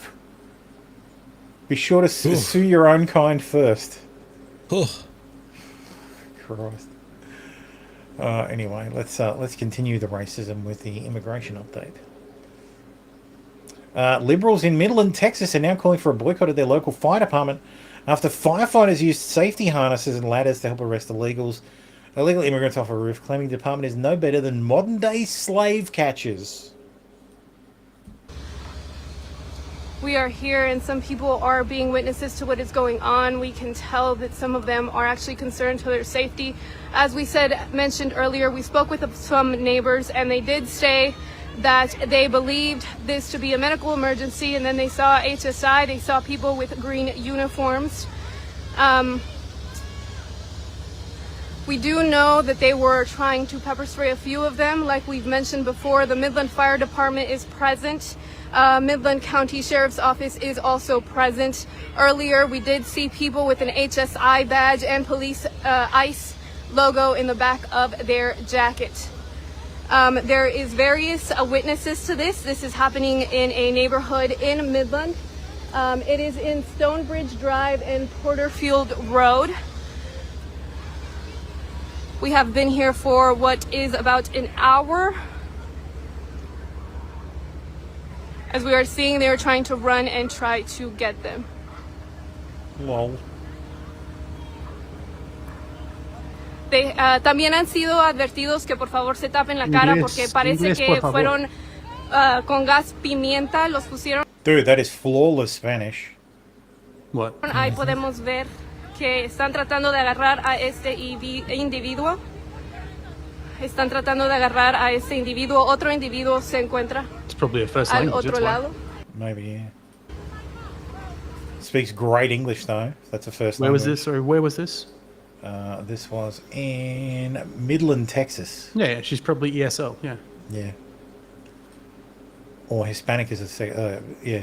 Spanish is a second Let's be language. real. Let's be real. she's SSL. probably ESL. Espanol, second language.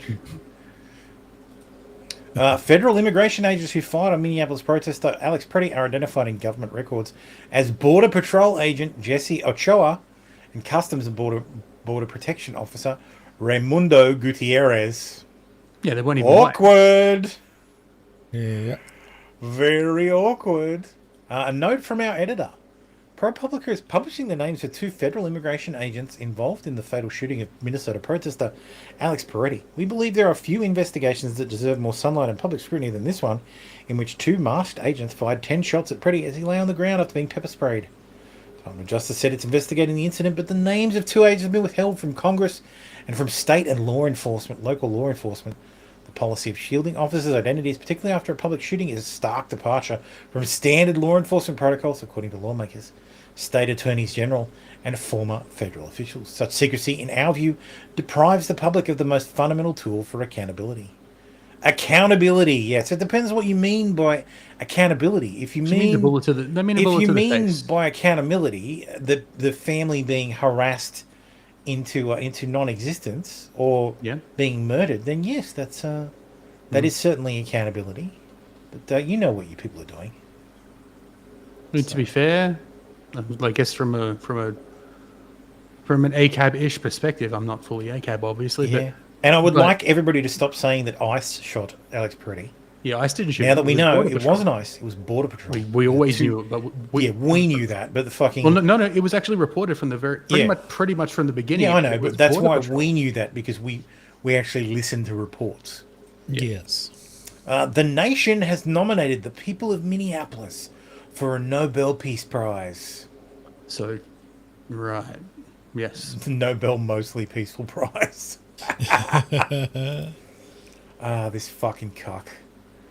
Yesterday, 5-year-old Liam and his dad Adrian were released from Dilley Detention Center and picked them up last night and escorted them back to Minneapolis this morning. Liam is now home with his head and his backpack. Thank you to everyone who demanded freedom for Liam.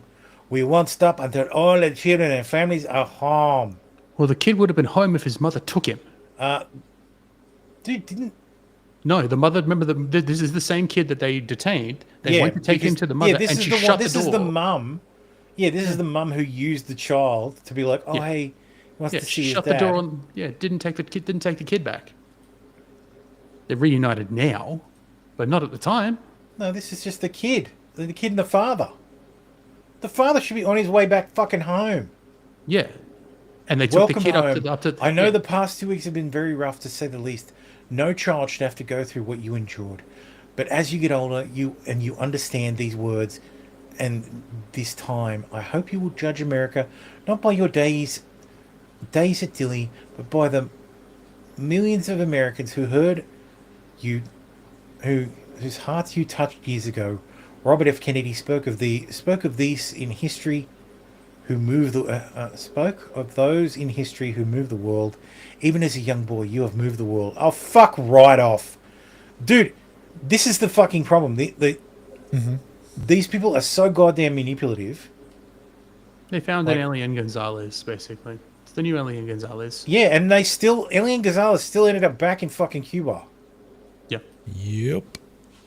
But yeah, dad abandoned him. They tried to give him to the mother. The mother didn't take him. And so they had to put him in the detention center to be with his dad. Yep. I dated the HR lady for a large construction subcontractor, largest interior firm in the country with tens of thousands of employees. They build every Apple store and chip fab. She made it very clear that the entire E-Verify system is a total scam. Why? An obvious loophole construct. Illegal aliens all acquire fake documents, often duplicates of working citizens' information.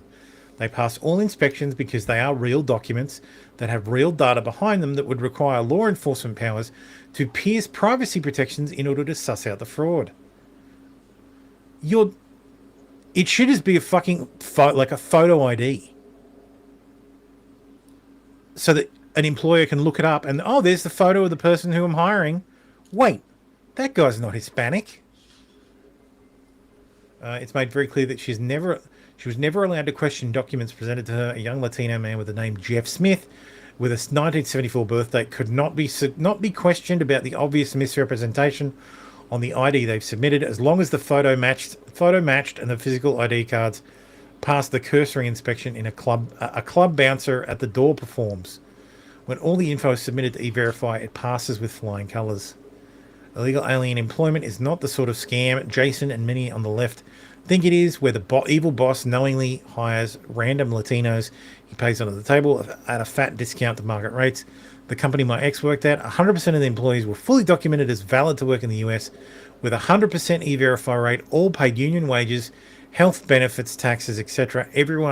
Does everyone at the company know like 30% of the workforce is illegal? Yes, but not according to the procedures that the government mandated they use to detect legal status. No one should be surprised. Then I'm shocked that E-Verify is that crap. I'm not. It's a government program. Of course it fucking If it's so crap, why do they keep resisting it as well? Like, that's the thing. Democrats are like, no, can't have that. Can't have E-Verify. That's not fair. What the fuck? It doesn't work anyway. Why should anybody have to prove themselves? We're all American, right? No one is illegal on stolen land. Yeah, exactly. 18% of the entire country's home healthcare billing is coming out of LA. One doctor billed the government $120 million in a single year, claiming to oversee 1,900 patients. With almost 2,000 hospice agencies, LA County has more than 36 states combined, and 30 times more than either Florida or New York. 18% of the whole country's home healthcare billing is coming out of Los Angeles County. How is that possible? And take a look at this map, a cluster of 287 hospice providers in a 2-mile radius, some in strip malls, unmarked buildings, even a wrecking yard and vacant lot. All of it is just paperwork. I could fill that out in Kazakhstan if I want, and get a hospice license waiting for me. That's insane. Like, that is fucking retarded. Dr. Bill, and I'm not at all shocked. Los Angeles County, Teal, has more people than all the counties in red combined. Yeah, that doesn't surprise me. There's a lot of people there. I'll be back in a sec. But it makes sense. This is what California is, well, Los Angeles in particular is becoming known for. It's the government loves to be spending money to create industries related to aid and care. And it's similar to what, at least I think it's similar to what you're seeing with the way they provide all these services for homeless people, give them food, shelter, medical care, so that they can keep living in the street. Excuse me. It just blows the spending out of the water, and you can just milk the federal government for aid to keep funding these programs. The worst part of it is it creates all this bloat, and when you actually have to sit down and seriously take a look at the economy and the government spending, well, it means you can't get rid of a lot of these programs because you're going to be putting tens of thousands of people out of work, maybe more than tens of thousands, but these are billion-dollar industries. You've got a multi-billion-dollar industry of home medical care that's being inflated. Well, there's also that preacher. But from the government's perspective, it doesn't matter. Hey, we're employing all of these people to give all of these medical services, whether on the street or in the home. And if you were to cut that spending, well, now you're putting thousands of people out of work. It's absolutely insane. If you were to go and drive the homeless people off the street, then you'd be crippling all of these aid companies and businesses as well. And yeah, you're right, Tom Bolo. Don't feed the ducks, or they'll get more dependent and aggressive. I want to. Before I move on, I'm almost certain America has Australia has a higher homeless rate than the United States, I think. And I don't think Really? we have anything like that. So, let me go.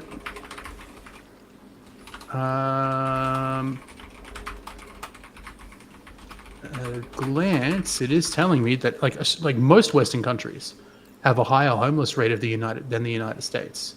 That's what Quora says. 0.48% of the population is homeless. Yeah, in Australia. And then I think it's it's double. Yeah, double the America is US homeless rate. 0.23% of the population. Yeah, roughly. Yeah, Brave is telling me 0.19, but point stands. Yeah, we have double the homeless population, and we don't have anywhere near this kind of thing happening.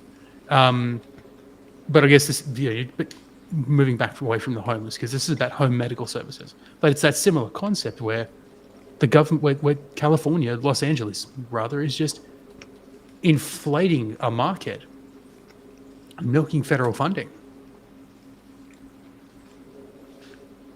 Yeah, true. Yeah. Anyway. And you bring a gun into the district, you mark my words, you're going to jail. I don't care if you have a license in another district, and I don't care What about if a you're DC license, Judge gun Bureau? owner somewhere else. You bring a gun into this district, count on going to jail, and hope you get the gun back. And that makes all the DC is a shall issue. Yeah, it's amazing how accountability works. You know, when people think that if they actually get arrested, they might have to do time and they might be taken off the street. It sort of puts a little different message into people's heads. DC is shall issue, you fucking stupid bitch. Shall go to jail, more likely. Shall go to jail. Likely. I mean, but if you want a concealed carry permit in DC, it's a shall issue state. Yeah. Or region, territory, whatever they call it. District. Yeah, it had a good reason requirement, but it was struck down. Yeah. Yeah, it's shall issue. Yeah. Got that from Thomas Massey because he said, ask me how I know. Yeah. Anti-ICE activists in Minneapolis are now creating checkpoints in the middle of... Fucking Christ. Alinsky tactics. Hold your enemy to the standards of their own rules. You're going to set up checkpoints on people, or we're going to set up checkpoints on you. We're going to stop you. No, it's retardation. As I said, Alinsky tactics. Yes. Yep. Retardation. Rules for radicals, rules for retards, yes.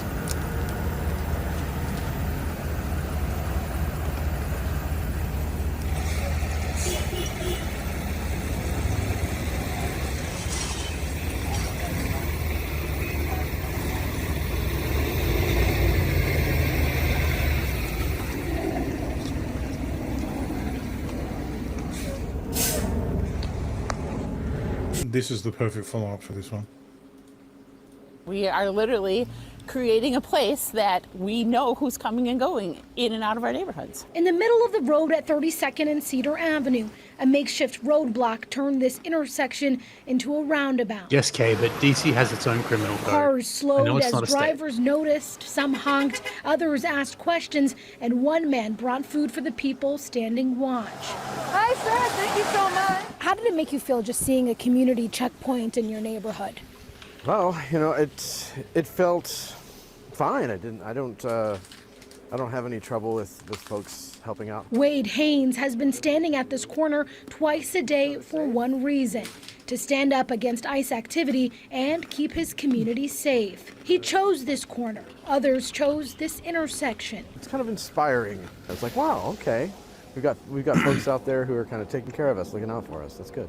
But Minneapolis police stepped in, clearing the roadblock. Like, and restoring flow of the irony. We've got people out there looking after us and keeping an eye. Like, dude, just to go back to the start. We are literally creating a place that we know who's coming and going in and out of our neighborhoods. Thank you. You've just explained what borders are. Yeah. Like, fucking Christ. An ICE vehicle was seen doing endless laps around a traffic circle in Minnesota, distracting leftists while the rest of the ICE convoy moved on to the next target.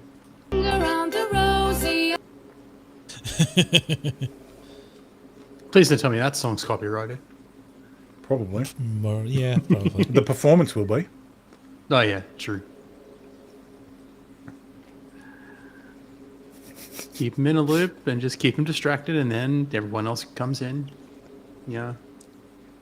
2 Subarus, can't make this stuff up. Yeah. Yeah, forested. Outbacks. Garen, 100% lesbians.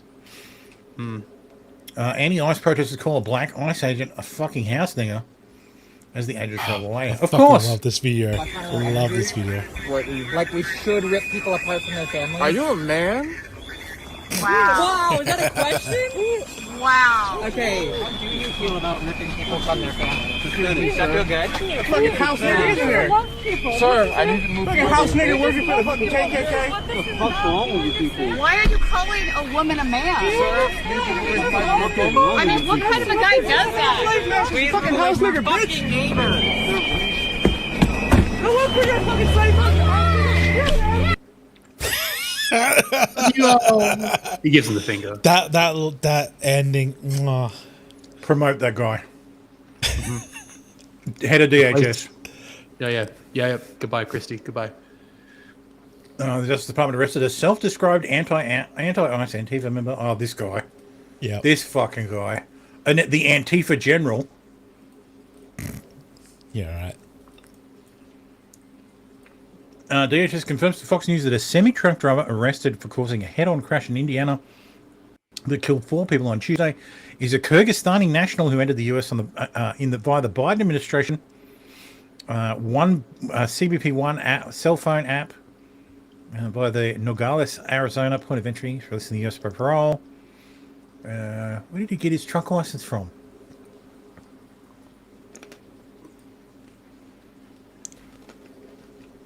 Fucking insane. Yeah.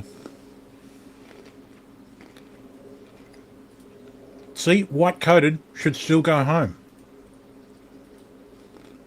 Back up, but go back to the fake nation that you belong. That's right. Yeah. So this is where the Antifa guy getting arrested.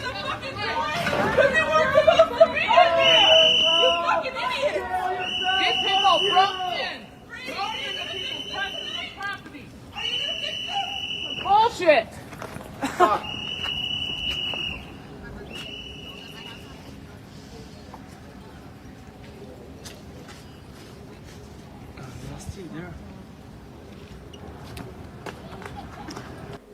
Kyrgyzstan? Did you not know Kyrgyzstan exists? Oh, it's a former Soviet republic. Yep. You know Turkmenistan exists as well. Real place. I think the leader of Turkmenistan is Gurbanguly something Uhamadov. How do you? What is it? Serdar Berdimuhamedov. Oh, that's his son. Oh, Brave just says that's the president. Gurbanguly Berdimuhamedov is the president of Turkmenistan. So, or was the president. He entered into a power sharing arrangement in 2022 with his son. Serdar. So there it is. Gurbanguly Berdimuhamedov. Yeah. Currently the chairman. So who's the head of state of Turkmenistan? Sorry, president or the chairman? Because his son is the president. And then his son's the head of state. Then. Okie dokie. He's a former dentist. Yeah. The president of Turkmenistan is the head of state and head of government. Gotcha. 2024 election versus 2026 ICE activity. You're finding that? Huh. Interesting. Fascinating. I guess the only one that isn't explained is what, Nevada? No, that's not. There's a little heat spot, a little bit of yellow on the map. That's not the A little bit. New Mexico, Colorado. Why is Arizona got all the? Why is there a big heat spot on Arizona? Because that's where all the Mexicans are. That's where all the border captures are. Yeah, true. So it doesn't line up perfectly. Democrats telling rioters to record federal agents is turning detrimental to their narrative. Meet Bangladeshi American activist Aliyah Rahman from Minneapolis. Rahman went in front of a congressional forum and lied through her teeth, playing the victim while describing the moment she interfered with federal officers. God, I hope she's under oath. I encountered a traffic jam caused by ICE vehicles and no signs indicating how to get around it. You're in the clear, love, right there. I wanted to pull into a blocked, chaotic intersection, but verbally agreed to do so and rolled down my window after an agent yelled, "Move! I will break your effing window!" His first instruction. That's clearly not that guy's first instruction. Agents on all sides of my vehicle yelled conflicting threats and instructions that I could not process while watching for pedestrians. Bullshit. Then, the glass of the passenger side window flew across my face. Yeah, get out of the car. We'll break I the yelled, fucking window. "I'm disabled," at the hands grabbing at me, and an agent said, "Too late." An agent pulled a large combat knife in front of my face, which I thought was for cutting me, and later learned was used to cut off my seatbelt. No, he doesn't. Never waved in front of Shooting your pain face. went through my head, Oh, that neck, one, that and guy wrists did. when I hit the ground In face front of her first, face. and She didn't even people see leaned it. on my back. I see it now. I see it now. But she didn't. Yeah. You weren't even An combat agent knives. pulled a large Fucking combat knife in multi-tools. front of my face, which I thought was for cutting me, and later learned was used to cut off my seatbelt. Little tactical knife. Shooting pain went through my head, neck, and wrists when I hit the ground face first, and people leaned on my back. Like you Hit the ground face first, hey? Yeah. Officers told her to keep going and there were no cars blocking her. That's a fucking flag! That's not even to move a What the fuck is she arguing? She's trying to bait them into doing it. She's just, Don't fucking back the car. Get back! yeah, literally keep going. Move. Drive. Go that way. Hey, back the fuck up. Sidewalk. You can feel I think she's just stupid. Yeah. No, she intentionally She's baiting. fucking... Yeah, she Force is not law. she's fucking Force stupid. is not law. She knows that she could just drive Dude. away. She knows she was told to, and she's Reopen the fucking nut houses, and whenever someone says, like, force is not law, you, off to the fucking nut house. So you get told to get out of your car, and you don't, they're allowed to pull you out. Pennsylvania doesn't get out of the car. You've been told 5 times to drive away. Yeah, I wonder if all the fucking whistles and screaming could've from been it. fucking... Like, well, it's not law. Where's it not law? Ice can't law enforcement. Ice can't arrest citizens. Just yelling and retard, like the fucking monkey noise, like just from like repetitive fucking yelling. Fucking hell, ridiculous. Yeah.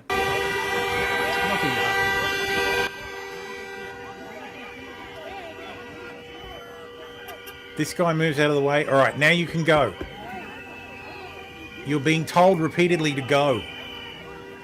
Go. There's no one in front of you. You just put your hazard lights They're on. blocking me. They're blocking me. They're telling me the wrong thing. She's assuming that nobody was filming.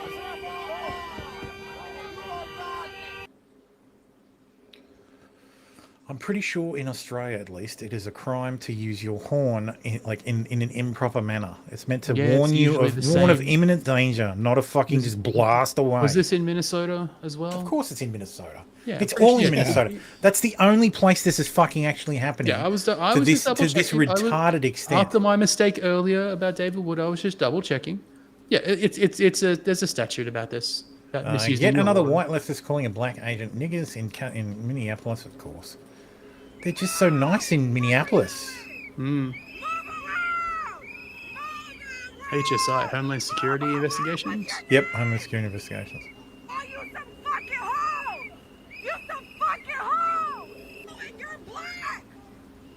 Nigga, you're next! You're next, nigga! What you? What you fucking know? I don't wanna watch shit! Fuck you! It's a shit! I'd be like, shut your racist mouth. Show me, bitch! Fuck! You fucking serious? Fuck you! Fuck you! Look at the fucking hands. What Yeah. Fucking tattooed up, fucking arm tattoos. Fuck off. These people are dregs, man. Yeah. Into the fucking camps. It's okay. Only leftists can use the hard R, right? She didn't use the hard R. She said nigger. It was reported as the hard R, so I'll assume she meant the hard R. Bossy Karen filmed berating Minneapolis yoga studio workers for refusing to take stance against ICE. Oh, but it's okay. She got revenge. She left out all the... does she have the... doesn't have the picture. She left out all the weights so that the employees would have to pick them up. The gasp. This is because Central... what's it called? Core Power Yoga ordered the instructors to take down the ICE out sign. So yeah, no, she can go to jail for leaving her weights out. Fuck that. She's had her her what's it called? Not subscription. Her membership to this particular yoga institution refunded. Good. $125 per month. Jesus Christ! Oh, apparently Heather here, Heather Anderson, she is the director of a non-profit. Surprise, surprise. The only employee of said non-profit, and pays herself $100,000 a year. Isn't that interesting? Of course. It would be a shame if the IRS investigated this stuff. Yes. So, what's this? Footage from just 500 meters from her home. Footage from gas station is turned over cops in search for Nancy Guthrie. Authorities believe she was declared missing on Sunday when she didn't show up for church. Oh no. Discovered blood on her door and her Ring camera was removed. Ooh. Uh-oh. Disappearance is being investigated as a kidnapping. Damn. In fucking Tucson. Arizona. Yeah.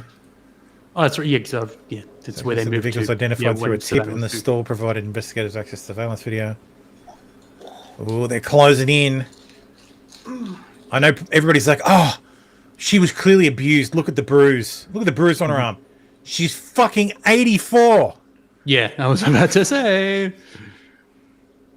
She just old. That's a... I guess it's a rural... I guess you could call that rural. That's a pretty big property. By today's standards. Authorities interviewed Nancy's landscape crew, the pool maintenance workers, a housekeeper, and an Uber driver who drove to her daughter Anne's home the night before she vanished. Jesus. So the interview staff were cooperative. The outlet had allegedly... So, another development in the case on the Tucson news outlet KOLD, Cold, claimed it received a second message from Nancy's alleged kidnappers. The outlet had received an alleged ransom note earlier this week. TMZ were also sent a similar message.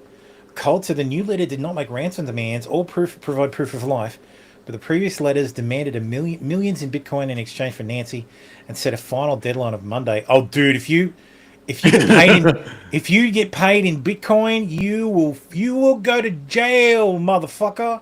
They will track you. Like Tornado Cash is gone, buddy. There's no fucking easy way to launder that shit. I was gonna say, even if it was legit, like it's going down. Jesus Christ, you are going to jail. You are never touching that fucking wallet. This is not how you buy the dip. California resident named Derek Kallela was arrested on Thursday for allegedly sending false ransom notes to Annie and her husband. Dude, what a fucking moron. Sending false ransom notes? You deserve a fucking bullet. Kallela allegedly admitted to sending the messages to capitalize on the turmoil surrounding Nancy's abduction. I was just trying to see if the family would respond. Fucking jail. He should go to jail for the same length of time as the actual fucking kidnappers. Wait, what? What a fucking dumbass. Just a prank, Nancy's bro. health and age ran another layout. Nancy has a pacemaker that's synced to her Apple Watch. Investigators confirmed the device stopped transmitting data around 2 a.m. on Sunday. Her watch was later found at her house. Well, at least So that's about the time she moved out of range, I'd say then. Yeah. Dude, she should have been wearing her Apple Watch at night. Guess she can't because the battery's shit. Nancy's pacemaker last synced with her Apple device at home. Investigators believe she was abducted around this time. damn. So the last person to see her alive was at 9:45 p.m. on Saturday, Saturday the 31st. At 2 a.m. was the last time her pacemaker synced with her device. At 11 a.m. they raised the alarm because she didn't show up to church. Yep. Family members rocked up at 10 past 11, finding it empty, and an hour and a bit later she was reported missing to police. So they'd probably do a ring around. Oh, hey, have no. you seen any? Have you seen Mum? She's gone missing. Is she with you? By the time the investigators arrived at her home, a doorbell camera was found to have been removed. Police said to find Nancy's car, phone, and wallet inside, and blood drops leading from the entrance to the driveway. I bet that they must have hit her or something to get compliance. God, I guess. Dude, she's 84. Fucking hell. Said he believes Nancy was taken against her will when approximately 9:30 p.m. Well, I'm sure you're taking an 84-year-old willingly. Okay, sure. Good lord. Of course it was against her will. If I would say found the meme.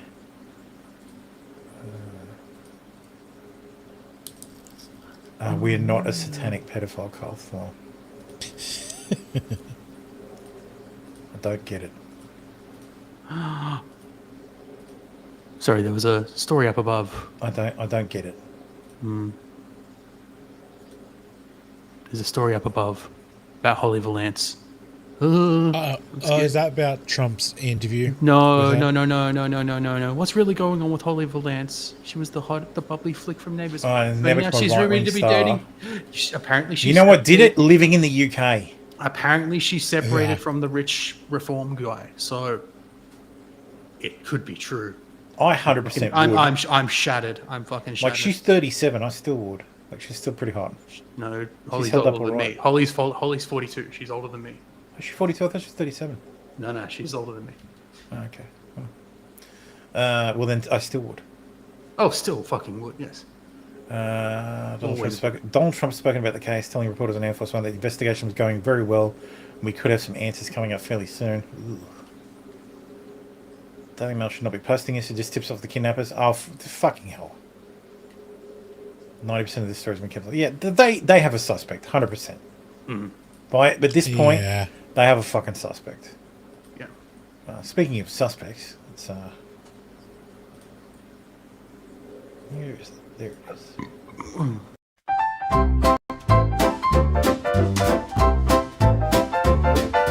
Into the chipper they go, oh my, worst of the worst, say bye-bye. Crime so bad they've earned their... Anyway. Middle school teacher of the year is arrested for having sex with her student. Celebrated teacher of the year at Louisiana Middle School. Look, avoid giving teachers, female teachers, teacher of the year awards because they're probably going to fucking get railed. They're probably going to rail one of their students. Because that seems to be the fucking deal. She's the best teacher. Wink, wink. Christy Elizabeth Dunbar Oster, 38, an 8th grade math teacher, was taken in custody and booked in the Lafayette Parish Correction Center. She was charged with carnal knowledge of an individual. Geez, that's an old crime. Oh, it's in Louisiana. They use I think Louisiana uses a totally different legal system because it dates back to when they were French. When it was a French colony, and that's why their charge is carnal knowledge. Because that's what ours is. Ours is carnal knowledge, or at least it used to be. Now it's sexual contact with a person under the age of 16, but above the age of 13, but below the age of 16, or something like that. Or sexual contact with an individual under the care, no less than 16 years of age or some bullshit, some fucking confusing rule. Just carnal knowledge, bitch. It's cool. There's Christy Oster. God, man, could you not find a teacher better looking to rail? Anyway, boys, put in some effort. Off to the chipper with her. I'm going to defend this guy.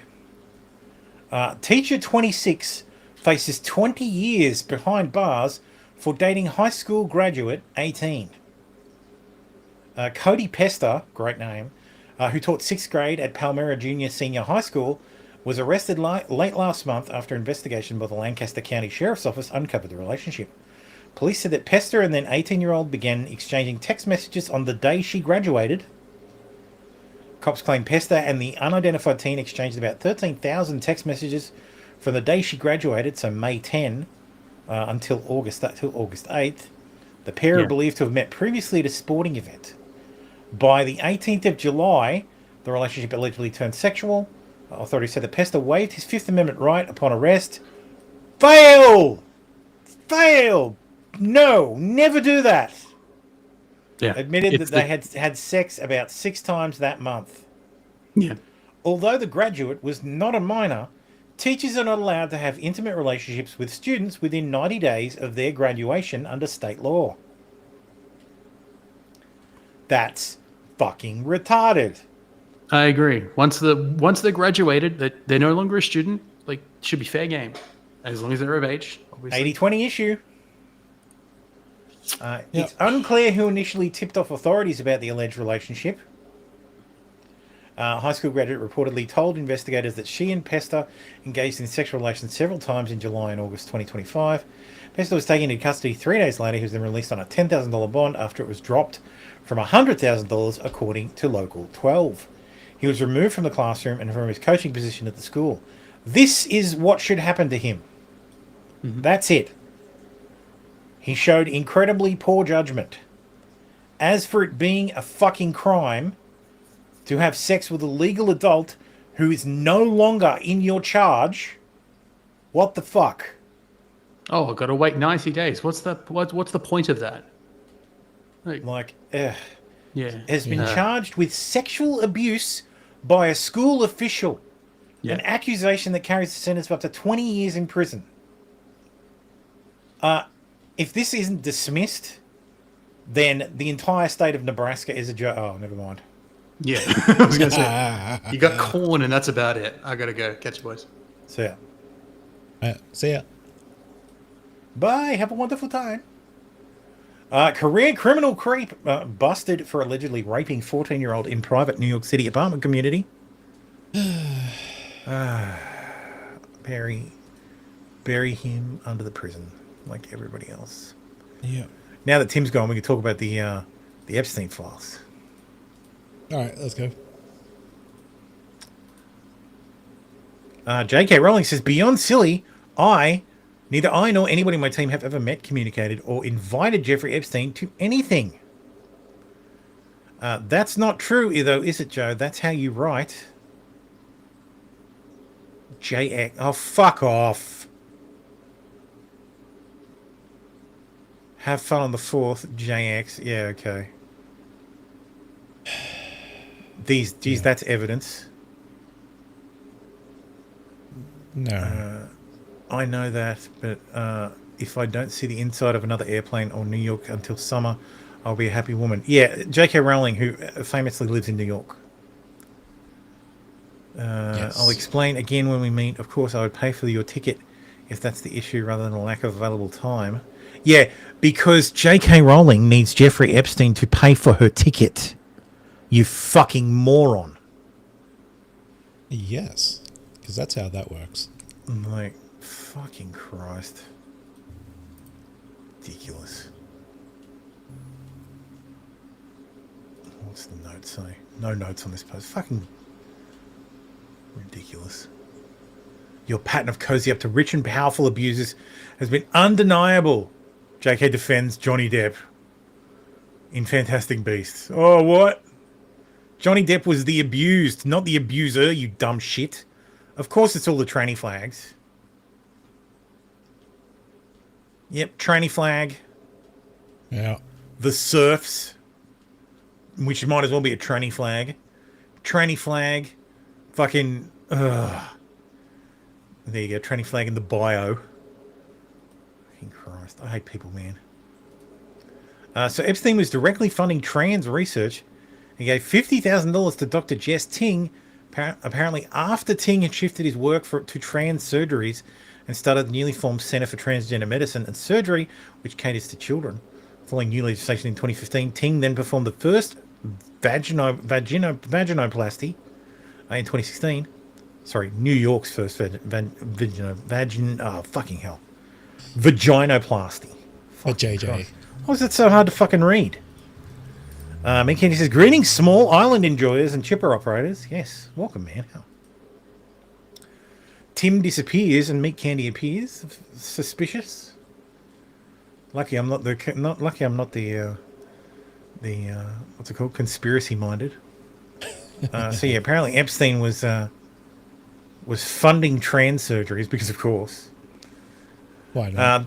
Michael Tracy says, this just in, Epstein survivor Anushka DiGiorgio claims to have been raped by the Justice Department. Oh no! The fact that the very people who are meant to lead this country, who are meant to protect the innocent and the vulnerable and stand up for those who can't stand up for themselves, have completely re-traumatized us. It's like being raped by the Department of Justice. Hopefully, because there's been too much transparency in the Epstein files and too few records have been concealed from the public. How devastating.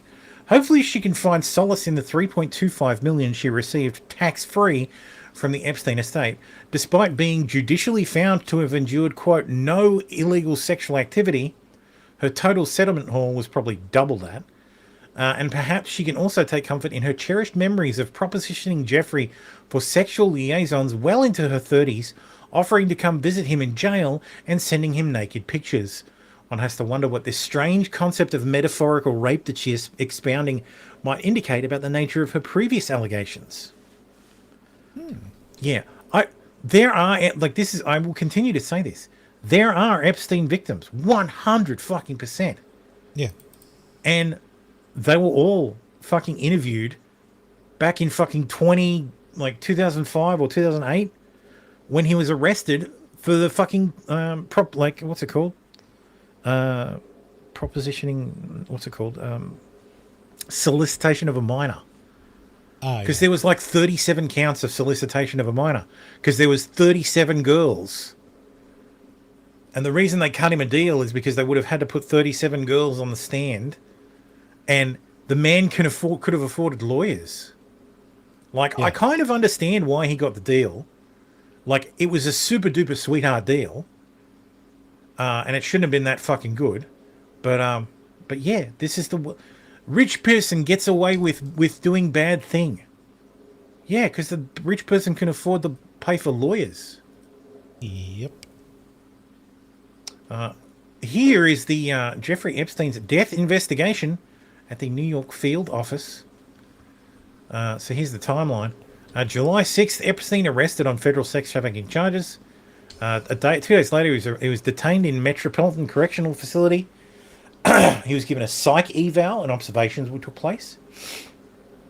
He was placed in a cell at MCC with cellmate Nicholas Tartaglione.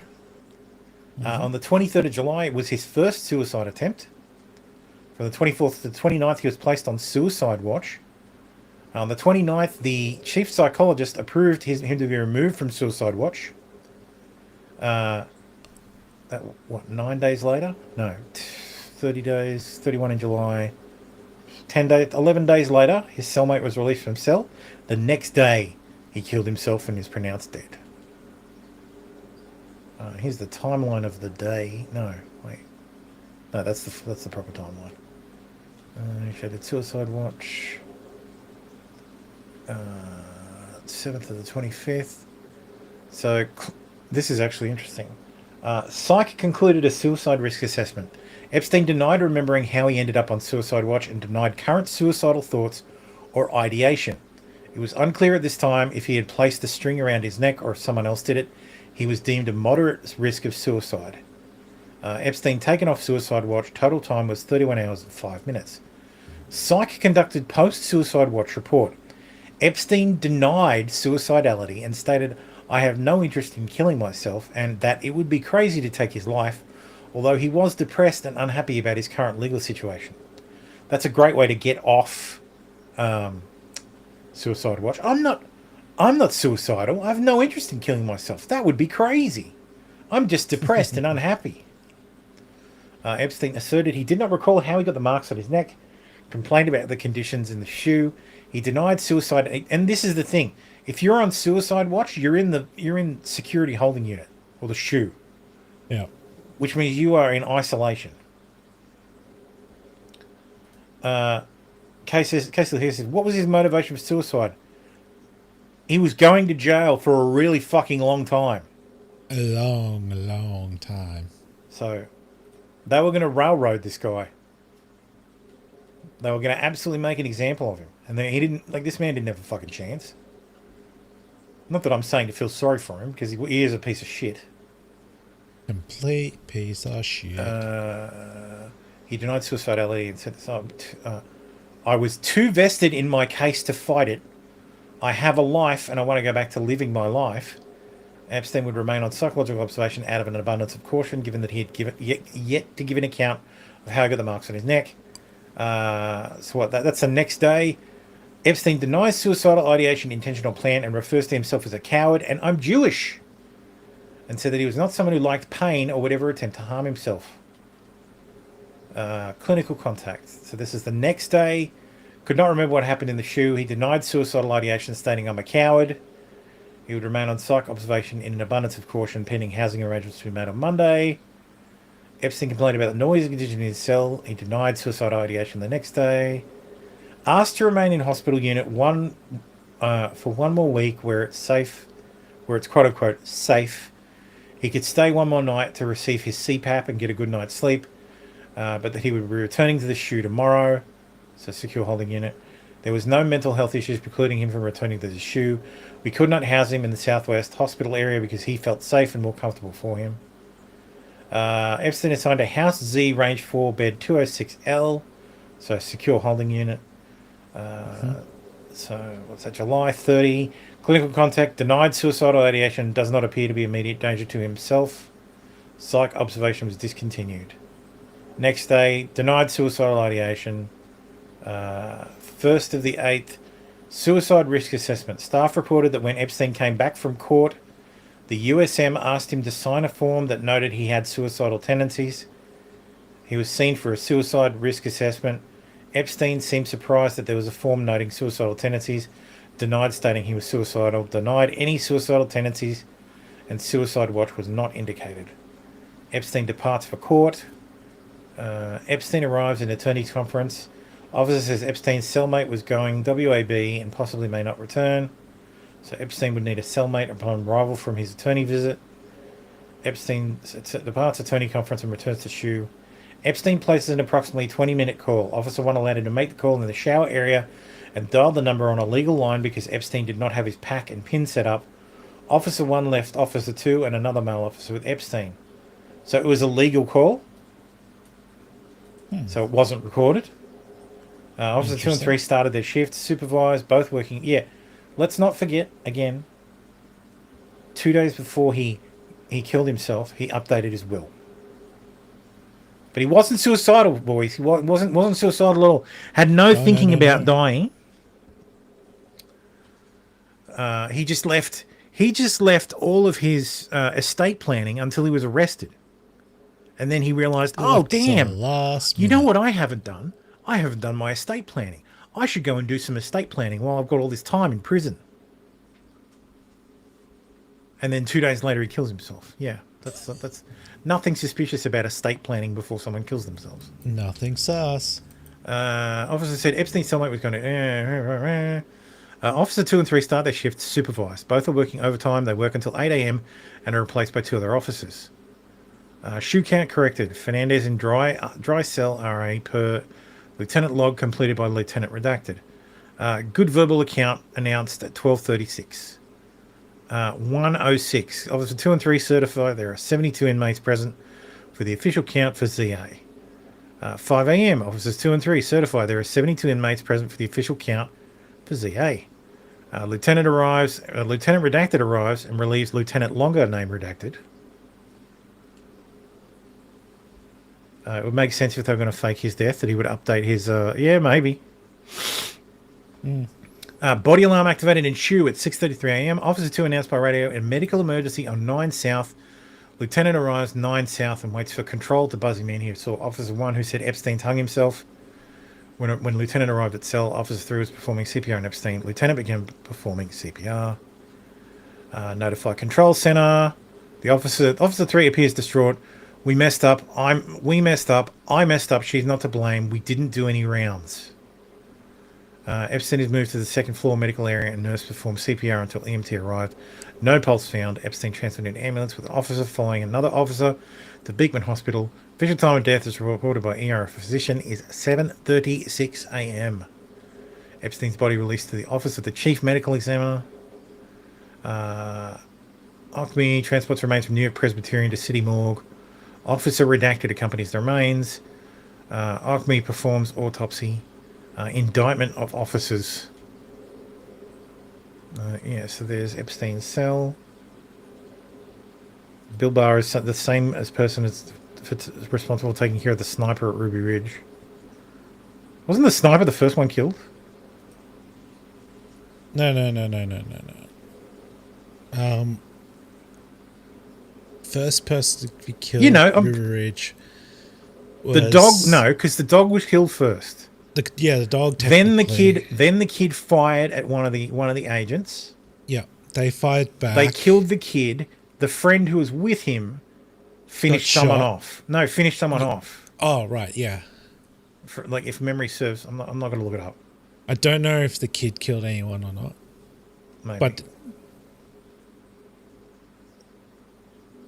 housing unit details. These are all the layout stuff.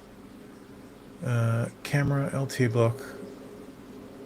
Yeah, so the guard station had view over the stairs. There's no way for them anybody to have just snuck in.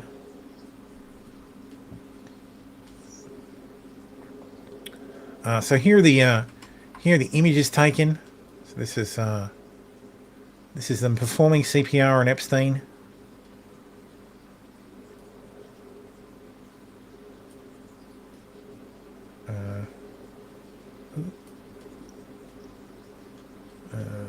Yeah, he did. Yep. Dude, they put the cuffs on him to perform CPR. Gotta be safe.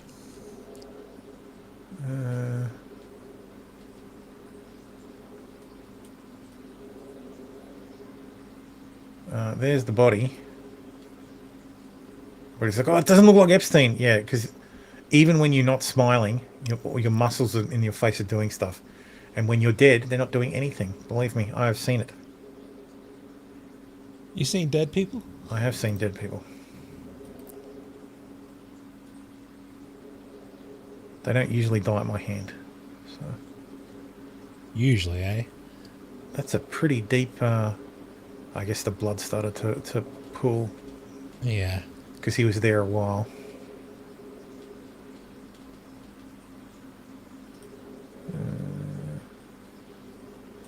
Yeah, okay. That's where he's see the face one. Oh, it definitely looks like him. Mm-hmm. Like if you were to turn off all his muscles and lay him on his back, it's him. Like they didn't fake his death. So he made a rudimentary noose. I think Vicky, his wife, was. His wife? Wait, what? What? No, they didn't show this stuff on the news. This was just in the. This is part of the release. Autopsy report. All right, here we go. Okay, so final diagnosis from the office of the chief medical examiner: hanging, ligature furrow of the neck, particular hemorrhaging of the bilateral palpable conjunctiva and of oral mucosa. So there was burst blood vessels in his eyes and his tongue, which is what's it called? Conducive? No. Fuck. What's the name? Fuck. There's a word. I've forgotten it. Doesn't matter. Anyway, which is associated with strangulation. Confluence hemorrhages of right bulbar conjunctiva. So the right, I think that's the right top of his eye, like just above the eyelid. I think that's the bulbar. Plethora of face and head with petechial hemorrhages of the face. Yeah, so the blood vessels in his face had started to burst as well. Fracture of bilateral thyroid cartilage, cornea and left hyoid cornea, cornua, with accompanying soft tissue hemorrhages. So all those people saying consistent. Yes, thank you, McKenny. Bless you. Consistent with. So his hyoid wasn't broken, but it was fractured, and the cartilage around the thyroid was damaged as well, which is again consistent with strangulation. See anthropology report. Resuscitations attempted. So because of the resuscitations, there were abrasions on the mouth, anterior parasternal rib fractures. So when they did the CPR, they broke his ribs. That's pretty fucking common, especially. So it happens a lot in pediatrics, like in pediatric resuscitation. What's it called? There's a term for geriatric resuscitations and post-mortem, because you're just like, God, come on, like, because you tend to push longer and harder. So you end up breaking the ribs. Hepatic laceration with thin hemoperitoneum. So a rib broken, like, sort of cut the peritoneum around his heart. Abrasions of the left forearm. Subcutaneous contusions of the wrists. That's probably from when they put the cuffs on a corpse. Subcutaneous hemorrhage of left deltoid muscle. So where's the deltoid? I can't remember where the fucking deltoids are. See? Terrible doctor. Deltoid. Come on, Dr. Thermo. Oh, back, yeah. Shoulder joint. Okay. Yeah. Probably from hanging in a weird location. Yeah, probably smacked the bed frame. Oh, yes. No, Vicky, you're right. Yes. The wife was first killed, yeah. So, the wife holding the baby. Oh, actually, no. I'm sure that... No, actually, I think it was the son that was first killed, because they stumbled across the guys. They were sneaking into position, and one of the marshals got caught. I'll look it up after this. Subcutaneous hemorrhage of the left deltoid muscle, hypertensive and atherosclerotic cardiovascular disease. So he had cardiovascular disease. I mean, he's an old fella, so cardiac hypertrophy, left ventricle hypertrophy, renal arteriosclerosis, slight coronary arteriosclerosis, slight to moderate aortic arteriosclerosis. He probably wouldn't have lasted more than probably 5 years. Hepatic steatosis.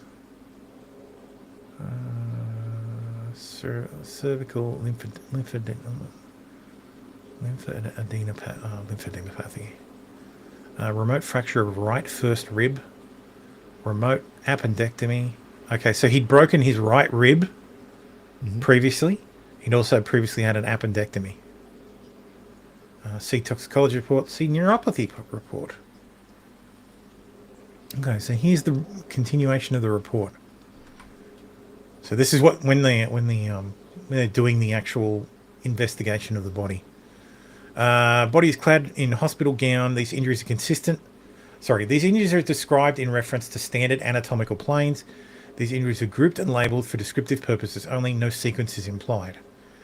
A. Hanging. There is depression, focally dried and abraded, non-circumferential ligature furrow of the neck that peaks slightly on both sides of the neck, more steeply on the right side than on the left. So he was sort of leaned in one direction. Yeah. On the right side of the neck, the furrow bifurcates anterior to the ear, with one arm that peaks behind the right ear and one arm that extends to the right side of the back of the neck. Okay, so he used his arm to, like, prop him. Okay. Yeah, okay, yeah. Vicky says that was the son, yeah. So, because the son's friend, well, technically the dog was killed first. Yeah, the son's dog found the marshals. The dog killed them. The marshals killed the dog, pointed the rifle at Sammy. Sammy shot and then ran away, and they shot him in the back. And then his friend, Sammy's friend shot and killed a sheriff's deputy, yeah. And got shot in return. No, Sammy's friend wasn't shot. Sammy was killed. He managed to get away. Interiorly of the furrow. Shot. Wasn't that the incident? The furrow of no. I'll look was he shot? Yeah, the sniper probably got him. Interior, the furrow passed over the thyroid cartilage on the upper edge of the right side of the furrow beneath the chin is an adjacent 3/4 inch by 1/4 inch inverted V-shaped linear abrasion that ranges in width from 1/8 of an inch to 1/4 inch. Beneath the left side of the mandible is a faint 1/2 inch to 1 3/4 inch irregular red abrasion with multiple interspersed deeper red abrasions that measure up to 1/4 to 3/8. The face and head are plethoric above the furrow, with petechial hemorrhaging of the face that are mostly marked within the eyebrows. There are multiple petechial hemorrhages in the palpebral conjunctiva of both eyes, so in the whites of the eyes, and confluent hemorrhages on the periphery of the right bulbar conjunctiva. There are faint petechial hemorrhages on the mucosa surfaces of the upper and lower lips. Yeah. With the parent emphysema of the tongue are multiple focal spotty purple hemorrhages. There is a diffuse purple hemorrhage at the base of the tongue. There are no hemorrhages on the anterior strap muscles of the neck.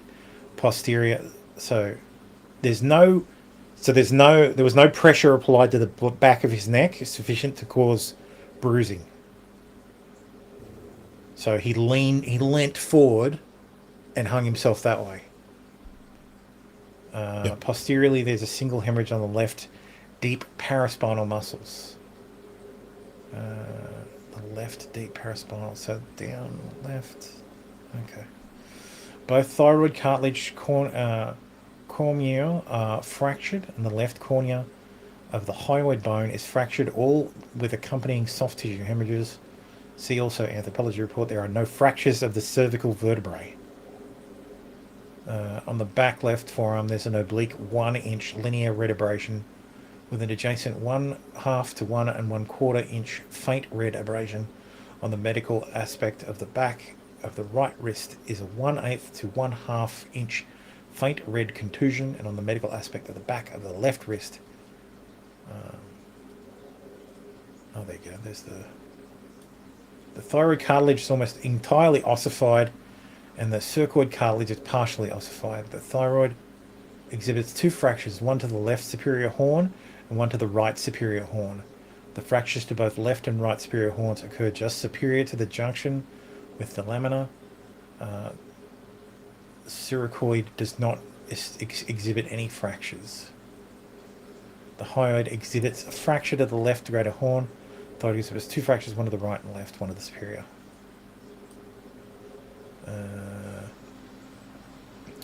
On 12th of August 2019, the Forensic Anthropology Unit received the hyoid and larynx that were removed by Dr. Kristen Roman during the autopsy of a 66-year-old male and submitted for trauma analysis. The hyoid was cleaned in warm water and a combination of sodium bicarbonate and enzyme detergent.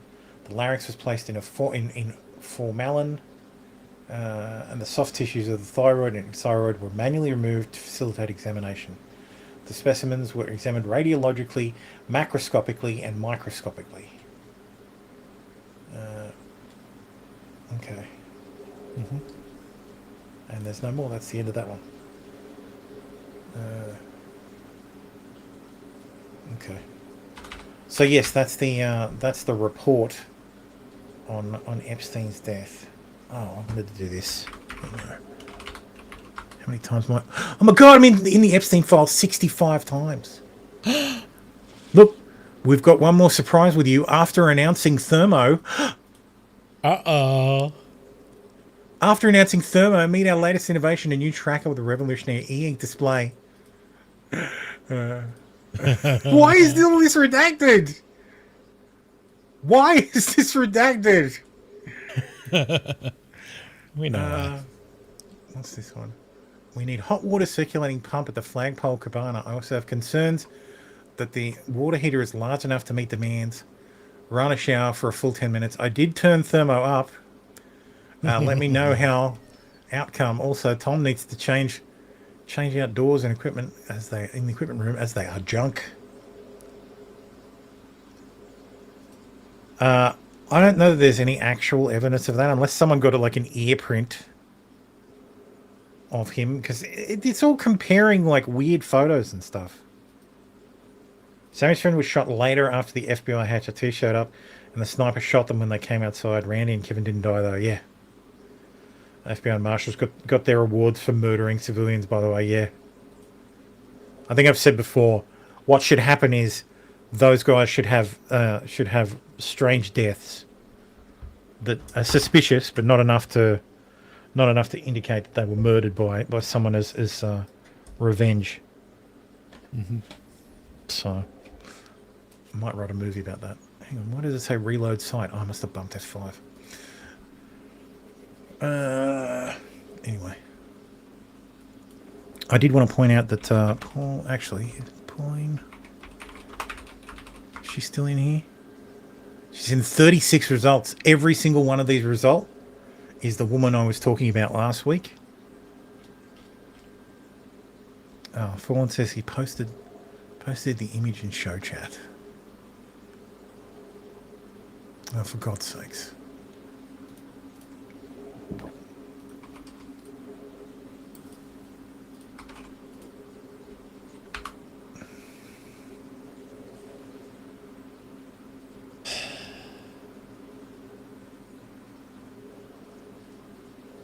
You're using this horrendous photo that you can barely see anything in as evidence. Yeah. Like, that's a serious I want to believe thing. But yeah, Pauline Hanson's in here 36 times. Every single one of these entries is Jacqueline Pierce. Do you want to know how many times Jacqueline Pierce is in the Epstein files? How many? 108. What? Jacqueline Pierce. Oh, there's a space at the end. 179 times. Oh, one of the times has disappeared. It's a cover-up. So yes, she's in 179 results in the Epstein files. She's a fucking nutcase. So I did manage to pull information together. Hang on, let me open up OneNote. I did a bit of investigation into Jacqueline. Where is it? Investigations. There we go. So her name is Jacqueline Pierce. She was born in 1971 in Port Pirie, South Australia. She references being a published author. I found her book. I found one of her books at least. She's not lying. She is a published author. Here it is. Here it is on Goodreads. She's published under the name Holly Jackson. So this is one of her books, Reality, and the other one is what is it? Something else Reality. It's like a sequel or something. Yeah. An emotional journey of eroticism, danger, entrapment, escapism, hope and faith in love and triumph over adversity, and the dark secret that lay hidden in the shadow of the lies that surround her. Gripped and trapped in her sinister evil, lurking and twisting around every step of her strong will to survive and succeed. Will she succumb to the cruel, twisted fate of her adversaries, the sexual temptation of her misguided path, or find the strength within to reach for her destiny and succeed? Jade, one woman's journey. This is her story. This is her reality. Inspired by true events. 310 pages. So yes, she was born in 1971 in a small country town in South Australia. She's married at 22. She had 4 children. They were separated in 2007. She completed her education at the age of 36. I found indications that she... what are you guys fucking talking about? Chlamydia? Koalas never admit to wrongdoing, Vicky. That's right, yes. We're very stubborn that way. What else? She was married to her husband's name was Darren McDearmont. She was married in 1993. I think that's all I cared enough to look up. This was on Thursday night at like 8 p.m. I was like, oh, I'm going to look into this. But yeah, it's very interesting. It's like the inciting incident that seems to have driven her crazy, I think, is her divorce really pushed her over the edge. Okay. It does seem like she was sexually molested as a child, and that's a lot of the reason for her trauma. But yeah, you can get her book right now on Amazon. I think if I just Google Reality by Holly Jackson. There it is. So, not the Holly Jackson from AGGTM. This book is good. I just thought that Holly Jackson, who wrote AGGTM, wrote this. She didn't, from my knowledge. Other than that, it's dark and nasty, but it has a good message. Not a kid's book. Purchased for my granddaughter. Thank God I grabbed it before she did. Not the same Holly Jackson that writes children's novels. I did think that was quite funny.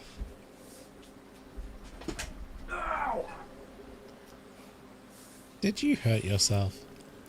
No, my back is stiff. Oh, sorry, here's the listing on Amazon. So yeah, you can get it on Kindle for $6.28. How nice. But yeah, she's all over this data set because, and I thought it was because she sent it to the White House. It isn't. It's because she literally sent it to. Here it is. So she sent this to the U.S. Attorney at the Southern District of New York in 2023. She also sent it on October 3rd, 2022, November 2nd, 2022, January 3rd, 2023. Okay. So she talks about. So here she mentions she was molested. But yeah, concerning reporting a case of the criminal network targeting of a specific individual, the targeted victim, myself, Jacqueline Pierce, that occurred over a 38-year period and is still current, active, and present in the year 2023 while residing with my parents, Cynthia Pierce and David Pierce family home at this address.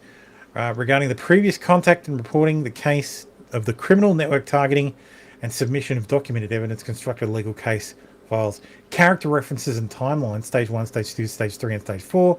The case was documented as the convicted criminal child sex offenders involved in sexual abuse ring. Epstein and Maxwell were involved and connected to the case.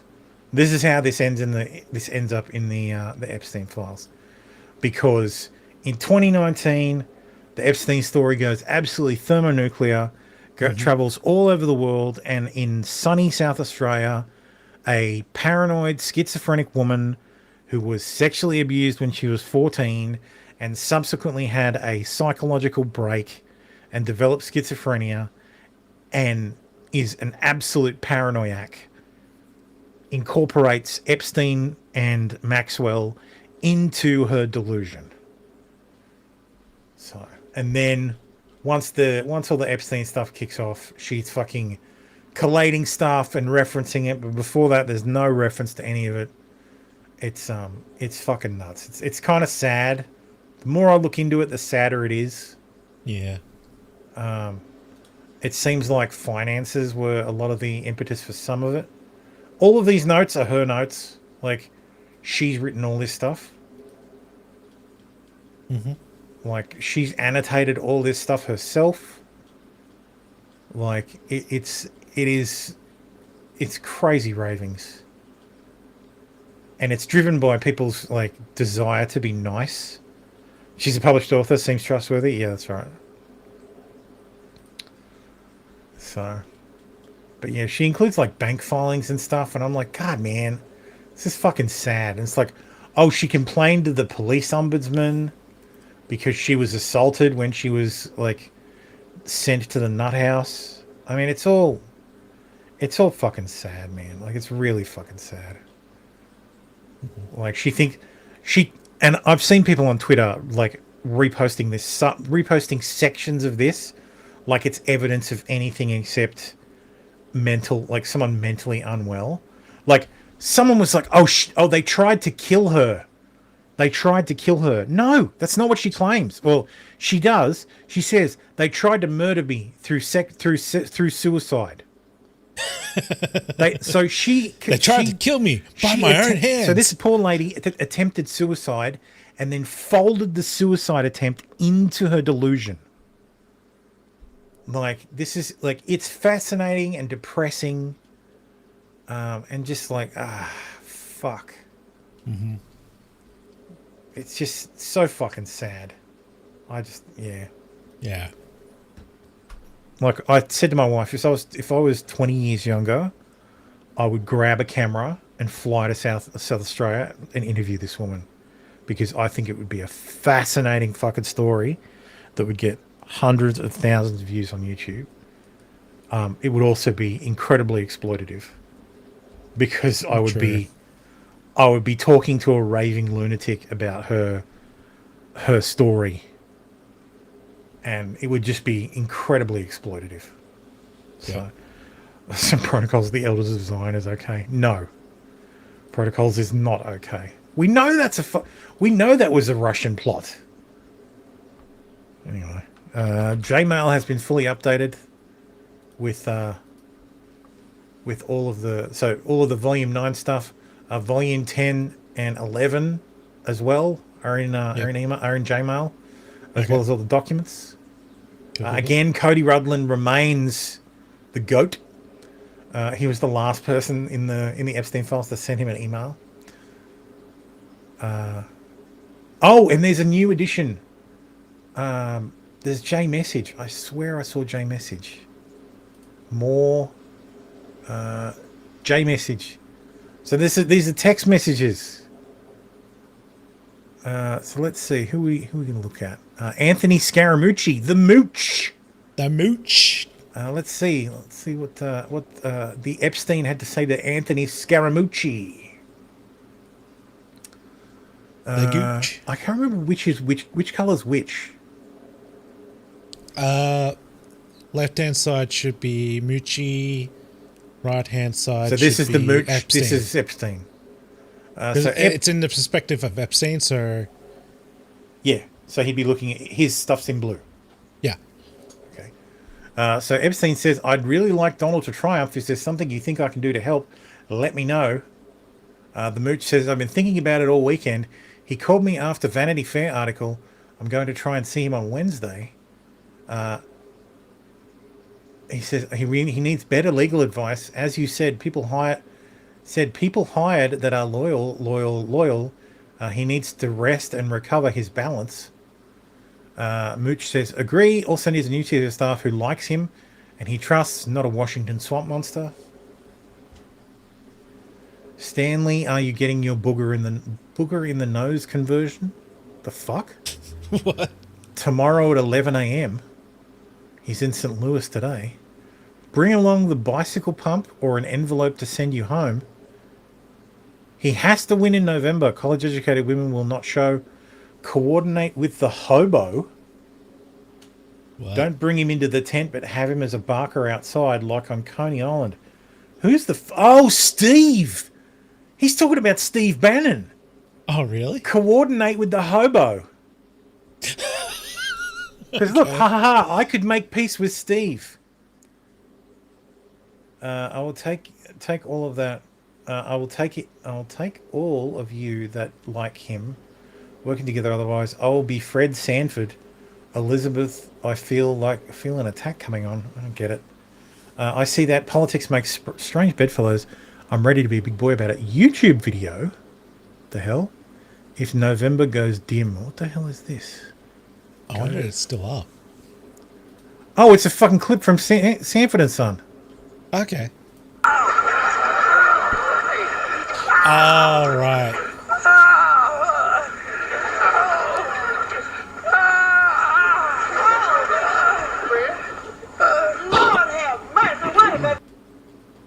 Dude, this is the code. Epstein files. What we hear?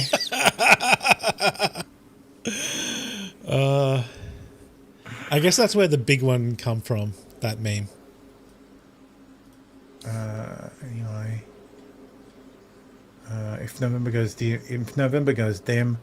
Yeah, but he's always bluffing. This could be the big one. Good luck. Wow, Cohen was wearing a wire, not only recording phone. Oi. Very, very bad. I hope he left the wire home at Core Club. I assume he has it. He has it on. Good luck today. Thanks. On plane down. You Barack Bannon, Nick Ribbs, former president of Trump org, politically savvy. You can play either the Tom Hayden role or the war consigliere. What the fuck? This is boring. Yeah.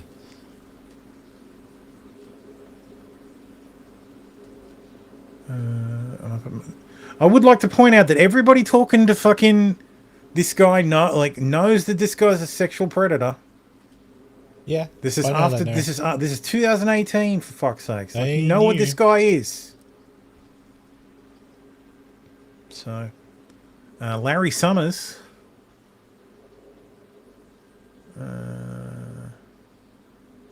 We know Michael Wolff's a piece of shit. Eva Dubin.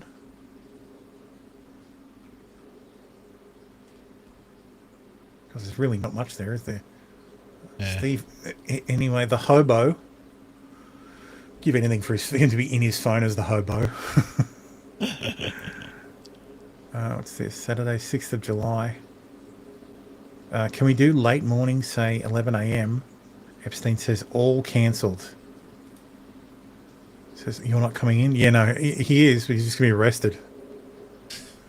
If we can arrange, can we film on the island? Bannon wants to go to the island. He's like, I want to go to the island. Does he now? Yeah, interesting. I don't think there's any new J photos. Actually, what's in here? J photos. New releases only. Hello, Richard. I wanted to follow up with you. My understanding is that there may be some questions around cost basis for the assets that you transferred over. That's weird. These black and white photos. Really? Maybe this is the yacht Epstein escaped on. Oh, hello. Okay. Confidential treatment requested by JP Morgan Chase. The hell? What? What the fuck's JP Morgan Chase doing? Okay, that's a photo of the kid. It's kind of creepy. It's a photo of another kid. There you go. There's a reason there's a fucking... There's another photo of a kid. There's another photo of a woman with no head. Another photo of a woman. Another photo of a kid. There's a photographic log. There's someone's passport.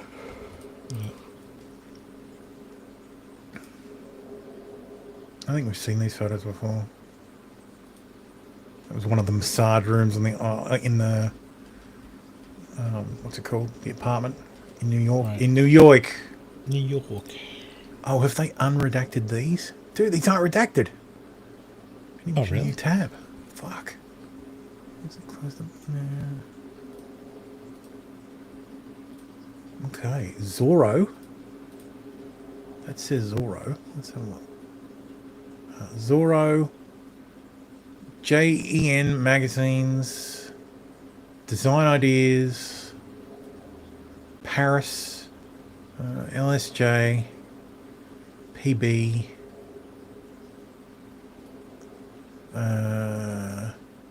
JE Family Photos Framed. JE Family Photos and Files.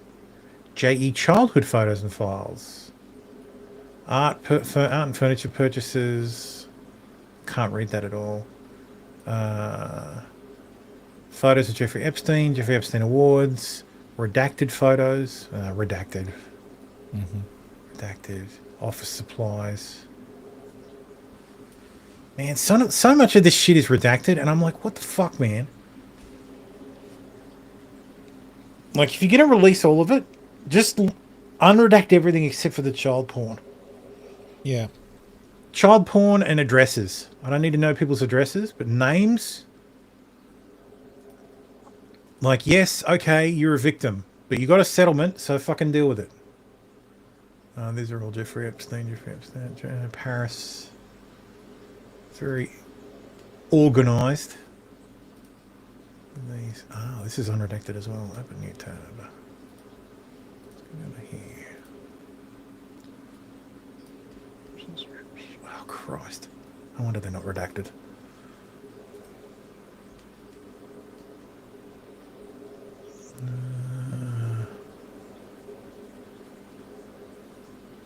Walter Cronkite, St. Bart's, Chateau.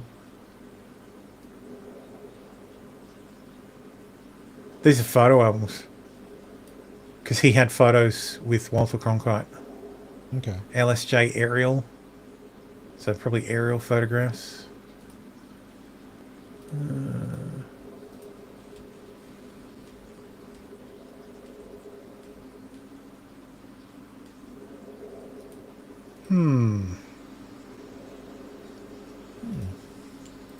Interesting. Oh, this must be the medical drawer. Okay. A lot of busts. It's a pretty decent bust. Yeah, I guess so. These don't look like young girls, so... Yeah. The fuck is that? Oh, it's just for getting a massage, right?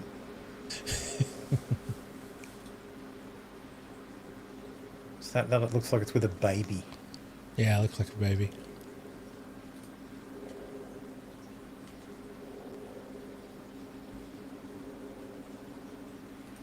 Maybe those hard drive labels you wanted to see last year are now run redacted. Yeah, maybe.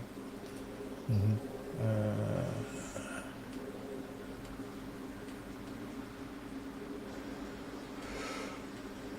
People like trying to get Grok to unredact stuff, which is fucking retarded. How the fuck's... it can't. All it can do is just guess. Yeah. If it could unredact stuff, redacting it would be pointless. Certainly in a lot of like weird topless photos, like paintings. Like that fucking weird one. Yeah, that's weird. I don't know what, but I know what I don't like. Ooh, 4x3 display. Jesus. Oh, wow. Ugh. Fucking relic. Disgusting. Lock him up. Blu-ray rewritable disc. Okay.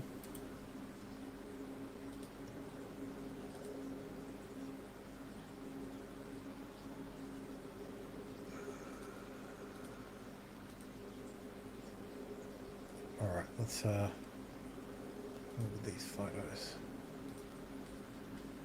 So we've got so over here is that's what's his name? Fucking manufacturing consent. Right. What's his fucking name? This is obviously some Arab guy. Yeah. This is one of the popes. I don't think it's John Paul. It must be John Paul. How is that possible? John Paul been dead for decades. Where is Comrade? Must be a really old photo then. Or it's fake. Possibly. He's not beyond faking a photo. There's a photo of him and Trump from fucking decades ago. Yeah. Part of a flag. Picture of his island.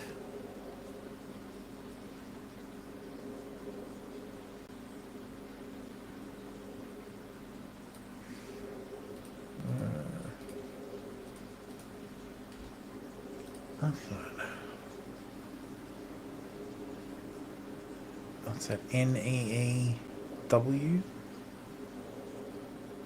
It's probably a USB drive, maybe.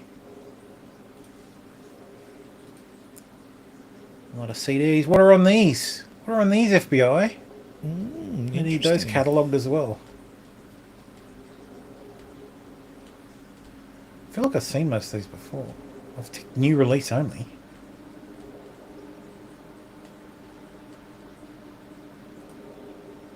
It's Kevin Spacey. Oh, God.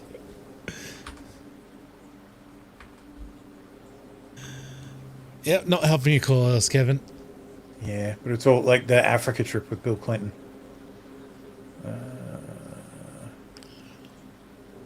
Bill Gates. It's only like a few photos. Wonder which one of these is the Russian hooker. Interesting.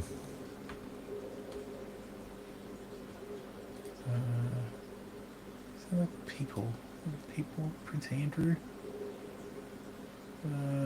3 photos of Donald Trump. That's it. Really?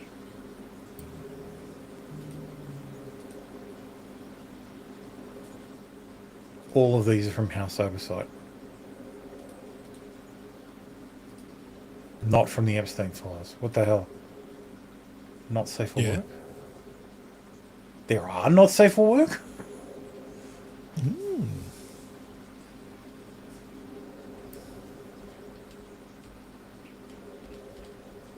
Like, they do look like a couple that... It's clear that Ghislaine loved Jeffrey Epstein. And I think there was a care there from Epstein. Yeah. So much as someone like that can like anybody. But, yeah.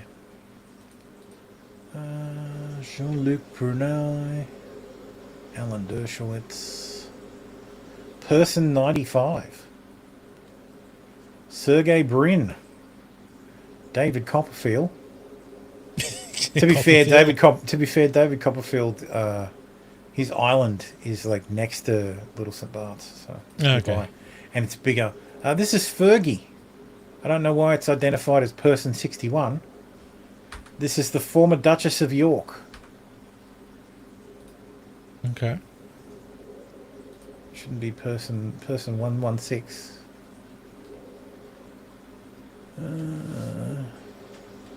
Ehud Barak. Person 89. There we go. Person 2. It's oh yeah, there's Prince Andrew laying across a bunch of what I can only assume are victims, because they were the only things that were allowed to be redacted. Yep. Like, they're just classifying every woman in here as a victim. Except for Ghislaine Maxwell. Like, because every single woman is redacted. Oh, hang on. No, that's Fergie, so that's not redacted as well. Like, if you're a woman in there and you had, like, tons of photos with Epstein and you were involved, you're sweet. You're not going to... Your photo's never going to see the light of day. You get pussy pass guaranteed. Mm-hmm. Dude, what the hell?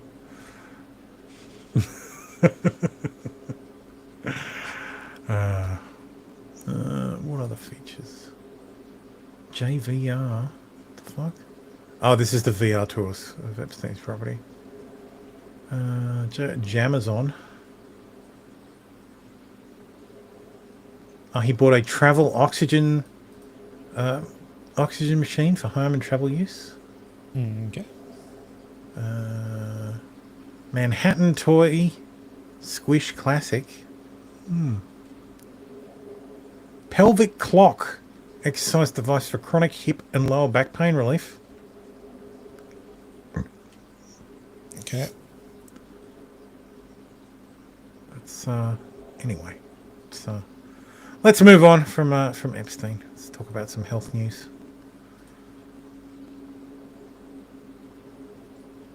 What's this? Oh yes, there was a biolab found in Vegas. Oh yeah, this story is wild. Oh. So this is Federal Bureau of Investigation Restricted Executive and Interagency Coordination. A joint task force identified and secured an unauthorized laboratory facility located in the southern Las Vegas metro area, Preliminary assessment indicates the facility housed multiple biological agents exhibiting highly unusual transmissibility. The origin, development pathways, and full characteristics of these agents remain undetermined at this time. While the situation is serious, leadership is advised that widespread public disclosure at this stage may pose a greater risk to public safety than benefit. This assessment is based on indicators that extensive community exposure likely occurred prior to site containment. Shit.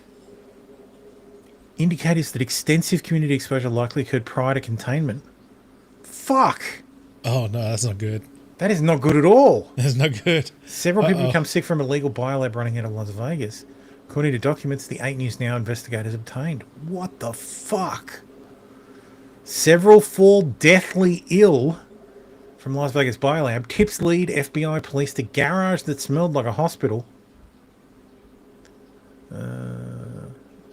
Oh yes, and it was in an Airbnb. Yeah, that's the wild thing. Like, that's fucking wild. Like, think about it. If you wanted to infect as many people as possible, like, that's a great way to do it. Yeah, that's actually because you get tourists. Yeah. Infect them and they go back to where they came from, which could be anywhere in the United States. Metropolitan Police and the FBI searched the Sunrise Manor home on Saturday, January 31, finding a possible biological laboratory, including refrigerators with vials containing unknown liquids. Ori Solomon, 55, faces felony charges of disposing of or discharging of hazardous waste. According to state court records, the 8 News Now investigators first reported late Monday, federal prosecutors filed paperwork to charge Solomon on a gun charge. That makes me feel like they're trying to find any fucking way to keep from releasing this guy on bail. An LLC tied to the Holmes County records matched the name of a company that is part of an ongoing federal case in California, including a biolab there. The 8 News Now investigators first reported Sunday. In that case, a Chinese citizen with potential ties to the Chinese Communist Party, David He, faces federal charges for allegedly manufacturing and distributing misbranded medical devices at a warehouse in Reedley, California, according to federal prosecutors. What the fuck is going on? Yeah, what is going on? 2 people became deathly ill and couldn't get out of bed. Tips that told the police the house contained many dead crickets and several people had gotten sick. Fucking hell. Wow. State received an application for the lab in April of 2023. Police suspect the equipment in Sugar Springs was moved from a closed Charleston lab. His wife, Xiaoyang Wang, left the United States for China amid the federal prosecution of her husband. The document said, however, police suspect Wang has access to cameras monitoring the Sugar Springs drive home. What the actual fuck? God damn it, Chinese people. He's remained in federal custody since his arrest. In January, he contacted Solomon. 467 times, and his wife 3,524 times. This is insane. Wow. Mick Kenny says, did you see the types of samples they identified from the Californian lab linked to the same guy? Dengue fever, malaria, COVID, some of that isn't easy to source in the United States. Yeah, that's weird as hell, man. Mm-hmm. We noticed you're using an ad blocker. Fuck off! Let's see. There we go. Fuck off. We see you using an ad blocker. Reports of sickness, Solomon case. It's the same story. Property manager facing illegal gun charge, additional gun charge. Okay, so Ori Solomon is the property manager. There's also a guy found a French passport bearing the name Ori Solomon and an Israeli passport with the name Ori Solomon. Solomon. Inside the office, authorities saw two 9mm bullets on a computer stand and located a black Glock semi-automatic pistol in a side cabinet. However, because the search warrant didn't include the seizure of firearms, the gun was left at the residence. Oh, for God's sakes. The next day, Solomon reportedly made a call while in Clark County Jail to a phone number list for his adult daughter. During the call, records say Solomon asked, "Is there any guns left? Is there any guns left in the house, or did they confiscate it?" Investigation of Solomon's immigration status prevented him from owning a possessing a firearm. He's currently under an E2 non-immigrant visa, so his significant other is an immigrant, because E2 is what you get if you're married to a H1B. Right. They searched his home, found 4 handguns and 2 rifles. His adult daughter confirmed to the authorities that the only people who lived in the residence were herself, Solomon's 2 minor children. She said the firearms in the residence belonged to Solomon. She was taken into custody and the FBI raided a home near Washington Avenue. This is fucking nuts, man. What's the bet we never hear anything about this ever again? Yeah, it does sound. Or this is the end. The next time we hear is like hyper dengue fever or super dengue fever spreading across the United States. And the midterms get cancelled. True. Oh, fucking chair. Get the fucking position. Goddamn chair. According to docs reviewed by 8 News Now and David Charms, several people were sickened with 2 becoming deathly ill. The home's being used as an Airbnb. Tipster said the garage smelled like a hospital, not a clean hospital, but more of a foul, stale, stagnant air smell. House contained many dead crickets. House cleaner told authorities about lab equipment. David He Zhao Bei Zhu, the CCP-linked homeowner, contacted prop manager Ori Solomon 467 times since his arrest, directing him to send dollars from property rentals. He Zhu has contacted his wife, who's in China, 3,524 times. Authorities believe Wang has access to cameras that monitor the Vegas property. This is absolutely fucking nuts. Yeah. Oh, I cannot overstate how fucking crazy that is. Absolute batshit.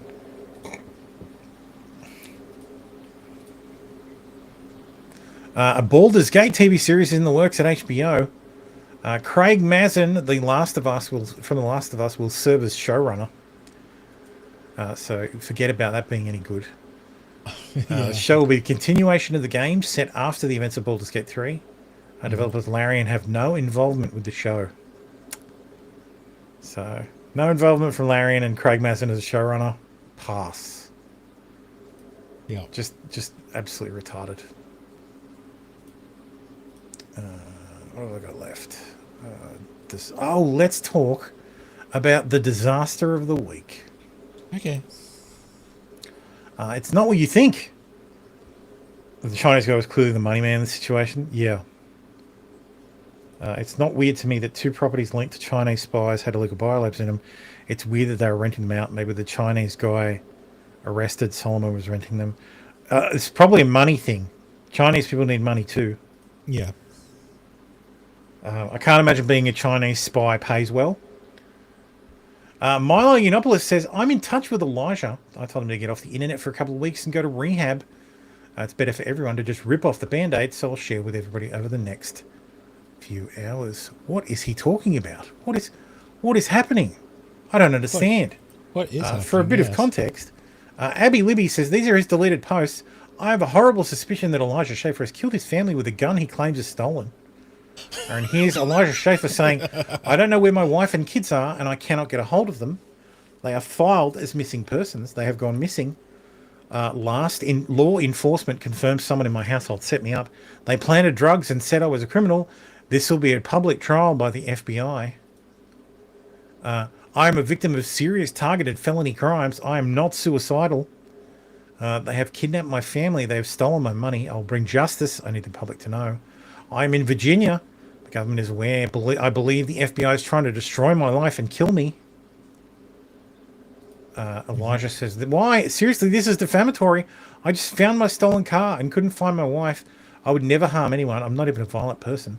Please delete this as defamatory and implies criminal action that was never taken or I would never be involved in. I love them. Yes. As Damon Toll points out, it's not defamatory. If you didn't hate Jews so much, you could ask a lawyer about it. That is kind of funny.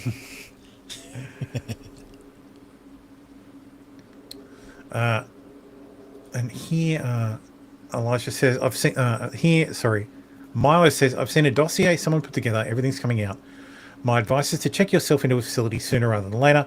There may be a life for you after this, but it's going to depend on being totally honest with all the details, and it's going to require sympathy. As far as I can see, drug addiction is the only card you have left to play. If I were you, I would go out of my way to be generous and decent with the wife and kids. Cross-filing in other states for divorce is insultingly childish and stupid. So, Elijah's wife has filed for divorce in Texas. He quickly went to Florida and then filed for divorce against her there. Because, no, I'm divorcing you. Not you can't divorce me.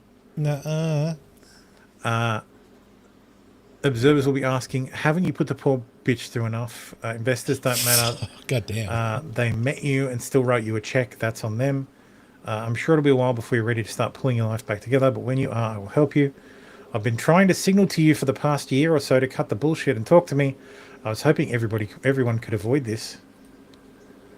You may wish to be offline for the next week or two.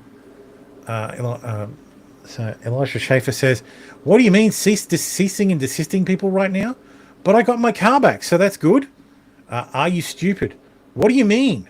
Wait, just seeing the top of this. Hey man, I'm going through some tough things. Can you help me here? What dossier? Shot you a call. Your tweets have been so erratic and insane that people are asking if you killed your family.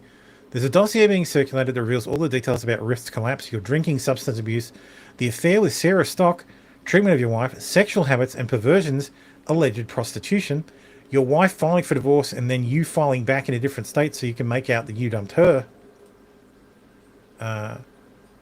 It's safe to assume that everything about your life is about to hit the internet. Start again at the beginning of my text now that you know what this is. You won't take it, but my very strong advice is that you get off the internet for 2 weeks and check into rehab. And be very, very fucking nice to your wife. Whether or not you have a professional future at all depends on it. Nobody believes this horse shit you're posting about your car either. You got away with being a maniac for a while, but the bill is now due. You're a very poor liar. It's not your forte. You should find another profession, one which you only need the truth. At which point, Milo then moved on to Sarah Stock. Message, if your husband doesn't know, now's the time. I understand that you won't see it like this for a long time, but as you can see from the above, it's better for everyone that the things come out in one burst today instead of metastasizing over weeks. Don't let him find out from somebody else. This is solid advice. Yeah. Milo's advice is pretty good here. He's a bitch, but yeah. He breaks it down. In February 2025, Sarah Stock and Elijah Schaefer began sleeping together. The affair ended on the day she got engaged, about 6 months later. In that time, they experienced multiple pregnancy scares. It's alleged by one former acquaintance that Sarah got at least one abortion.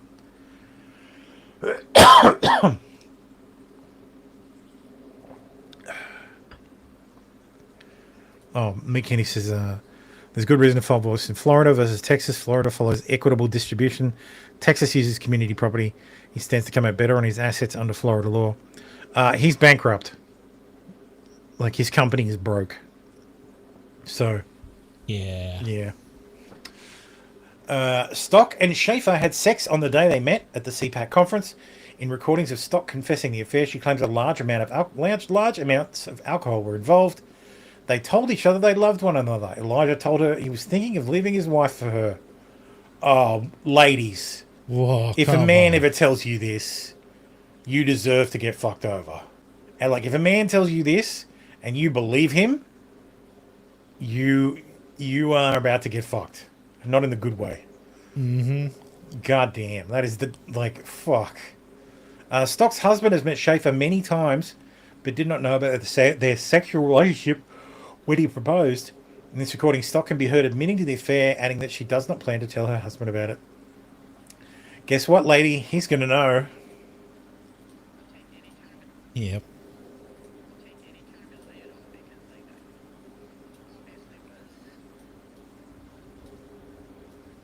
My fault too. What happened between us, but even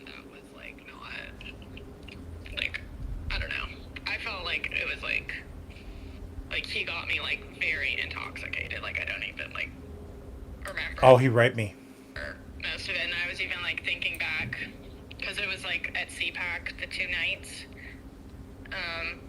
we were there, and the second night I was like breaking out in like a rash, and so he's like, oh, like get some Benadryl, it'll help with the rash. And like now I'm thinking back, and it's like that's probably why I like Fucking Benadryl for a rash?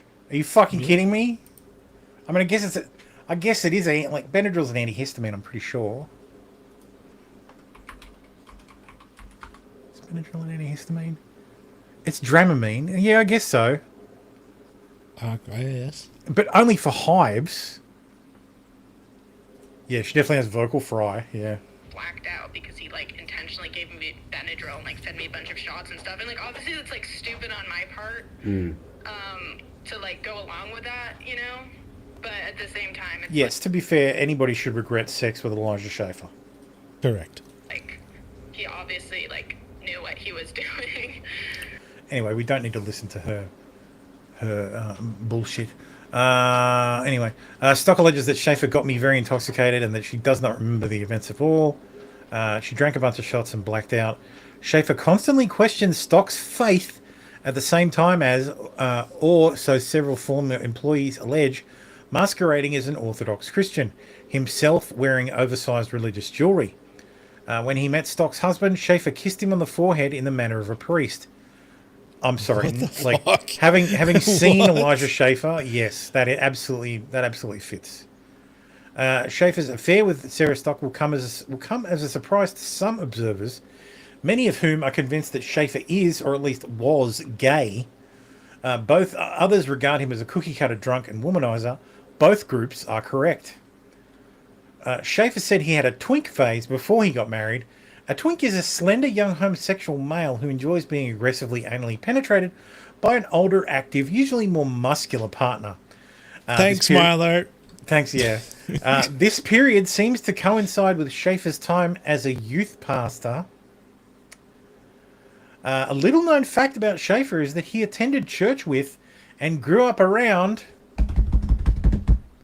Benny Johnson, at whose house Schaefer attended sleepovers, while they both attended Calvary Chapel. Schaefer left the church in a hurry when he was discovered having sex with another man.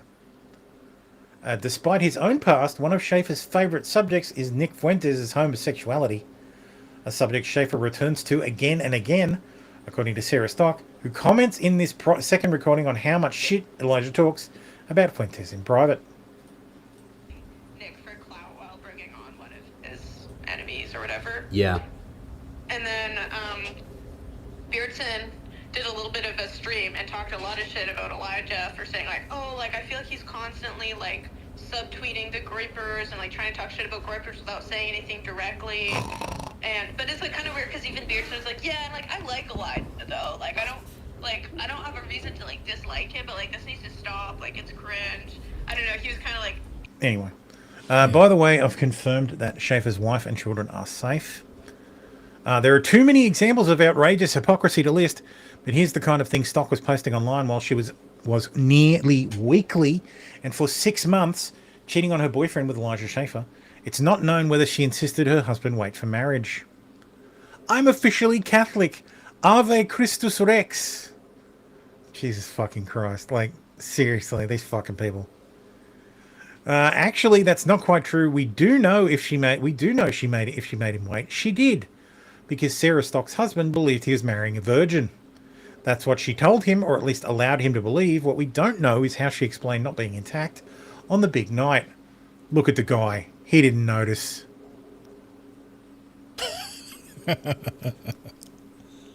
Vigorous horse riding has been known to claim the hymeneal integrity of teen girls, though it's less common than women like to suggest. Well, yes.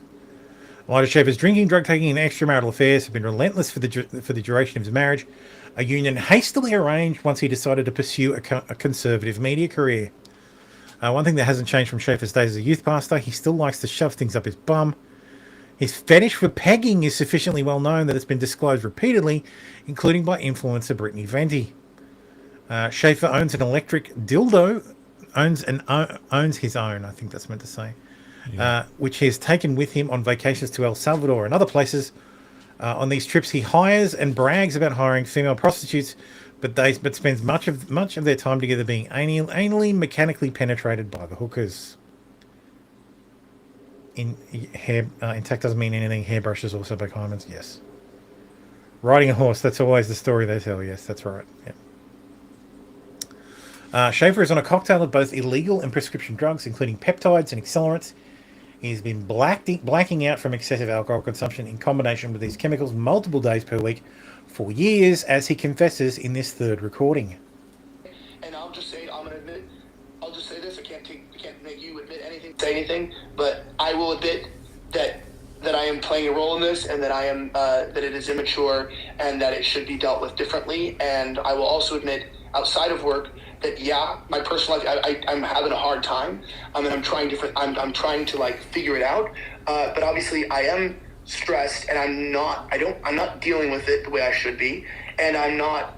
And it's not always that I'm up till 12. Like, oftentimes, it's the same thing. If I don't drink, then I can't sleep. I can't sleep more than an hour. I'm tossing. I fall asleep at 6, and it's like, it may look like I was drinking the same thing or not. Do I drink sometimes and too much? Absolutely. I consider myself more like having a binge problem, or even if it is only a couple times. Dude, he is still high as a. Listen to this man go. Like, yeah, Jesus Christ. Fulham says, you know Jesus what else Christ, breaks man. hymens? Penises. Indeed. Out of respect for Schaefer's soon-to-be ex-wife and for the sake of his children, I'm not reproducing messages between the Schaefers. Suffice it to say that Elijah's conduct as a husband and father has been derelict, frightening, and neglectful to the extreme. After years of indefensible drunken rants, abuse, and even falsely implicated felonies, Schaefer's wife filed for divorce in Texas in January. Worried about his mainly public image, Schaefer filed in Florida so he could pretend he had instigated the divorce. Schaefer faces a messy divorce made more difficult because he's flat broke. He raised money for a new endeavor, Rift TV, at a $5 million valuation, including one investment of over $250,000. But that money is already gone, and the staff at Rift TV, and as are the staff, Rift TV is insolvent, heading for bankruptcy. Yeah. As I write to you, dozens of stories about his private MO are flooding in. They are the same: aggressive sexual assault, profligate spending, vast quantities of drugs and alcohol, and at the end of the night, a foreign object in Elijah Schaefer's rectal canal. Here's my hashtag Elijah2 story. After an event we hosted with Elijah, he went out drinking with attendees. He flirted with college. Oh shit! I know what happened to Ricada. Yep. He got pegged. Dude, Ricada got pegged by fucking Elijah. Dude, you heard it here first. Pegged. That's why he woke up like fucking... Like, dude, Elijah robbed him. Robbed him and raped him. Robbed him of his virginity. So, there you go. Ricada must have had Elijah's tool up his butt. And I won't tell you which tool. He flirted with college girls the entire time and only took brief breaks to FaceTime his wife, who was very drunk.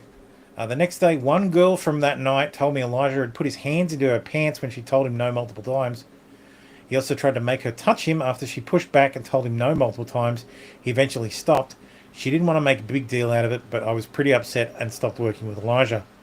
Elijah claimed he did coke on a bong. I have no clue if that's even possible. And I saw him go into one of those dive bars. And at one of the dive bars, I saw him go into a bathroom with literally 10 college girls who were doing coke. Yeah, dude, absolutely. That's what happened to Ricada. We get it. We understand now. Yeah. All has been revealed. In Nick's case, you can't rape the willy. If he's unconscious, you can't consent. What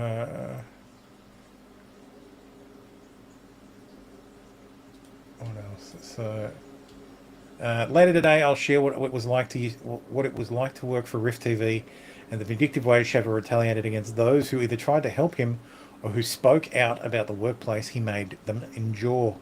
Oh, and that BMW, he left it unlocked with the keys inside. More soon. There's some interesting posts. I will highlight mine. I just said, if you ever get a DM from Milo, it's probably over for you. Just take his advice. It's easier for everyone. Owen Benjamin says, if you've ever been at the same party as Milo, don't hide from him. Don't play the game. Just don't be a scumbag. Don't fuck people if you're married. Don't lie to your audience. Don't get shit-faced and talk shit. Milo is one of the few gays I actually believe has a shot because he's honest with himself about what it is.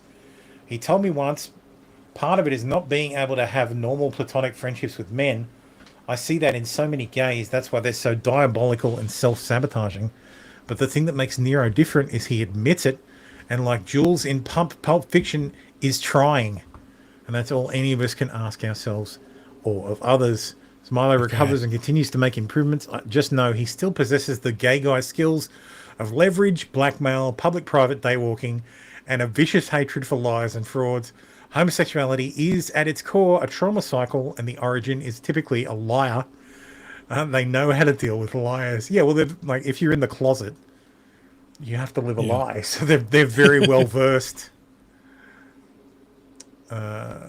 Ex-gay, but also biggest gossip and slightly evil. How can you not love him? Yeah, exactly. How many should I bet that Pyrie was doing the same kind of networking that Sarah Stockton? Dude, it's coming out, man. Everybody. Great day for people who hate Elijah Schaffer. Oh, yeah. Great time.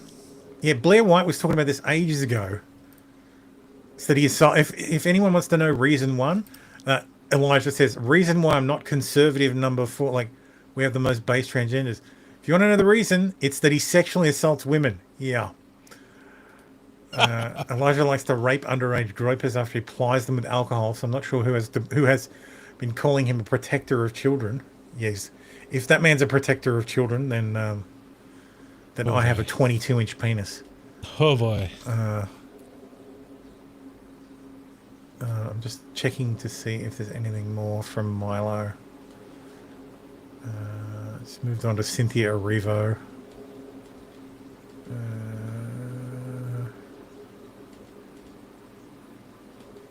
God damn it.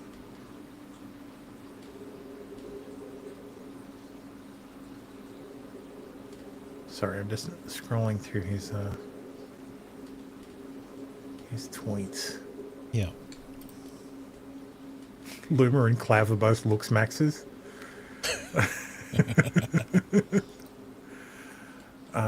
But yes, there are a lot of conserva whores who were clenching, like the tradcaths who were like, "Oh, I'm totally a tradcath influencer." Realizing the grift's drying up in the sector. God, he tweets a lot. I'm not even to yesterday. Fuck, it doesn't matter. Is this another one? Elijah Schaffer talking to his wife. Oh, I'd have to crank the fucking ever-loving shit up on this. Like, this one's so quiet.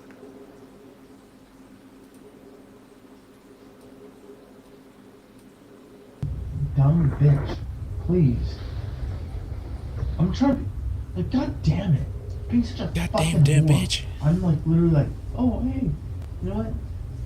You had a couple beers. Oh, why do you lie to me? Why do you lie to me? You know why? 'Cause you're a fucking whore and you're a bitch, and you need to shut the fuck up. How about that? Because when I talk to you the truth, you become a fucking whore, and I don't want to be around you. Oh, I'm not a whore. Yeah, maybe you're not. You act like one. How about that? Oh, well, you want to show yourself to me? Yeah. How about this? I can handle your shit. Fucking divorce me. Take my son. Do what the fuck you want. How about this? Shut the fuck up, because I'm your husband, and I'm trying to support you and be your husband. Oh, God damn. Your son. Oh, god damn it. Oh, I hope you die. I hope you die successfully. Oh my god, your husband had some beers. I hope you die in peace. Oh my god, you have fake problems. You have fake problems. You're a fake complainer. You have fake problems. Your husband loves you. He works for you. He does everything. Oh my god, but you know, I have to ask. Could you just be honest with me for one moment? Oh my god, what did I do? Was honest with you. Do you know what I got in return being honest? This shit. So fuck you. you. Honestly, from my bottom of my heart, fuck you, you bitch. I fucking will never be honest with you. You're a fucking ungrateful bitch. So fuck you. You don't deserve any honesty. Oh, I just really want you to be honest with me. I want you to just God damn it. Oh my god, I'm so sorry. You had a couple beers. You tell me in the past. I think he's talking on the phone. I think he's a millennial. I think he's like 34 or something. Something like that. Let me see. This one. Elijah.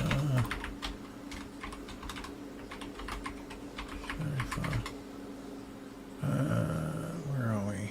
Elijah Schaefer, Apple Music, biography. Let's just do age. Nope, he is not 18 years old. That is a footballer. I have no idea. Hang on, a year ago it says 2 boys in and I'm only 31. So he's 32. Okay. So this is a 32-year-old man. So that would make him, what, 1994. Yeah. So he's a millennial. Because my son is 96 and he's a Zoomer. Well, yeah, he's a Zoomer. A Zoomy. Oh, he's a line ball. So. Life. Oh my god, you're such a fucking lie. Oh, you suffer with lying. You suffer with lying, you bitch. You suffer with lying. Oh my god, I'm so sorry. Fallen says it's not vitally important, but he argues like a bitch. I wonder if it's a generational handicap. Yes. It is. Fuck you, honestly. Just fuck you. You're such a fucking stupid cunt. You're just like, oh, well, you had a couple beers. I just wish you told me the truth. No, you don't, you bitch. You have no desire for that. It makes me so angry. It makes me so angry every time I listen to your stupid. It does sound like he's talking to her on the phone. Yeah. Like he's not talking to her, he's talking at her. He's quite unhinged. I'm being told Sarah Stock has decided she will never return to politics. I don't know if this will last, but my sources are informing me she will retire from being an e-girl. Yeah, her only path, ironically, is to actually marry a trad calf guy. Fucking never go online ever again.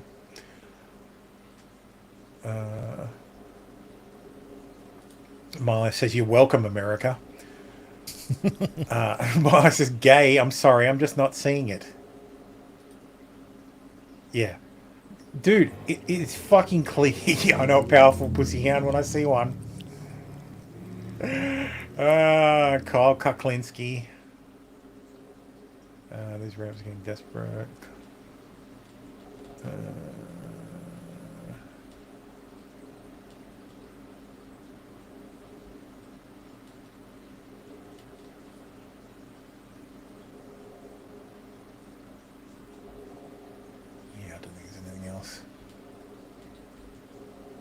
Not without scrolling through fucking everything.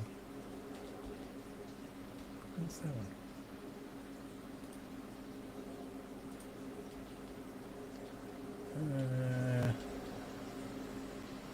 I'm being cancelled by a gay Jew for being straight. Crazy, because when I knew him briefly, regrettably, he was banging a guy who's now straight, married to a trad wife influencer. A shocking sex scandal on the trad right. Far right Margaret Griffith melts down after sex scandal exposed. Who hasn't had sex with Elijah at this point? Editors note the sound of children screaming has been removed. Catholic Nick Fuentes is siding with the bisexual serial adulter druggy sex pest, just like he did with Ali Alexander. Thank you, Nero, for making me famous, you fucking snake bitch. Blood is in the water. I fucking hate sharks. And I hate sharks. I have a dick and it works. Everyone can go cry about it. I'm taking applications for podcast appearances. I'll release the info they are shopping about me myself. We gotta get that on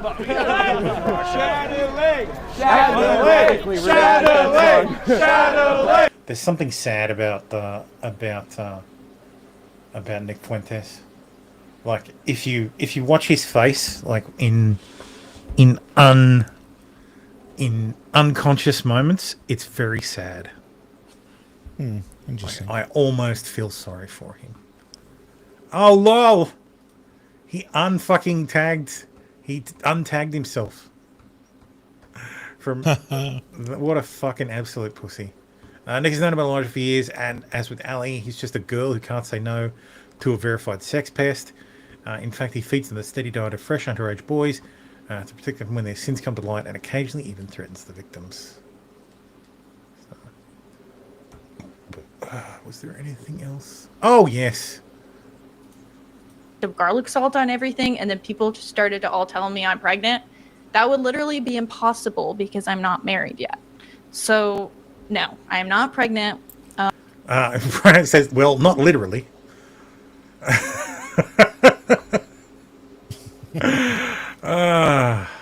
Anyway, that's the disaster of the week.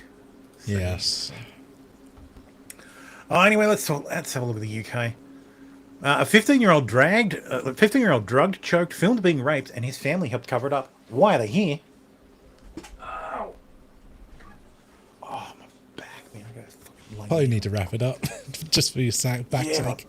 I've got two segments left. Khan, who acted as the mayor's consort during his mother's time in office, is accused of giving a 15-year-old girl vodka laced with MDMA and raping her after she blacked out. The teenager said she woke up in the backseat of a car with no clothes on and couldn't remember what happened. Khan allegedly showed her a 2-minute video of him choking her and slapping her in the face. Khan allegedly messaged the girl later to say she would show her mother the video if she said anything and that she belonged to him. During the police interview, she said that Khan had told her he was the mayor's consort and he would slit her throat if she told anyone about the attack in June 2024. She said the video had made her feel sick. Lovely. Lovely people that the UK is importing as well. A UK jury has refused to enter a verdict for 6 Palestine activists who broke into a facility using a van and sledgehammers, including one who fractured a female officer's spine with a hammer, leaving her permanently disabled. Here's them being arrested. Hang on, let me just fucking fix the sound. Holy shit. That sounded really loud. I think it's time to leave.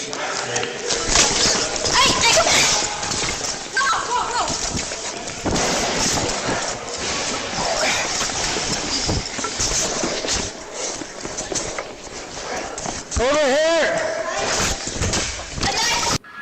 Mate, drop that now! Fucking drop that fucking thing now! Drop that! Take the taser! Lol. Down like a fucking sack of bricks. Right, stay where you are! Right, get your fucking hands out now!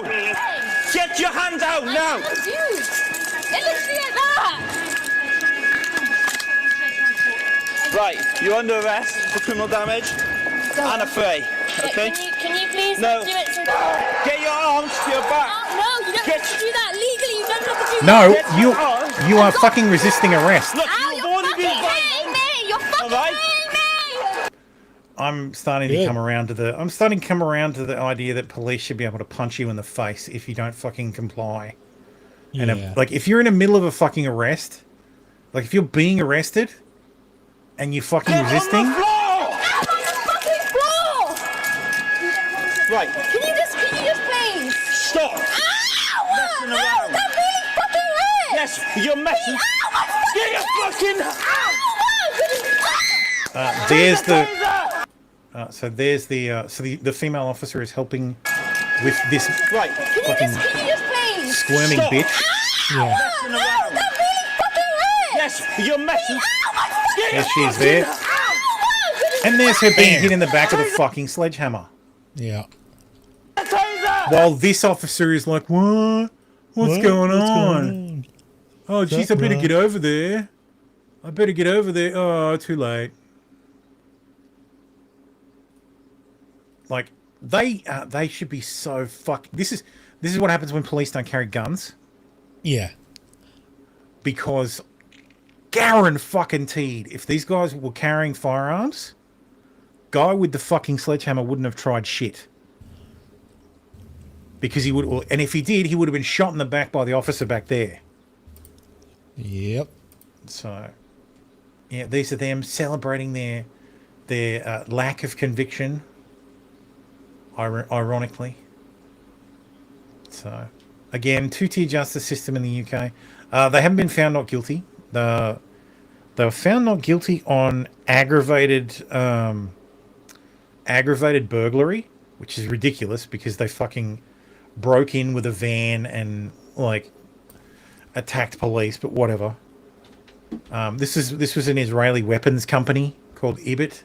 They make components for weapons, so it's the same shit we saw before. These guys were members of Palestine Action, which is literally a terrorist group now. So according to UK law. So fuck these guys. Yeah, fuck them. Like the irony is that you can hit a copper with a fucking sledgehammer, and the courts will be like, I don't know, not guilty. Nah, we can't come to a decision. Didn't do nothing. And I'm willing to bet that the Crown Prosecution Service will just go, oh yeah, we're not even going to bother to refile. It's too expensive. It's too expensive, and there's not a high likelihood that we'll get a conviction. Yeah. So these guys will all just walk, and probably get compensation. Meanwhile, if you said some fucking hurty words on Twitter, you're going to be in cuffs with your hands behind your back. If you resist at all, you'll get a resisting arrest charge. Mm-hmm. And you can bet your bottom fucking dollar if you swung something at a fucking copper, you would get the shit kicked out of you. Vindication for Dundee's brave girls. A couple charged with assault after last year's weapon incident we defended. I remember when Elon Musk retweeted a post backing the Scottish teen who armed themselves against harassers and were condemned for spreading misinformation. Now a man and woman have appeared in court accused of sexually harassing and assaulting a group of girls aged 12 in Lockheed last August. Ilya Belov, 22, and Nazjedsa Belova, 20, are charged with seizing, pushing, and punching the girls. Case continues as the truth finally emerges.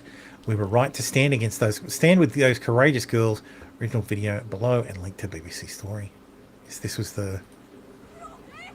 You know, bear, you touched my sister. Yes, that one. Why are you fucking with us? These are fucking kids bashers. Show the knife. Show the knife. That's it. Show the knife. Show the knife. That's it.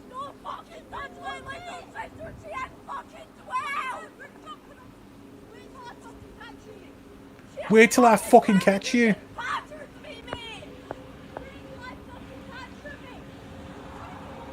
Yeah, show the knife. Maratha.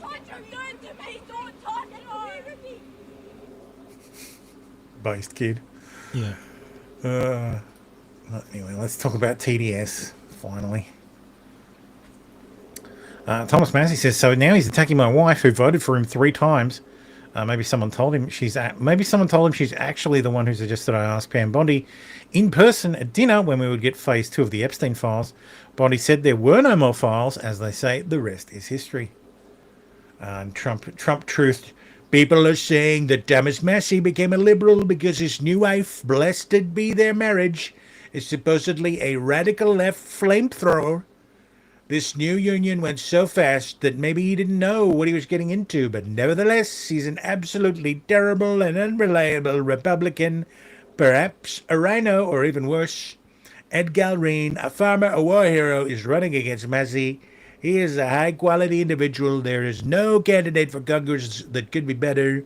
He is running because he realizes Thomas Massey has been totally disloyal to the President of the United States and the Republican Party. He never votes for us. He always goes with the Democrats. Thomas Massey is a complete and total disaster. We must make sure he loses big. It wasn't Trump. Doesn't end with thank you for your attention to this matter. Of course. Tom Wood says, actually, I've known Carolyn for 15 years, starting back when she worked for Ron Paul's Campaign for Liberty, so she's more right-wing than the boorish oaf who wrote this. Ryan Routh, would-be Trump assassin, has been sentenced to life in prison.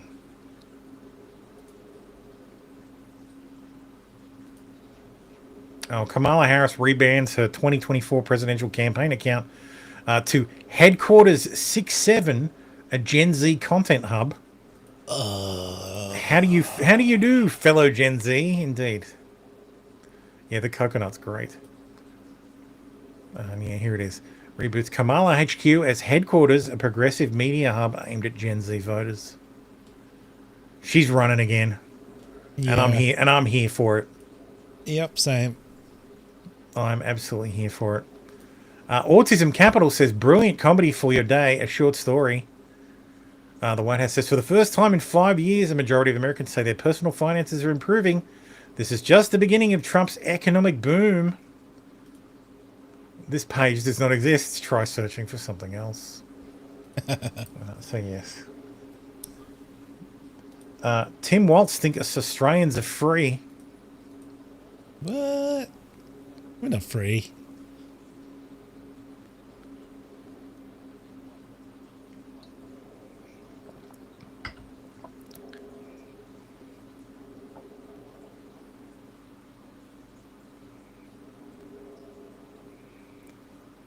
Dude, you're living in a state that seems to feel like it's in open rebellion, and you're still playing the. Oh fuck! I forgot to change the fucking thing. Oops. When they had a school shooting in Scotland, or they had an incident in See, Tim notices that stuff. I see. in Australia, they simply made changes. Well, Tim should They be are here just then. as free as we are. They still have gun ownership requirements, but they have made sure that they don't have these. And since they did those things, they don't have them. We are an outlier. That's right. Since we did those things, we don't have them, like freedom. Trump won't apologize for sharing since-deleted racist video depicting Obama as apes on Truth Social. That's interesting. What did he post? Let's see, shall we? Where is it? There it is. Here's what he posted. Initiated by a court order, the Michigan investigation team obtained forensic access to a DS200 tabulator, the machine that counts the votes. A Telit 4G wireless chip manufactured in Taiwan was discovered embedded into the motherboard. The voting machine tapes clearly indicate modem engagement and transmission of election data.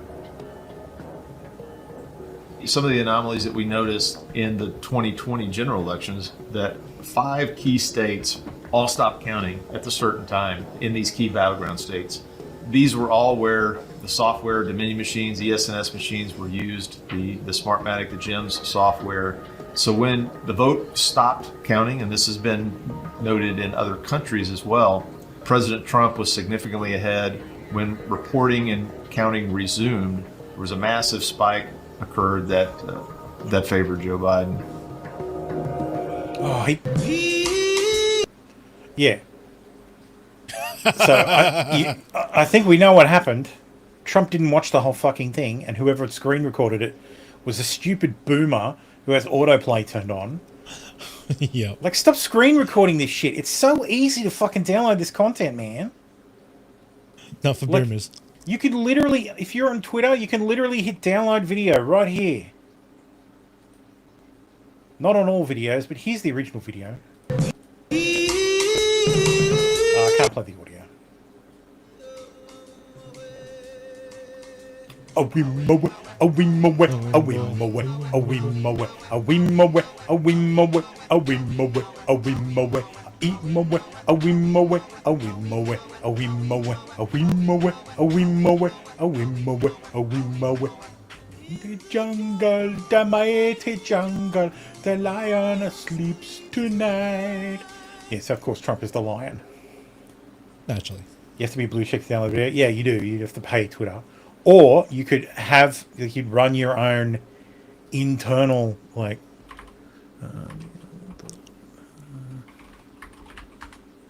you can run your own fucking internal, like, downloader.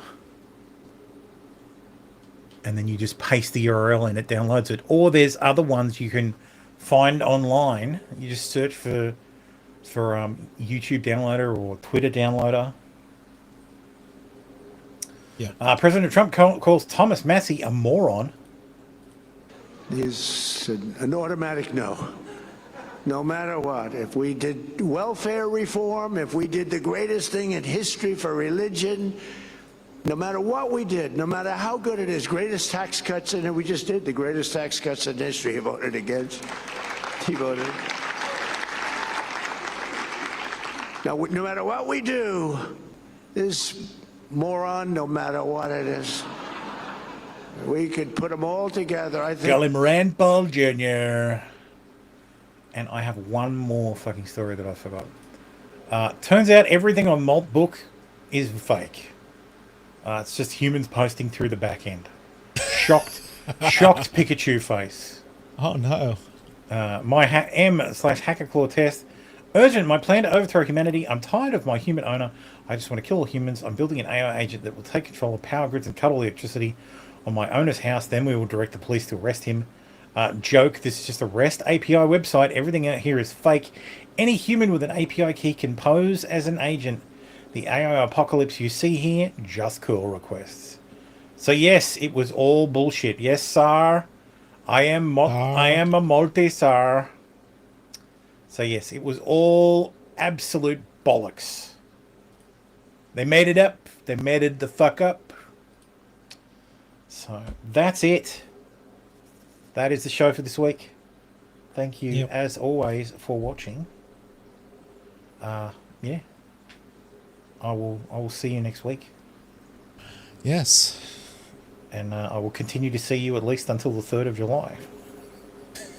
At which point I will probably have to stop. So, anyway, thank you for watching, everyone. Have a great week. Bye. And I will see you next week.